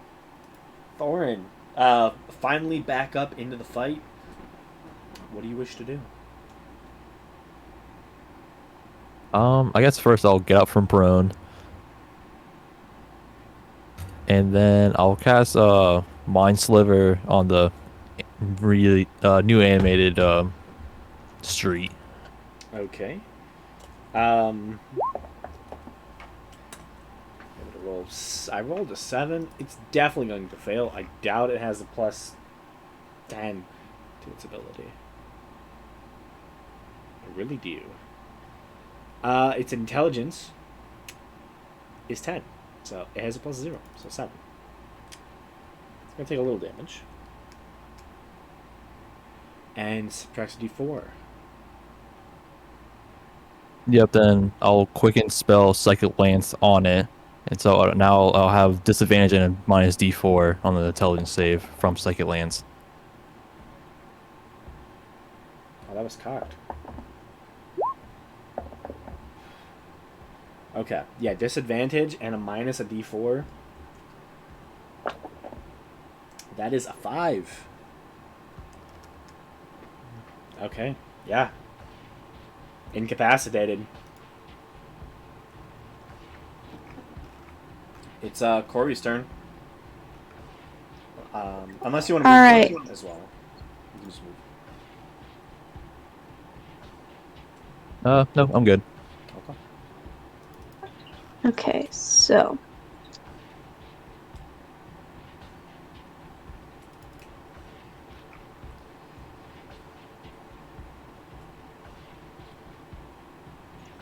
I'm gonna run up to here and then shoot the animated road. Got it. Hits. With sneak attack, right? 'Cause, Yeah. Nuri's there? Cool. Ooh, very nice. And then I think I have to see from... Yeah, I have to see the second creature for that. Which is unfortunate. Yep. So... I don't know, I guess I'll just dash to be back here. That's my bonus action. And that's my turn. So now let's go again.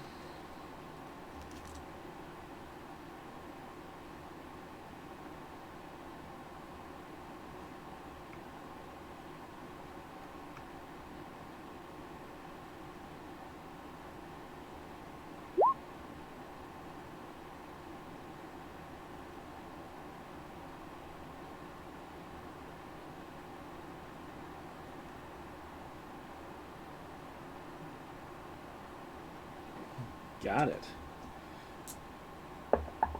That is a fail.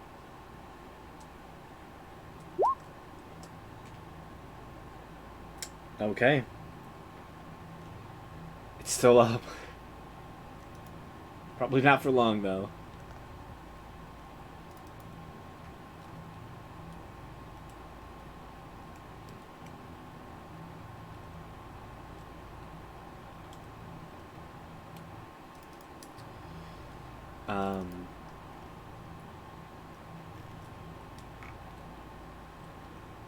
Yeah. Oh, damn. That's a. I just looked up what it is. That's insane ability. What ability? Oh, yeah. Jeez. It's a lot. If you scroll up, you can probably find it in the chat. It's a lot of Oh stuff. no, I found it. I googled it. I found it. I'm looking at it right now. Lots of words, yeah. Yeah, that's a lot going on.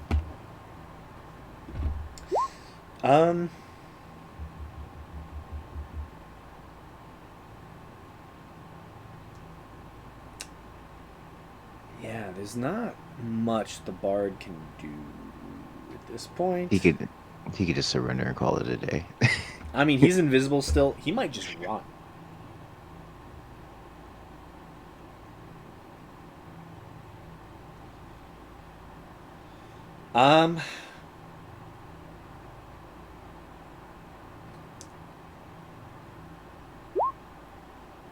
You know what?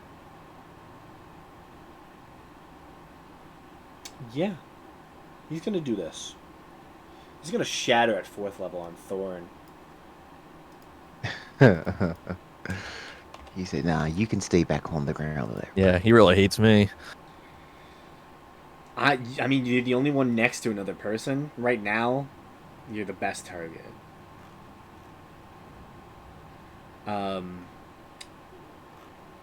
If I can find Shatter. There it is.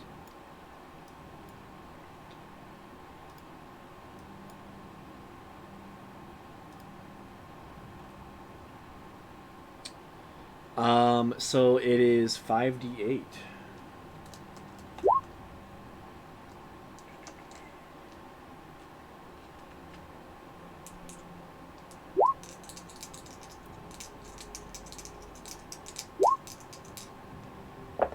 I mean, yeah, there's definitely ways you could have found him, but you didn't. So it's only 19 points of thunder damage on the two of you, and it is a con save from Thorin and Ash. It's a failure and a failure. So 19 points to each. And both of you are death marked. You cannot regain hit points until the end of his next turn.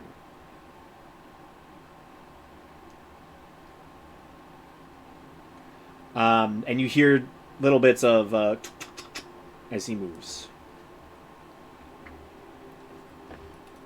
Ash.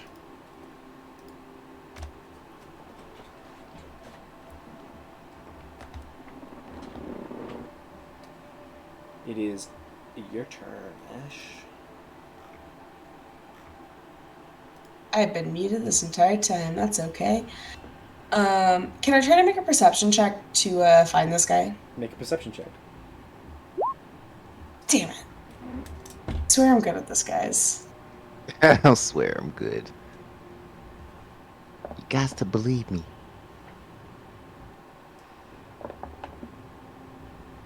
Yeah, you have a tough time trying to find him. He could be anywhere. He's invisible. Oh my gosh.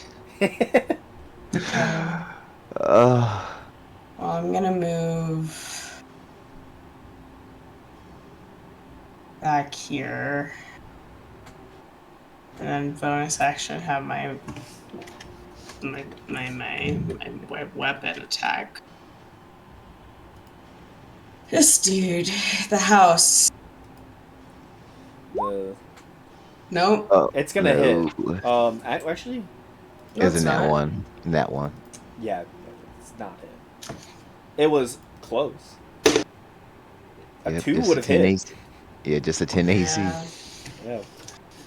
I Okay. think I. Yuri.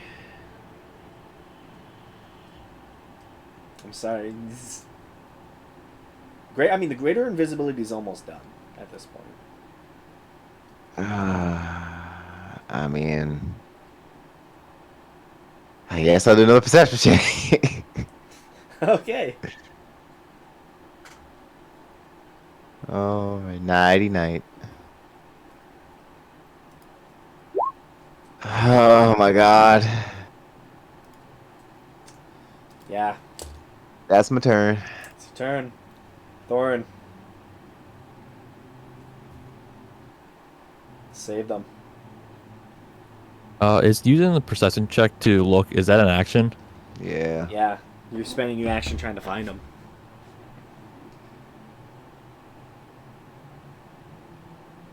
Well, I'll use detect thoughts to try and find him. Okay. You cast detect thoughts. He's gonna counterspell you. At least something's happening.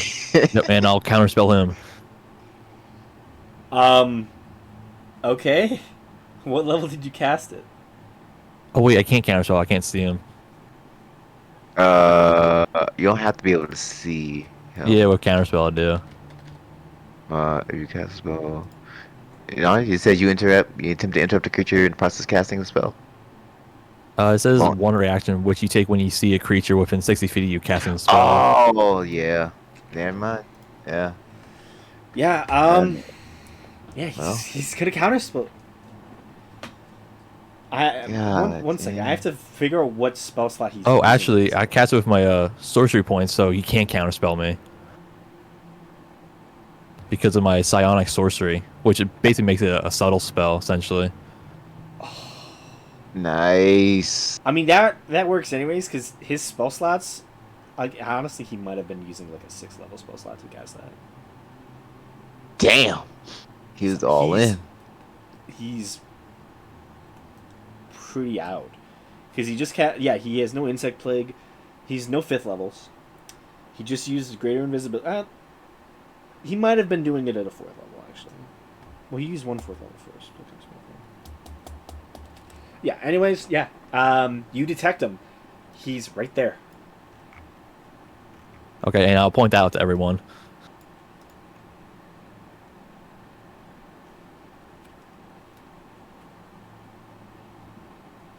Yeah, you, the second you get that similar, familiar mind, and you look right towards just 10 feet from Ashlyn, and you know he's there. He's been spotted. It is Corey's turn. Okay, so You know the vague direction where he is at. Alright. Peek out. I'll try and shoot him. Okay. Disadvantage.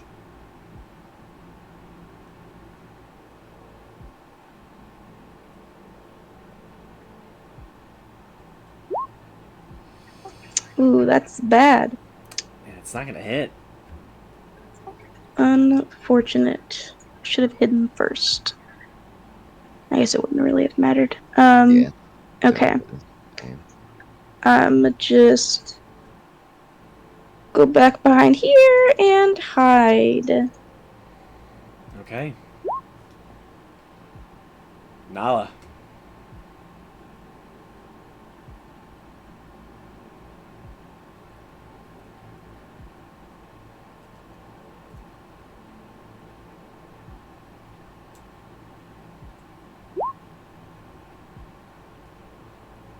Yeah, you know, Yeah.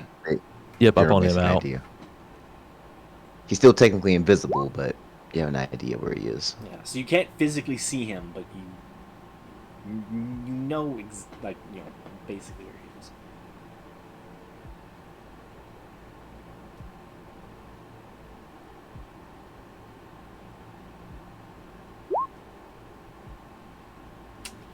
Post it in the chat. I don't know. Oh, One creature or the mind.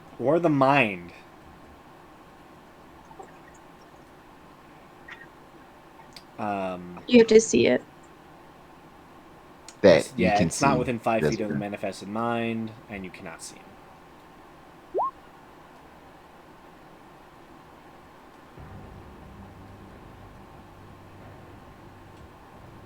Got any AoE?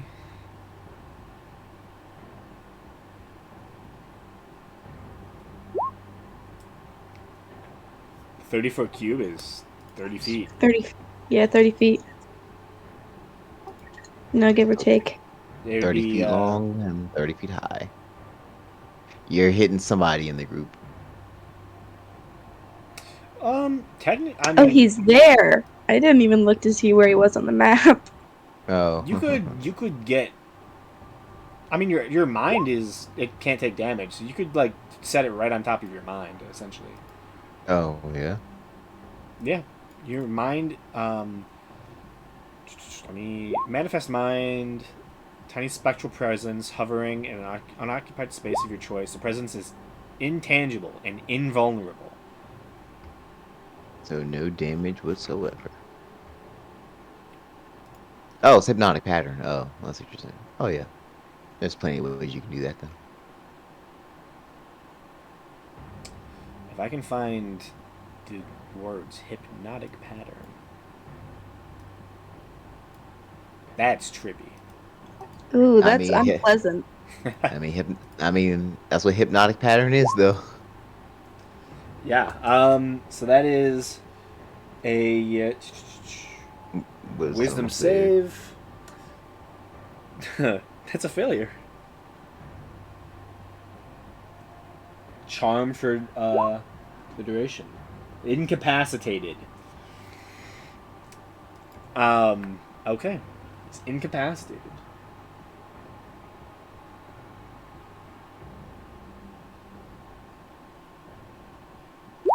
I think the spell's still on him technically. He's in. Yeah, it's not concentration. Yeah. That's one of the most. So if he takes craziest any fucking damage, spells. so Ashlyn. Oh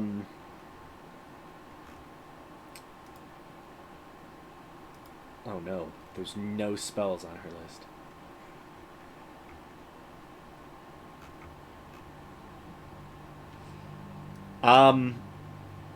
Ashlyn will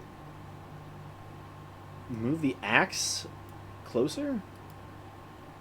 Take a step closer, but not attack. Muri. Wait, is he under the effects of greater invisibility? Yes. That is concentration. I thought it wasn't. No way. Yeah, Yeah, I thought so too, which is why I was kind of confused how he had insect plague and greater invisibility, but I wasn't gonna question it. You yeah. are It's totally right. Is it normal invisibility that doesn't have concentration? I No, think it's that's. normal. I'm pretty sure that's Yeah. also a concentration. Is it... Yeah, both of them are concentration. The thing about great invisibility is that you can just Yeah, you can cast doesn't mess spells. your yeah an action have actions, but it's still The fact concentration. that this sheet has only concentration spells and gives you greater invisibility is stupid. Every spell is a concentration spell on this. Yeah, that's the struggle I'm having with my warlock in the Friday game I'm in. Is like every warlock spell is concentration. Because like I get it, they want your spells to last because you only get 2 of them. But give me some fucking options that aren't concentration. Jesus Christ. Yeah. Yeah, so his invisibility's gone. I'm just gonna say, you know what? He probably had a feat that allowed him to take 2 There you concentration. go. This he just had. Yeah, He can concentrate on 2 spells at one time. He's yeah, special. yeah, he has a feat. There's a specific feat for it in the Tal'Dorei book that I own that I am about to go get right now. Funny as shit. I was like, God damn. I think there's a feat I for was like, it. I'm. Hope so. I was about to say, man, I'm taking greater invisibility on Hey, every if you character. say there's a feat, there's a feat. Yeah, who am I to say otherwise? I know there's a magic item in High Rollers, but can't Oh, differentiate jeez. my knowledge of other D&D campaigns right now. But yeah, it is Nuri's turn at this point. He's uninvisible. He is not moving. Okay, I could actually do something. Yep. Watch me fucking miss. Also, that means this goes. Technically, Yeah, it fully no longer exists. de-animates. Mm-hmm. Okay. I can. Oh, Jesus, I can actually do something now. I will use Blood Curse of the Marked, one of my blood maledicts. Um, and he'll take an additional bit of damage. Oh, yeah. He had the dual focused feat. Countless hours have been spent training your mind to maintain focus on concurrent incantations, taxing as the process may be. All right, bada boom. Sounds good. There's a lore reason behind it. Yay. Mhm. All right. All right. What a mistake on my part. All right. Cool. Make your attacks. All right. Got you. These are advantage. Yeah, he's I think. incapacitated. Yeah. And you don't have to enter the area. Yeah, because I got my whip. That hits. That's supposed to be advantage anyway, but whatever. I mean, you can farm that 20, potentially. Yeah, let's see what happens. I feel like a lot of the times when I allow you to do that again, you do get nat 20s quite often. As a group, I would say. Yeah, so that's going to be 15 points of damage, 5 of which is lightning. Yeah. And then advantage. Double natties. Yeah, there you go. Okay, and that's 10, 17, 27 points of damage. Whew, okay. Anything else? No, that was my action and bonus action. Oh, and I'll use my my brand of castigation. So an arcane brand will form on his skin where the whip cracks. Now I'll always know his direction.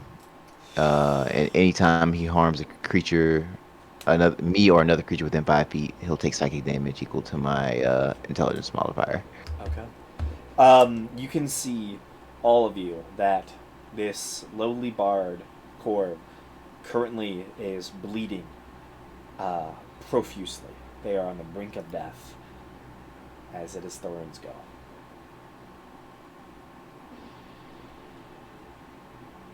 Am I able to heal? Did that effect wear off? Yeah, I think Yes, so. yes, because he had his turn inside the horrible zone of. Oh, and he's no longer affected by a hypnotic pattern since I attacked him. You're right. And when he takes damage, someone takes action to wake him up. Well, he still spent a whole turn in there, so yeah, you can still heal if you wished. Oh, I was talking about the bard. Yeah, the bard is out of it. You're no longer incapacitated. The thing is still there though. No, it's no, it's Oh, just it a appears moment. for a It's, moment and vanishes, but it's concentration. Okay, yeah. my mistake. I saw concentration. I was like, oh, it'll stay up then. Yeah, nah, yeah. What a late session. Goodness. I think I'll take the dodge action, which will activate my dwarven fortitude, so I can heal a little bit. Okay. Oh, Yeah, but I do have a bloodwell vial, so I restore 5 sorcery points. nice. Oh, you playing this shit out? That's a good build. Oh yeah, I'm playing this out. He makes. Oh, you made a good character. I Yep, like it. then I'll quicken spell Psychic Lance on him. Yo, your efficiency is awesome. Well, this is not my first time playing a sorcerer. Yeah. Oh, I love it. He can counterspell that, right? His Yeah. last sorcerer ascended to Yep. godhood, He's so going to we'll see where this counterspell. one goes. And I will counterspell him. What level?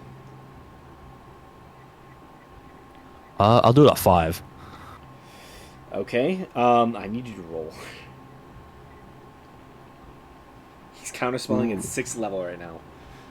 It's everything's on the line. It's the highest level spell he has. Oh, nice.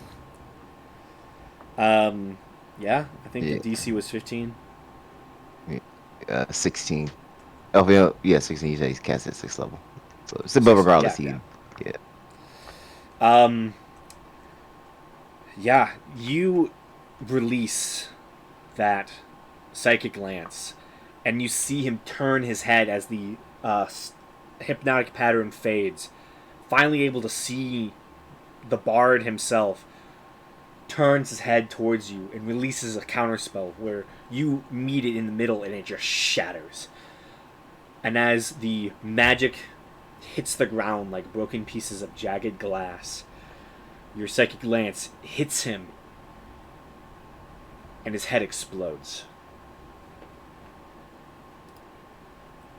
Ooh, gruesome. This is how it feels to chew 5 gum. It's how it feels to chew 5 gum. The corpse of the Dirge Master falls to the ground, dead, before you. Can I can I make a can I just do a little bit of that? Yup. Within 30 feet? Are you within? I don't think she's within 30 feet, though. Oh, I'm not. No.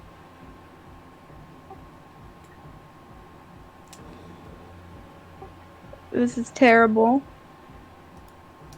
Somehow, the psychic lance kicks you forward 20 feet. Huzzah! Just within 30 feet. Yeah, yeah, you're able to get a small little violin. The world's Amazing. smallest The violin. world's tiniest smallest violin. Perfect. Amazing. For the class feature I didn't use a single time. Yeah.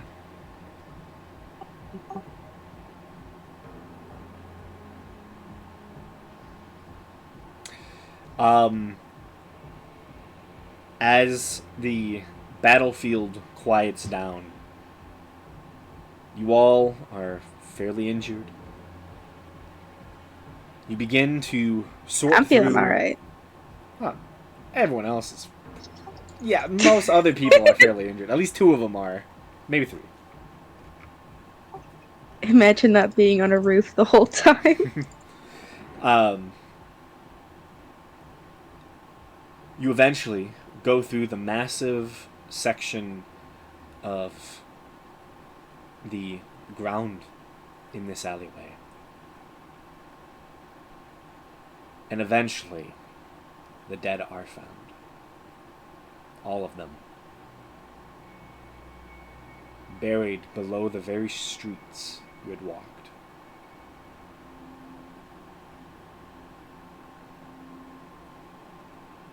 An investigation is put forward, and it is determined that this construct was a remnant of a bygone age, a magical construction created to police massive cities, corrupted by arcane caster. For the Empire of Dawn, it's all very heroic.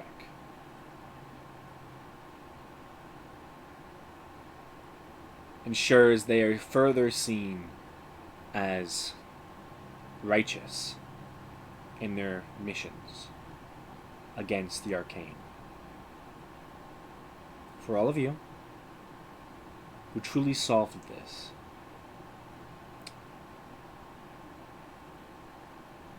what you get is peace of mind. The knowledge of what happened to your companions and your family.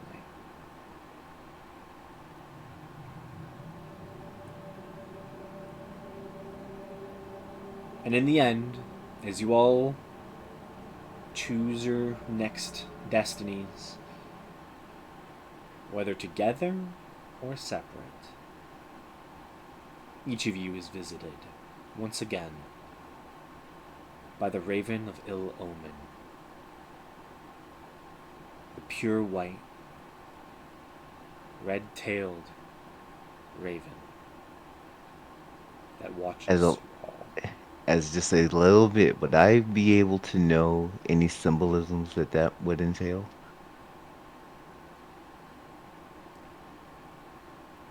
Make an Arcana check.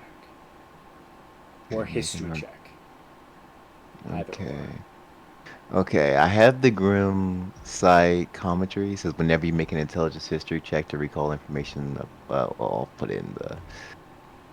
I think I could roll with advantage. I think sinister or tragic history of an object I'm touching, or nah, never mind. It's not an object; it's a creature. So history. Yeah. Where is my history? Oh, if only it was Arcana.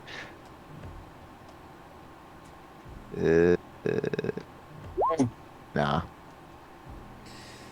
Better with Arcana. I have rolled so terribly. The Raven of Ill Omen is unknowable, and thus you can't interpret its meaning. Okay. However, to some, you gain revelations as I'm sure Corey figures out some things. Yeah, do we find a hole in the ground that is empty amongst the bodies? Yeah. Yeah, you guys see Corey just like stare at the hole for a solid minute. Perfectly child-sized. Oh shit. Something feels oddly familiar about this, but I'm not quite sure what. Oh well. And she just walks away. I knew Oh, it. well. I knew you were gonna be like, I'm just gonna ignore the trauma. Ignore the trauma. You got She's to. a kid! I love If that. anything, her brain shut it out. Yeah. But yeah, Neri, you find your father. Thorin, you find your friend. You all find the people that you lost. And in the end, as you all see that raven fly away, it lands on Ashland's shoulder, somewhere. As their skin shifts and changes, their eyes turn black, and the raven speaks to them in Sylvan.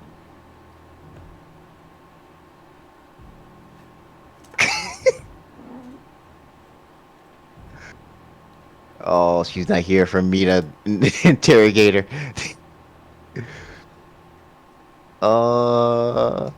Last on Ashland's shoulder.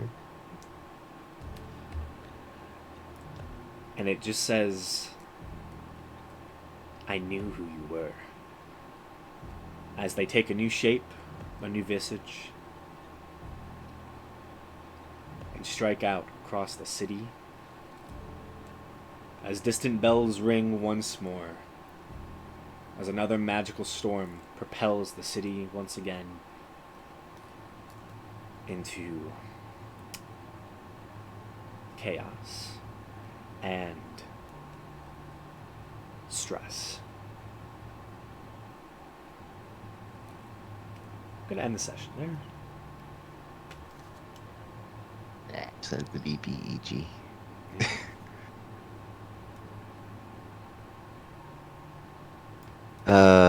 And sorry guys, I was not expecting to sleep that late. I did not. You're good. It's all good.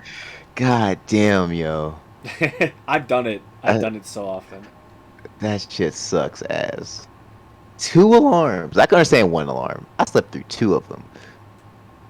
Shit. I've honestly been putting my phone away from my face. Like my phone, I have to get up to get to it. Yeah, I should have did that. Yeah.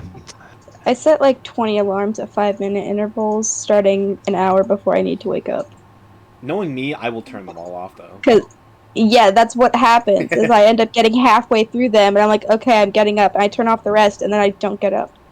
Yeah. And then my mom calls me 10 minutes before I need to be at work, which is 15 minutes away from where I live. She's like, you're supposed to be at work! Oh no. Oh goodness. Well, at least I made some of it. Better than nothing. Yeah! Better than nothing. Yeah, you missed out on the cool Texan accents. Oh, And you missed out on Corey's fake accent. damn it. You've got In these case it backwards wasn't ones. clear to everyone else, Corey only has an accent when there's people around she's trying to fuck with or deceive. Makes It's sense. just to make her look cuter as a kid. Ooh. It works. Oh man. Well. Really, that's pretty art. Also, Corey is reborn, if that wasn't clear. Oh, I mean that makes a lot. And didn't know. Yeah, it makes a lot of sense. This Yeah. is the Raven of Illimon, by the way. It's pretty cool. Story. Oh damn. Well, I'm damn. sorry that the fight took so long. I didn't. No, it's alright. It's okay, man. Stuff happens. Yeah, D&D fights are always long anyways. It's just look. Invisibility is one hell of a condition, technically. Oh, yeah. It's one hell of a buff because so many things require actual sight to be used properly. Yeah, I kind of wish. That's why the Honestly, I didn't invisibility have any magic guess. items are legendary. Yeah. Yeah, yeah. If I didn't cast spells, I think it would have been. I don't know. We needed more people with counterspell. Yeah, not me. Yeah. in the end, like, because he had cast Animate Dead, and that's the 3rd level, and he cast Counterspell the first time, which was 3rd level, and then I had him cast Counterspell at the 4th level. So he was running real low. He was Yeah. Oh man. yeah, but it was fun. It was very fun. I'm It hoping- was spooky. Yeah, I'm hoping it was spooky enough. Like I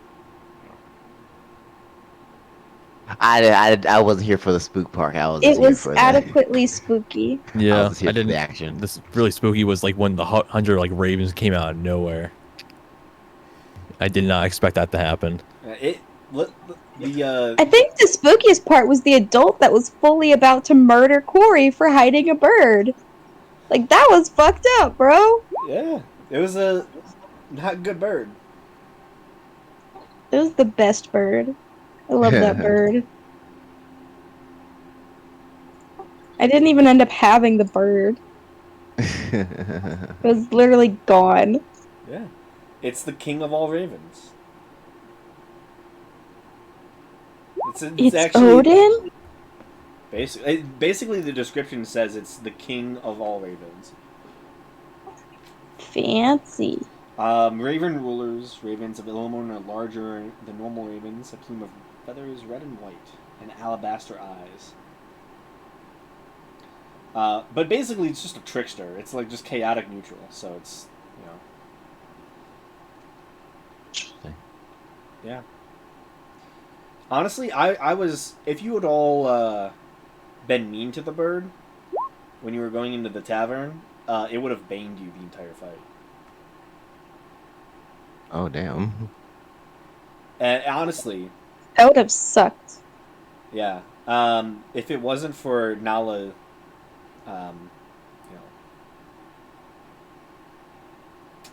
y'all would have had Bane on you the whole fight. Ooh. Well, I'd have just been Or at least completely useless. I then. think, I think in the end, I think we got through 9 rounds. However, he had cast invisibility on like round 2, so he still had like 2 more rounds of it left. But Right. it was a lot of rounds. That was a long fight. It seemed like a long fight. Well,